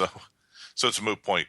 But getting back to China, once China devalued their currency, their stock market opened. It dropped 7% within minutes. And at the beginning of the year, China put in some circuit breakers in their stock market. Did you say, sorry, was that today that it dropped? Or Yeah. Okay. Yeah, and markets are open, so it's today in China right now. So actually, it's tomorrow in China. Oh, okay, I see what you're saying. Right. So it's January 7th in China, so it's Thursday's trading day. And stock markets opened, dropped 7%, and the circuit breakers kicked in. And normally it's a 15-minute wait, but they saw the writing on the wall, and they closed the entire market. The thing was only open for 30 minutes, and it's closed for the day. They just sent the traders home. Did they rig that? No, everybody was selling. Oh. Yeah, because oil is now down to an 11-year low. And a lot of politicians will tell you, especially the Fed, they'll say, hey, if oil prices are low, that means gasoline prices are cheaper and people have more money to spend. Well, when oil prices are low, that means that businesses aren't making anything because they don't have to buy the oil. Supply is through the roof. Inventory is through the roof. Nothing being produced. That means people lose jobs. And then if you lose your job, you don't have income to go spend. So they're thinking about it in the Pollyanna way. But the reality is we are right now in a global recession. So wait, go back to that for a minute, just so I'm clear on it, and that everybody out there understands that. So when the price of gas goes down, no, the price of oil, the oil, right? But I mean, but are you saying when you're talking about oil, are you talking about the oil that relates to gas? I'm talking about oil that, gasoline is a local commodity. Gasoline is dealt with in local areas. Oil, when I talk about oil, it's a global commodity that is purchased by countries around the world to fuel their economy. Gasoline simply fuels your car. What do you mean oil by fuel the economy? If you've got industry going, then you need oil for electricity to run your plants to produce things. That's what I mean about that. If oil prices are continuously going down, what that means is that production is going down. The need for commodities are going down.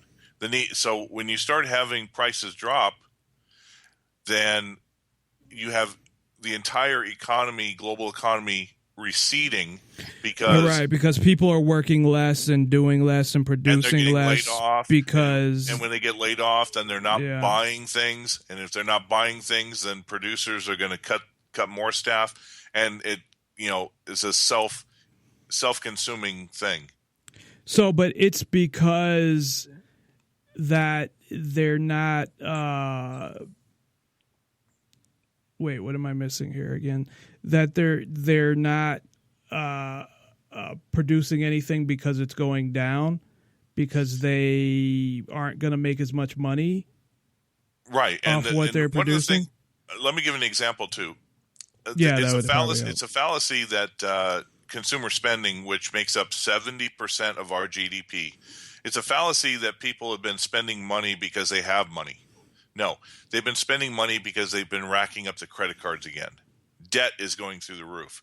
Auto sales sold 17 million the last quarter, and everybody was excited. But if you take a look, nearly all the cars that are being bought are bought in credit. Nobody's buying cash. Yeah, I was thinking about that when I'd heard that. Maybe it was even in the movie that they were talking about that at the very end, how because that had come up somewhere, and I was thinking of how you had said something about that a lot of these auto loans are shitty loans. The two biggest purchases, actually the three, Obamacare is now taking up 10% of wages. When Obamacare kicked in 2016, now small businesses no longer have the deferment. Obamacare is taking up 10%. Healthcare is taking up 10% of people's wages. Rents have gone through the roof. They're up now near 40 and 50%. So if you've got 10% for healthcare, 50% for your rent, what do you have your money to spend on? You don't. So if people aren't spending, then inventories build up to a certain point. They just, enlarge, and then all of a sudden the companies say, we can't keep wasting money with inventory that we can't sell. We've got to lay off people. And then they start discounting everything. And that's usually if the Fed or there is no intervention, that's how you get out of a recession. Is the bad companies who didn't have good business plans, they go bankrupt and they're gone. This is what should have happened to the banks who went bankrupt in 2008. They should have been gone. New banks, new businesses come in. They discount all the prices, which drives prices down where people can afford it. And then once people start buying, guess what? Now you've got new capital and you can start building the economy again. That's the business cycle. But when you interfere, like the Keynesians do, with the government intervention when it shouldn't happen because the government has this desperate need because politicians don't get reelected when there's a recession. So they intervene when they shouldn't, and they create bubbles. Well, that's what I got out of the end of that movie, and this is what I had thought anyway, that it's the same, that nothing changed, and that it's the same thing most likely will happen again. Of course it does. The bubbles have been happening ever since we went off the gold standard. Yeah, but the housing for the most part, and I think you had brought up a couple times where it did happen, but for the most part, there haven't been a lot of housing bubbles, right? No, there's been two. The reason that they went to the housing bubble is because the dot-com bubble, the technology bubble, when that burst, they really couldn't build that back up. So the dot-com bubble came from policies by Greenspan lowering interest rates when Bill Clinton was in office, creating this windfall of cash, free capital. So all these companies that made no revenue started going IPO and started, stock prices went through the roof. There's this book that came out. This guy who was working with Yahoo, he was when Yahoo was just starting, he had shares because he was one of the engineers who helped build it. During the height of the dot-com bubble, his shares were worth $250 million. Then when the dot-com bubble burst, it went down. His net worth became $25 million. And he wrote a book lamenting how he was no longer rich. Well, I'd still call that rich. Of course it is. That's what I'm saying, the idiocy of it. Yeah, just not, whatever they want to call it, rich. Right. But yeah, I mean, that whole thing was fucked up because from what I understood it is they were valuing it at what it could potentially be in the future, not what it was at that moment in time. Look, it's all greed. Do you remember the very end of the movie when you saw the text coming across and it said in 2015, the banks started a new security called Bespoke, it's the same thing as the other one. It's the same thing as the CDO with a different name. They can't help themselves. Did you ever watch a movie called Margin Call? It's another one that sort of mirrored the 2008 crash. I don't know. There's one I seen with Matt Damon narrating the whole thing, which basically went through and explained everything about the derivatives market and what had happened and whatever. But I don't know if I seen that one. And I seen one that was a HBO movie that had William Hurt in it, and he was playing like Hank Paulson. But okay. I don't think I seen that Margin Call had Jeremy Irons, Kevin Spacey, Simon Baker, Demi Moore, The guy who played Zachary Quinto, the guy who played Spock in the new Star Wars. Anyway, it was about that they discovered that the mortgage-backed securities were all of a sudden the leverage had gotten so great that it was going to any fall in mortgage prices and defaults. I think I did see that. Was that at the very end? They made a decision to dump it all. Yeah. I did see that because it's like that's the very end of the movie. Like they figure it out, and they're like, well, if we dump this all, it's gonna do this, and this, but it's gonna save us or whatever. Yeah, and they dumped it all. Yeah, I did see that. But more than that, the very end when Kevin Spacey's talking to Jeremy Irons after they dumped all the stuff that day, and Jeremy Irons is sitting there giving a speech, to Kevin Spacey, and he says, you know what, we just can't help ourselves. There's 1814, 1831, 1870, 1907, 1921, 1929, 1937, 1954, 1971, 87. Gosh, that killed me. 1994 or 1991, 2000, 2008, whatever we call it. We just can't help ourselves. Well, we do it over and over and over and over. Well, it's like a drug addict. Wall Street will get a slap on the wrist. We'll go through this recession. Some and dogs then it will happen again. But exactly. But see, here's something that is fucked up because the system is set up that if you do not invest your money, you're going to lose money because of inflation. So if you just save your money and you say, fuck the banks, and this is pretty much what I've done. I'm like, I'm not investing any money in banks or whatever. Fuck them. I did gold is about all I'll do, gold and silver. But if you say fuck the banks, you're going to get screwed because inflation is going to kill your savings. Yeah. Ever since we went off the gold standard, but you got to remember this. Playing the markets is not necessarily a bad thing. What you do with your profits is what sets you apart for surviving. Well, if you make profits, it depends on the time you're in it. Because but it's like during the .com bubble or 1929. There are certain points when the market is rigged so that it will never lose. Yeah, where you can. Well, there's this guy who's on GCN. I don't know if you heard of him. He's like I can't think of his name, but he wears a cowboy hat, and if you pay him whatever, you can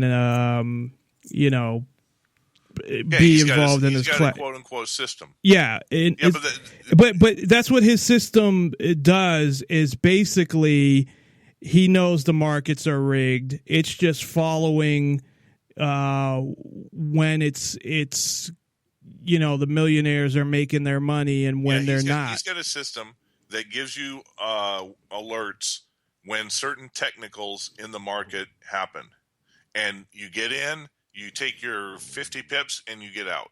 Yeah, I know how those systems work, and for the most part. But the problem is that, like I said, before the Asian markets opened, the Dow futures were plus 300. They were going to try to recover everything they lost earlier today. Asian markets opened, and within an hour, Dow futures they lost all 300 and they're minus 160. We are at a point, just like the .com bubble and just like 2007, 2008, that now is not the time to be in the markets, period. But are you saying that everybody's in that position, or are you just talking about a couple of these companies? No, everybody. Let me tell you something. The S&P 500 was negative, ended up either breaking even or was negative for 2015. There are 10 stocks that actually rose last year, and there are 490 that declined. 10 big major companies. What were the type of called the FANGs? What were the type of stocks? Well, they're called the FANGs. But do you know any of them off the top of your head? Facebook, Apple, Netflix. I don't even know how Facebook makes money, but Okay. It adds, but it's, the thing about it is Amazon. Take Amazon. Amazon has not made a profit yet. They made revenues, but they've not made a profit yet. And you know what their P/E ratio is? 900. That means their price to earnings share, the stock price is 900 times what their earnings are. Now, what's the significance about that?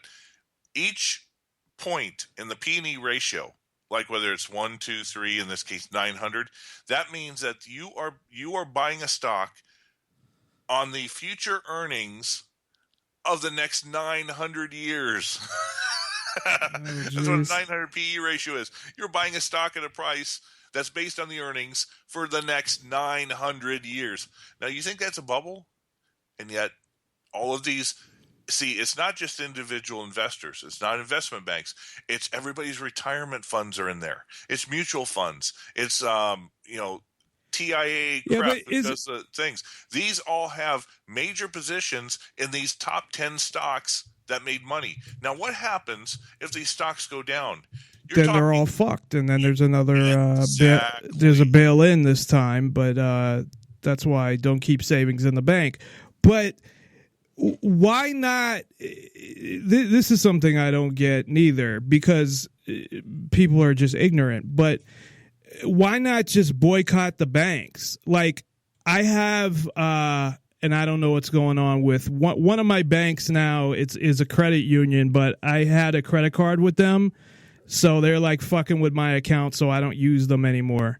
But I have a checking account with Bank of America, which essentially they're probably losing money off my checking account because I don't pay any fees, and I keep like whatever I need in there to pay my bills. And if it goes negative, I got till the end of the day to put money in it. So, but what they can do is, because they have your deposits, they can go to the Fed and they can fractional reserve banking. So say you've got $100 in there. Right. But it's barely anything. Fed and say they want 10,000 fractionalized based on your $10 of deposits that are on account. So it's not a matter of necessarily they're losing money on you. They're using you to expand their own capital. How can they get that much for the amount of money that... because it's a fractional reserve. Yeah, but fractional reserve banking isn't that... I thought like for every 100 they can get like 1,000. Did they change the actual fraction? It's gone up to like 30 or 40 times. Oh, so they actually not... So, okay, so yeah, because what I was going to say was, isn't this all because of the Federal Reserve anyway? Like, I had brought up before, I don't know if you recall, about the like the Las Vegas housing market. It happened in Orlando. It probably happened in the Phoenix area too, where you had the investment banks or whatever, hedge funds, or they went in and bought up all the houses, right? And now they're renting them out. And essentially, the only reason they can do that is because they could outbid every single fucking person because they have unlimited funds. But doesn't that all go back to the Federal Reserve? No, because a hedge fund is usually a private entity that gets individual investors. They're not a commercial bank. And also a hedge fund, because they're not a commercial bank, they don't have to report the same way. They don't have to tell the SEC what they have, what they're buying, what they're doing. No, a hedge fund is like what Bernie Madoff did. He got investments from Hollywood stars, from sports athletes, from whatever, and he just bundled the money, and he made, because he had a large capital base, he could make his money. Now, obviously, he was a Ponzi scheme.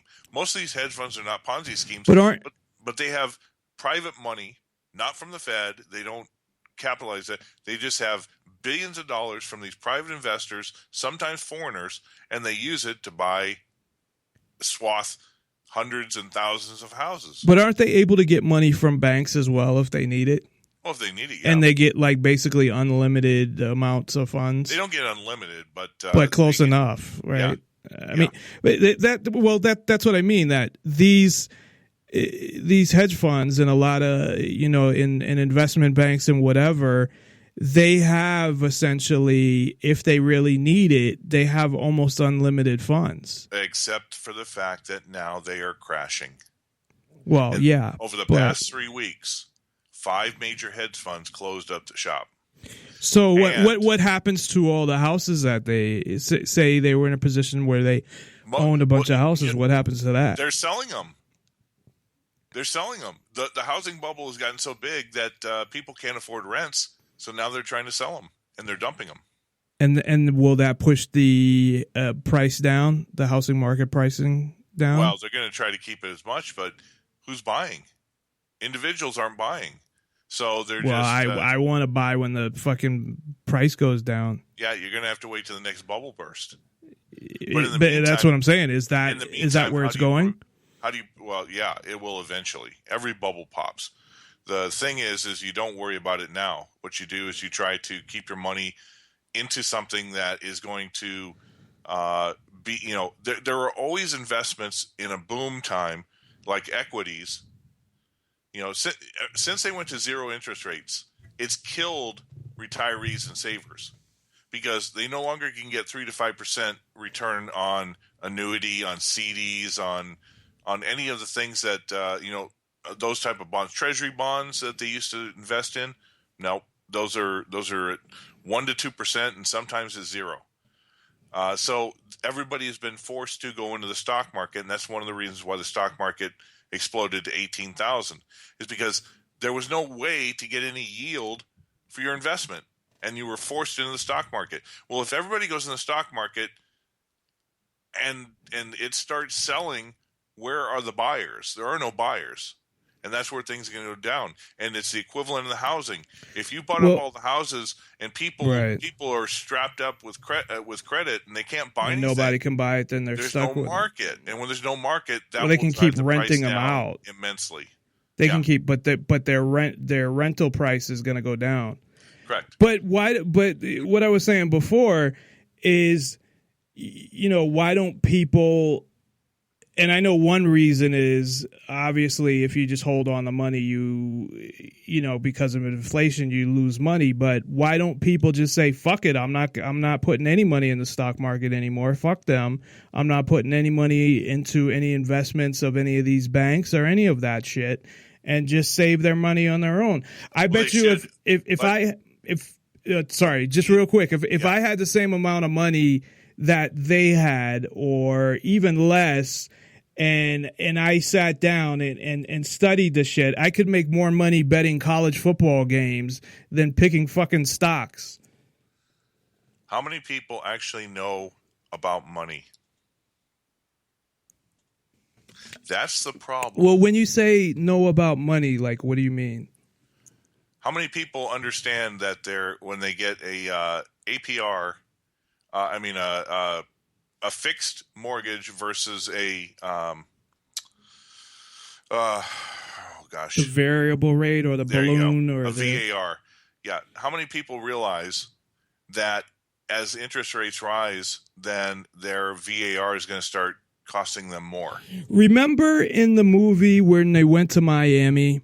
So for those who ain't seen the movie, this isn't a spoiler or anything, and everybody knows what happened anyway, so it's not that type of movie where it's going to ruin anything for you. But remember when they went to Miami and they were talking to those two douchebag mortgage brokers, and how they were talking about how they were selling more of the variable rates, because they made more money off them.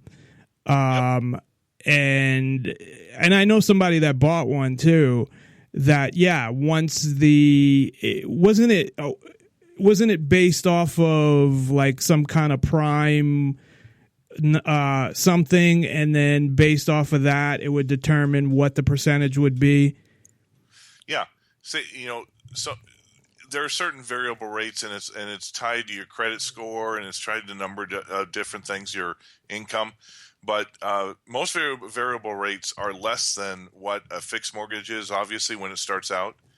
Right, and it goes up in a couple years. Well, it goes up primarily when interest rates go up.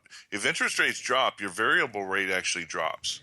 Is it? Because I thought some of them, though, that they had it set up where no matter what, so they have, the first 5 years or 3 years, their interest rate was at a set rate, right?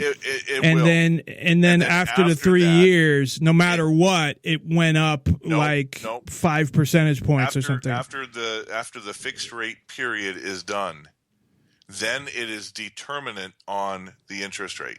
But then there was something else, and maybe it was not the balloon one, but there were so many, not so many, but there were a few different types of mortgages that they were selling because they were trying to sell all these different types of whatever they could sell. They were trying to sell because they were trying to make as much money as possible. Subprime. And subprime are based on loans given to people who don't have high credit scores, don't have the income to accommodate, the McMansions they were buying. You get these people making $30,000 a year buying $750,000 homes. Yeah, it was insane. Basically, because I bought a house around that time, and I could barely afford it because it was $262. Now, when did you buy it? What in year? 2006, like an idiot. Yeah, you were at the very tail end of the housing bubble. That's why you got screwed. I got totally screwed. But here's the point about the interest rates, and this is important. In 2002, 2003, when the housing bubble really started, interest rates were were being lowered. They were at approximately 5%, and they got lowered down to about 1%. That's what Greenspan did before he left. In 2005, 2006, he started raising interest rates from 1% to 4.5%. Because people had those variable rate mortgages, they started having to pay more and more and more as it went from 1% to 4.5%. So their interest obviously went up 3.5%. That's when the housing bubble collapsed, and the default started going, and the foreclosures started going when their mortgage rate changed, thanks to Greenspan raising the interest rates from 1% to 4.5% by the end of 2006. The other thing, from what I understood from watching this other movie, and I can't remember the name of it, it's a documentary narrated by Matt Damon. Does that ring a bell? They had went through derivatives and basically that whole thing. One of the things they talked about was how AIG basically was the one who really needed the bailout because AIG insured every fucking thing. Well, they insured all the derivatives. That's the problem. They insured the derivatives, not the mortgages, but the derivatives. Right. So all the bets on those. So if AIG went under, they couldn't pay on everything that they insured, and all of these banks would have went under. Exactly. AIG bailout was not a bailout of AIG. AIG bailout was a bailout of Goldman Sachs. Goldman Sachs was the bank that got 100 cents on the dollar for all their derivatives. Every other bank did not. So, and the other thing, and this is kind of good that this has come up because I don't think a lot of people really understand this or even know anything about it. They know that the housing bubble crashed and everything, but I think beyond that, they don't know a lot of it. But another thing that I don't think people are aware of is that Hank Paulson, who was the Secretary of Treasury when this happened, about a year before that, he was the head of Goldman Sachs. And he got out of Goldman Sachs with I don't know how much money, and he was one of the major guys who started this shit. Well, true. But almost every Treasury Secretary for the past 5 or 6 have been Goldman Sachs. Geithner. Yeah, but I don't know how many people are aware of that. Is what I'm saying. That Rubin under Bill Clinton. That they have this, and he was also Geithner was also the head of the New York Fed as well.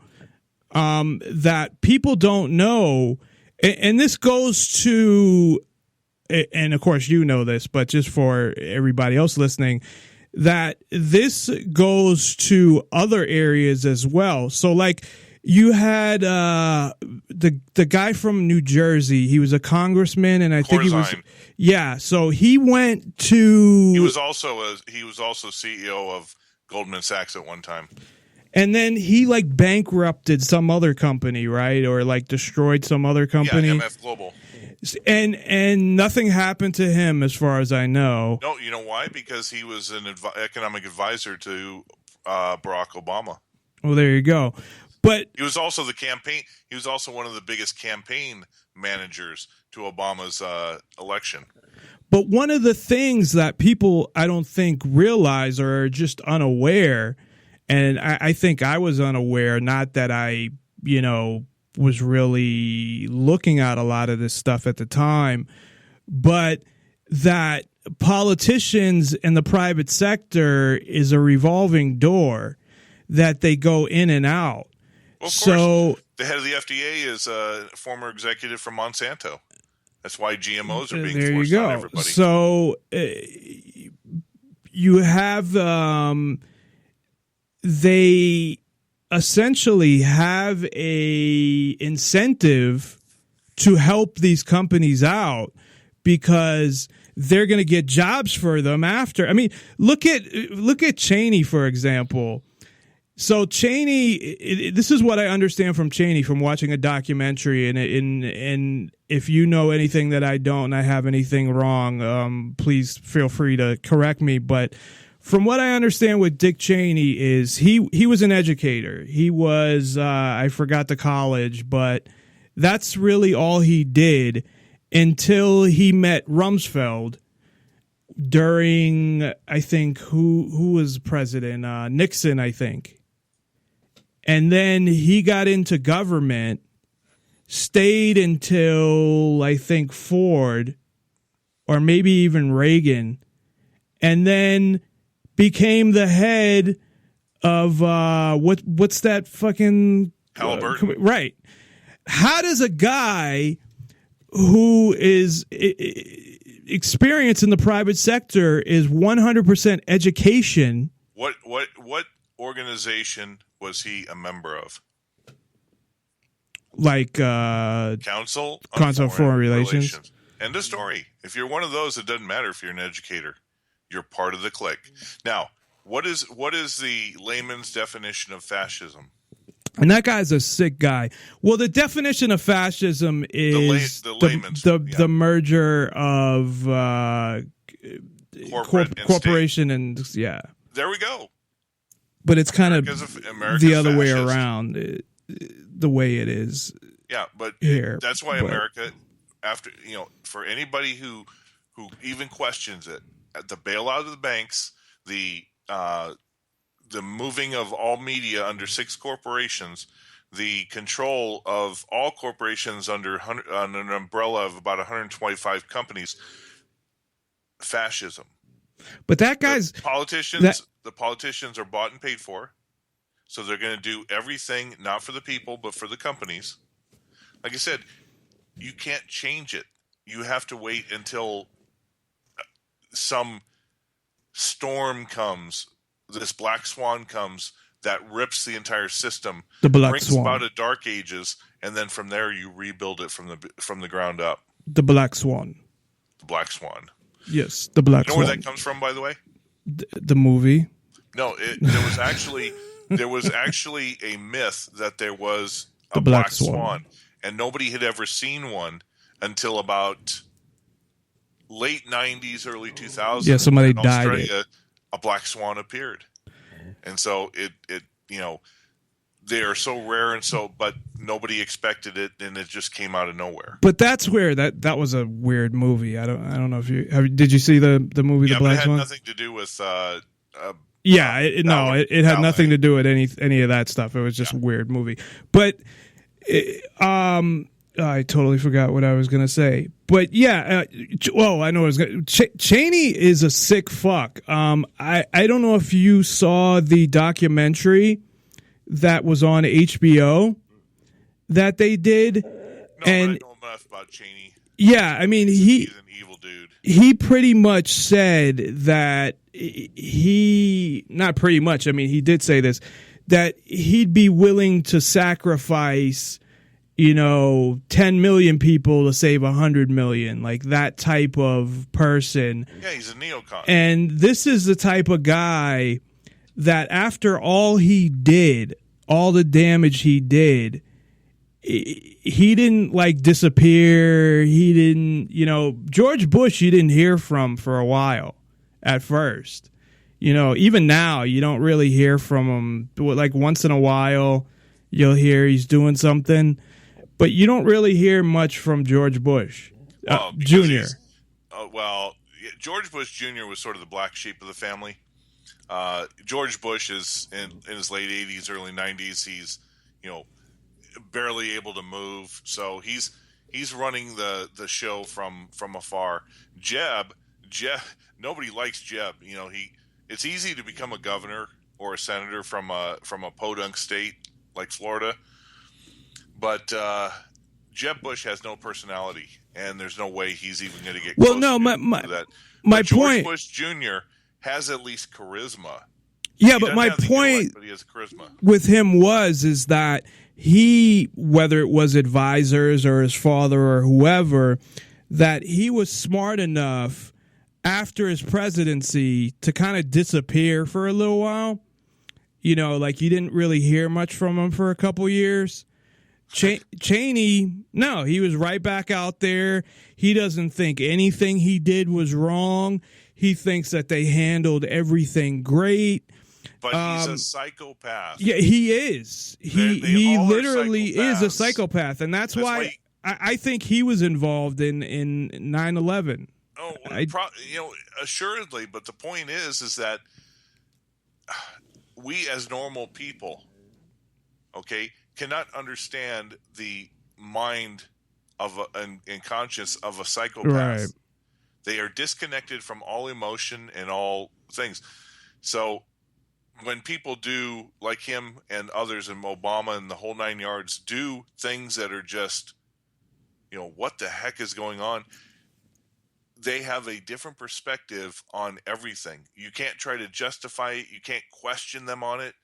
They see things completely differently. So, and unfortunately, business, Wall Street, and politics attracts the psychopath because it's the way to absolute power. A normal person like you and I, if we went to Washington, we would be so disgusted, we'd rather get out of there as quick as possible. They thrive in it. Yeah, I'd never. They thrive in that power. So I don't even want to be in the city to visit.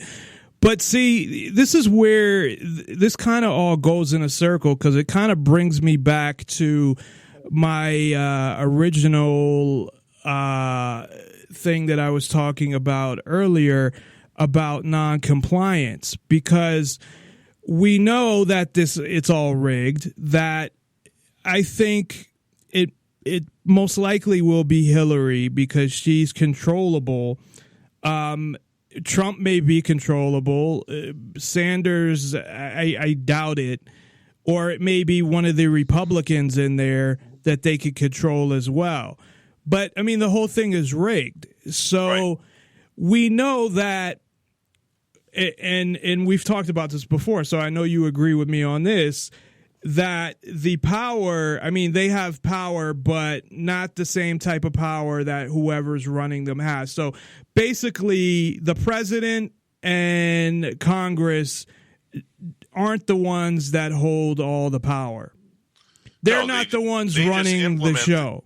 They implement the commands of their overlords. Right. So, which means either way, even if you wanted to, there is no way to change things via the system. Look, it's like going into a bank, and you're trying to get something done, and you're talking to the teller. The teller doesn't have power. The teller doesn't have the information that the managers and the CEO of the bank have. So they're going to give you the runaround because, one, they can't do what you need them to do, and two, they don't even know what the policies and what the rules are anyway. So then you try to go up to the next desk.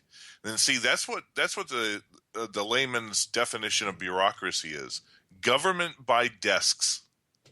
You go from one desk, they can't solve your problem. You go to the next desk higher, and so forth, and it's just infinite number of desks, and nobody has power to do anything. And the person who does have power isn't even in the office where the desks are. So Right. you never get to them anyway. You don't even know who they are.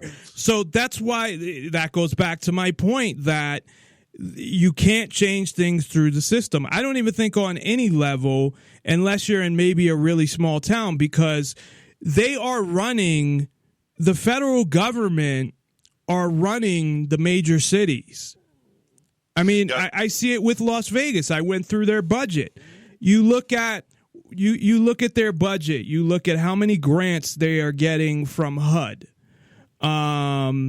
Agenda 21 type shit. You look at how many grants they are getting for, say, police stuff. It's everything is almost, I mean, the whole budget, or at least half, is all federal money.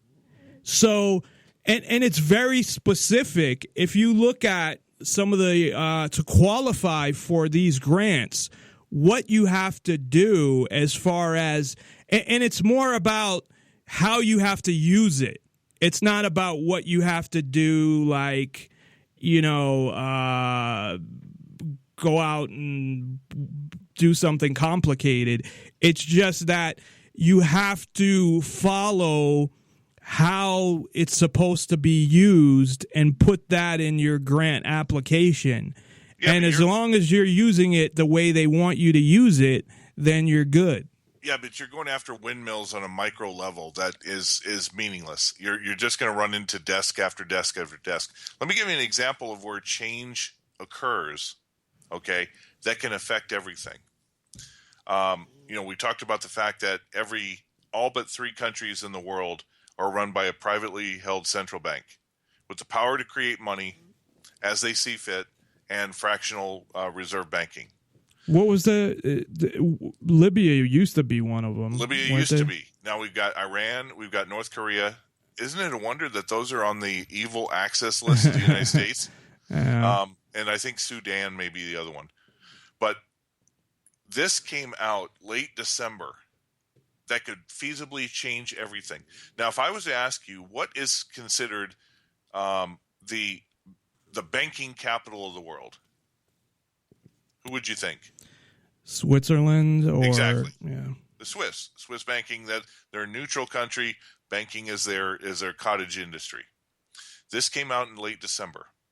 A radical initiative. A referendum is being proposed to strip private banks of their power to create money and make it exclusively a central bank privilege, central bank being like the equivalent of the U.S. Treasury, which is what the Constitution originally said. A central bank privilege has gathered enough support for the Swiss government to announce a referendum on the issue. Vote in favor may result in a return to a 100% reserve banking. Getting rid of fractional banking, get rid of private banks creating money. This is in Switzerland. So the Swiss could potentially throw out the Rothschild Bank and take absolute control, 100% reserve.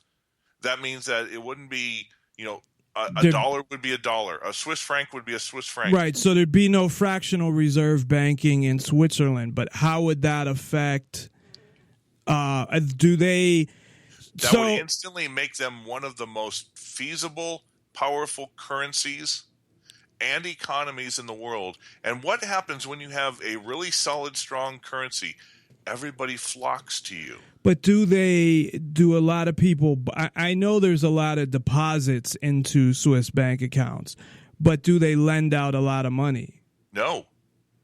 So it wouldn't really even affect, from that side of it, it wouldn't affect them that much. No, because they don't but lend out a the lot of money case anyway. But Brett, after World War II, every economy in the world was shattered except for one, the United States.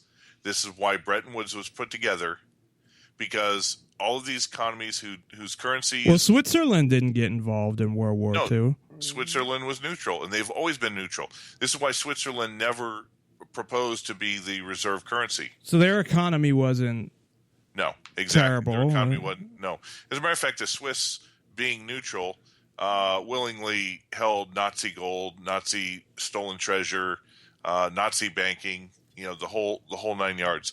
And it was also because of the neutrality that the Bank of Central Banks, the main Rothschild bank, which is the BIS, the Bank of International Settlements, is in Brussels, Belgium. It's not in Switzerland. So anyway, if the Swiss do this, they're going to open themselves up as a new banking establishment. And what they're going to do then is they're going to use their currency as a standard reserve. Now, if you set your currency back to 100%, get rid of fractional banking, and you also get rid of the power of private banks to print money as they see fit and put it under the state, under the people. Wait. Go back to that for a second. So are you talking about Switzerland themselves printing money, or are you talking about other countries printing money and bringing it over there? I'm not clear on that. No, just Switzerland. Okay. So you're talking about Switzerland not printing any more money, and they're it's not printing more money, but they would control their monetary they would cut supply. it down, and they would expand it if deflation is occurring. They retract it if inflation is occurring. So and they're what is it? The Swiss franc. Swiss franc. They're not backed by anything. Exactly, and you know what? Last January they depegged from the euro. They're not part of the European Union, but they had pegged their currency to the euro because most of the world does this. In January, they depegged, and as a matter of fact, they didn't even tell anybody. If you were watching Wall Street that day, all of a sudden, all hell broke loose because the Swiss instantly just depegged their currency, and it went from 101 to the euro to 120. So is it pegged to the dollar now? No, it's pegged to nothing. Exactly. It's pegged so to the Swiss franc. How do you, when something is like that, where, and I guess it's just because, I'm used to always seeing everything, pegged to the dollar, but so how would you compare a currency? So if you have dollars and you have Swiss francs, or you have Swiss francs and you want to get dollars, how does that work? Well, there's at the Bank of International Settlements, it determines the strength of your currency. Okay. And as we know, everybody in the world is a fiat currency. It's backed by nothing. The confidence the confidence of the government to pay its debts. This is why Zimbabwe was hyperinflation. Nobody had confidence in their currency or their government. Same thing with what's going on in Argentina. In Venezuela, you got Hugo Chavez followed by Maduro. Nobody has any confidence in that currency or in that government. The currency, the strength of a currency is based on the confidence in the government. Venezuela? Yeah. Yeah, well, that's because they were taking the money and saying it's worth this much, like I mentioned earlier, that they were actually I forgot what you called it. What did you call that? Capital controls. Yeah, so they implemented capital controls, but did they do that? Venezuela didn't institute capital controls. What they did is they defaulted on their bonds. Oh. When you default on your bonds, international banks hold your bonds. When you default, everybody loses confidence in your ability to pay. So that's why the currency has gone to pot. Okay. Now, when we don't say it's pegged to the dollar, but the dollar is a reserve currency. So everything is in relation to the dollar. Okay, so it's like the central standard. So you could still get the same thing if you got a list of these currencies, what they are in the U.S. and compared to So you could look up somewhere the dollar and the Swiss franc and see what the. Let's give an example. Bitcoin. How much is Bitcoin in relation to the dollar? About Right $400. Yeah, but in relation to the yen, it's about 17,000. See, Bitcoin is a standard unto itself, and its value in relation to other currencies is different. It's not like 400. It's not 400 US dollars to the Bitcoin and 400 Japanese yen to the Bitcoin. No, Bitcoin is a standard unto itself as a cryptocurrency, and all things are then in relation to Bitcoin. So, but what you're saying is, so you're saying what the Bitcoin was $400 US or something? That's approximately what it is. Last time I checked. So would that mean that the $400 US was equal to 1,700 in whatever currency you mentioned there? Right now, the ratio of yen to the dollar is 117. So that means if a dollar will buy you 117 yen, 117 yen will buy you $1. So, but when it comes to Bitcoin, then 1/400th of a Bitcoin will buy you $1. So it doesn't, like you were saying, it doesn't follow through the same way. Correct. Where if $1 is this compared to Bitcoin and the yen is this compared to Bitcoin, that those two don't equal each other. Yeah, let me give you another example. Gold has been manipulated and is only about $1,100 right now to the US dollars. But gold is not manipulated in Europe. It's not manipulated in, what's another country? Japan. And both of those, the gold against the euro and gold against the yen are at near all-time highs. There's like 5 to 10% off the all-time highs. Because it's the dollar, gold has fallen from 1980, which was the high, to 1,100, which is what, 40%? So because the dollar is so much stronger, the value of gold to the dollar is less. But because the euro is so much weaker and the yen is so much weaker, the value of gold is more. So, the problem is that after 71, when we were on a gold standard, everything used gold as the central, basis, the foundation. When the dollar was gone and the petrodollar came in and the dollar became the sole reserve currency and everybody went fiat and off the gold standard, then the dollar is the standard that everybody is relation to.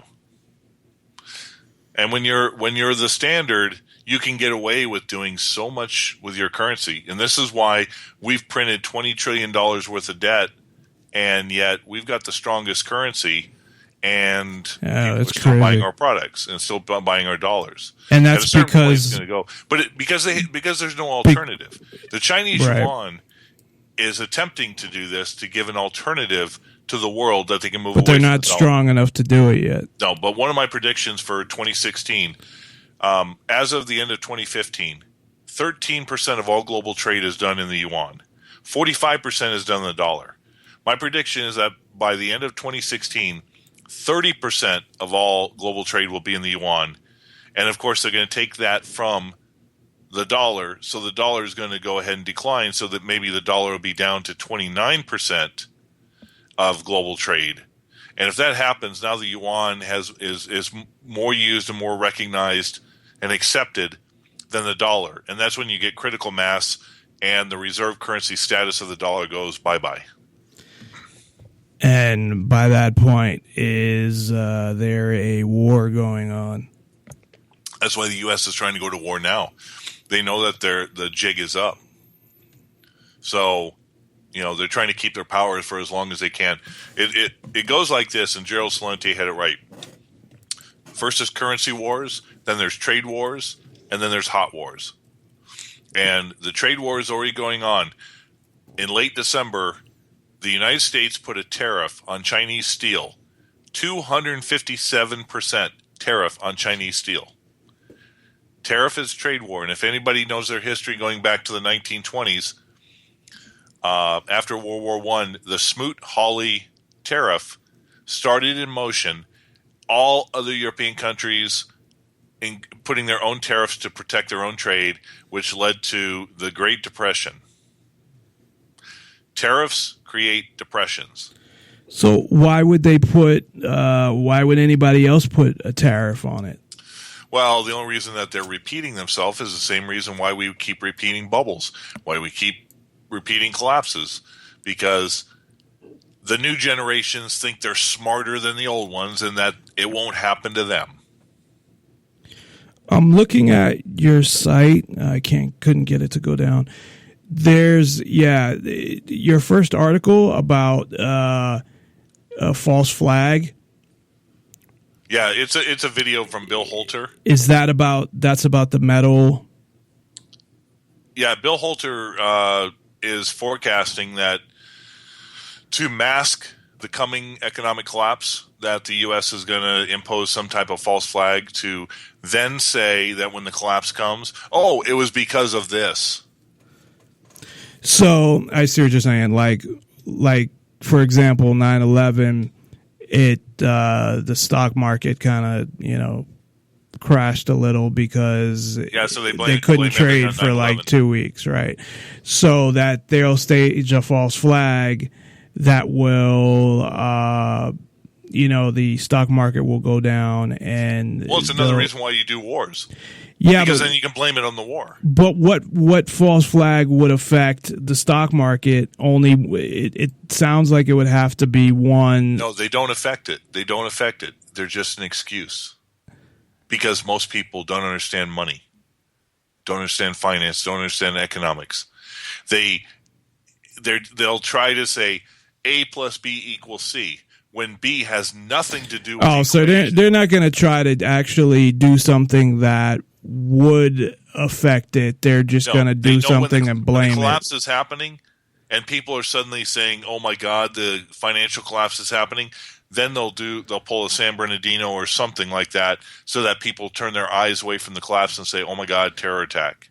Right. And then what they can do is when people start moving their eyes back to the finance, then the government will come in and say, see, this attack, terror attack, caused the market to do it, even though in reality it had nothing to do with it, but it's called programming. And most people easily fall under, take a look at Obama. He told everybody he was going to stop the rise of the oceans and hope and change and all that. And you know what? Enough voters believed him. Because they're fucking morons. Well, there you go. This is why change will never happen from people. Change happens from a frequency. Things get to a certain point and they just go. You also had another article, the right of free education and healthcare, and is it? I didn't get a chance to read the whole article. Just the title there. But what that was about is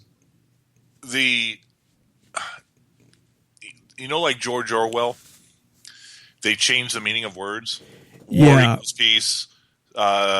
Unity equals strength. Ignorance equals strength. Slavery equals freedom. You know how they changed the meaning of words? Yeah. So are you doing that with freedom? Well, with right, the term right, a right. Right. Everybody's demanding their rights. So I don't know if you want to talk about this real quick before you go, because this is something that Colonel Sanders over there, he actually looks a little like him. I don't know.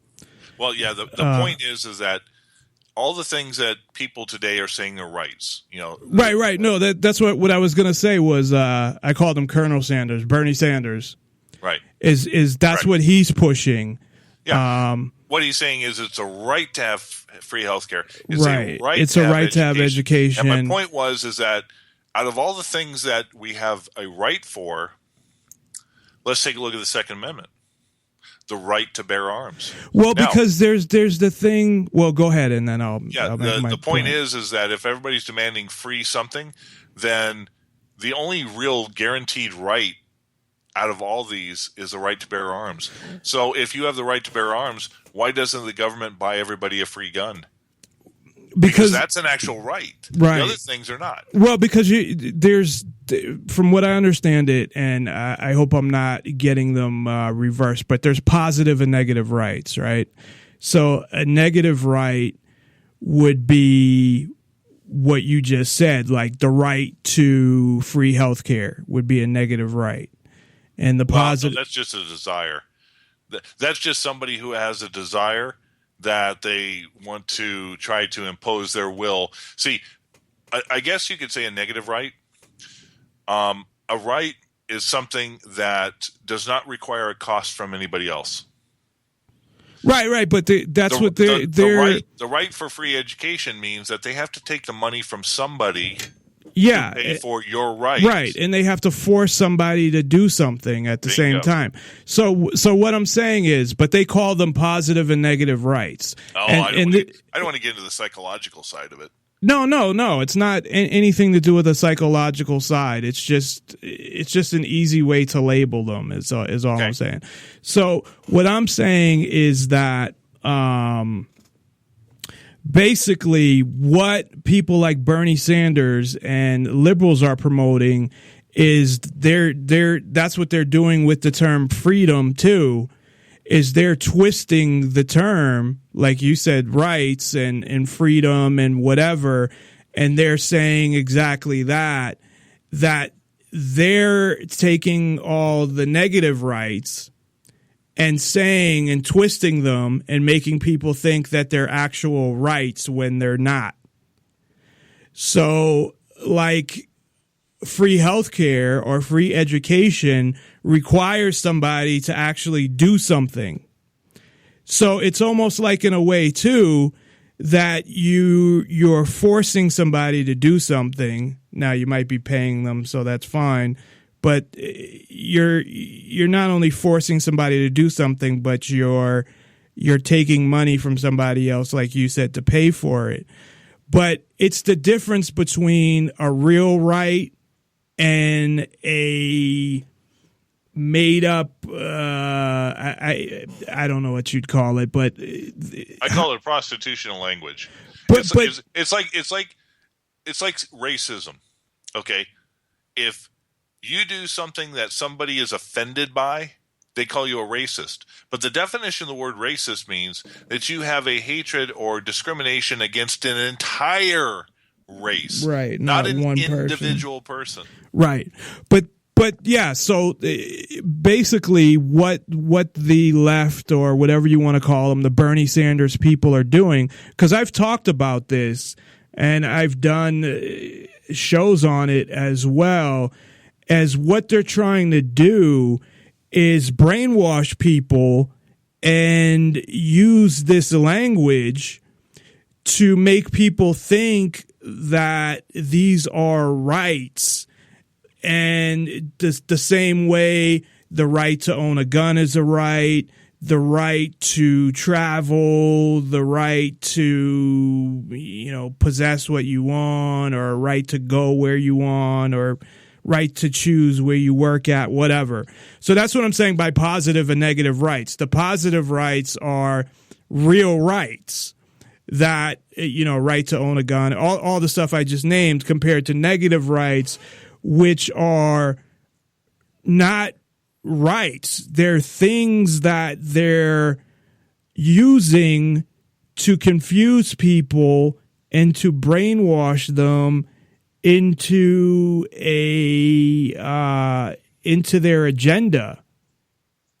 Because that's really what it is. There was a girl who commented yesterday on something that I wrote about Obama and the gun stuff, and I wrote that it's somebody's, what was it? Their human right, because you know how the left will use the human rights and their human rights and activists, civil rights, and they put a label on it. But so I said, because I don't call them God-given rights because I'm not religious. So I just said it's a human right to be able to possess a gun and defend yourself. It's a basic human right to be able to defend yourself and to be able to do that using a gun as well. And she, of course, put a question. It's a human right, like whatever. It's not, because they look at human rights as, totally differently. But my main point is just that they've been doing this. They've been doing it with the word freedom too. So this is what they'll do is they'll say, I have the freedom to walk down the street without getting shot, so you don't have the right to own a gun. Yeah, well, the thing about it is most of those quote-unquote rights that they talk about are simply... They're not rights. I'm saying it's language, it's semantics. Right. Yeah. Yeah, but you got to understand from the perspective of them. You got to understand from the perspective of ignorant people who are easily swayed by emotional arguments. That's where it comes from. No, I know, but what I'm saying... That's what political correctness is. Political correctness is simply taking an emotional argument and trying to make it into a logical conclusion. Yeah, and that's what I'm saying, that they're using it to actually brainwash people, in a sense, to think that this is what freedom means. That freedom means something it doesn't. And they're doing it by, using things like that. Yep. I concur. Okay, well, we got about another minute. So anything you want to say before we go?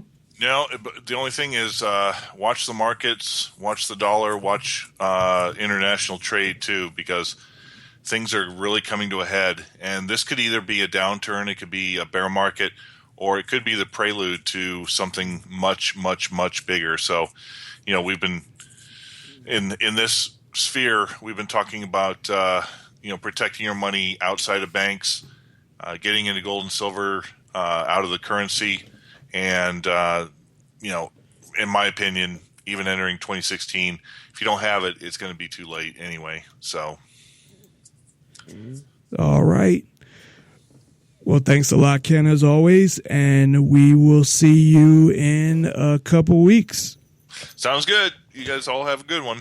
All right. That was Ken Schortgen. Check him out at thedailyeconomist.com, where you can find lots of important articles regarding the economy and geopolitics. So that's all we have for tonight. Thanks, everybody, for joining us. And I will be back tomorrow to finish out the week. We'll be talking all about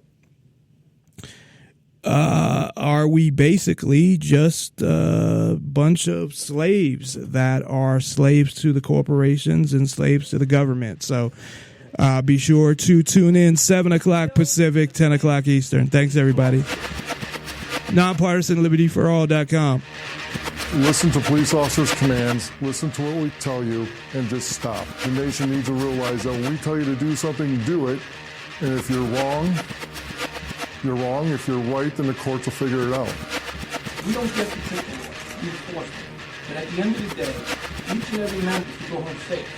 Sometimes the use of force is necessary. You need to comply with the police officer, the way the system was meant.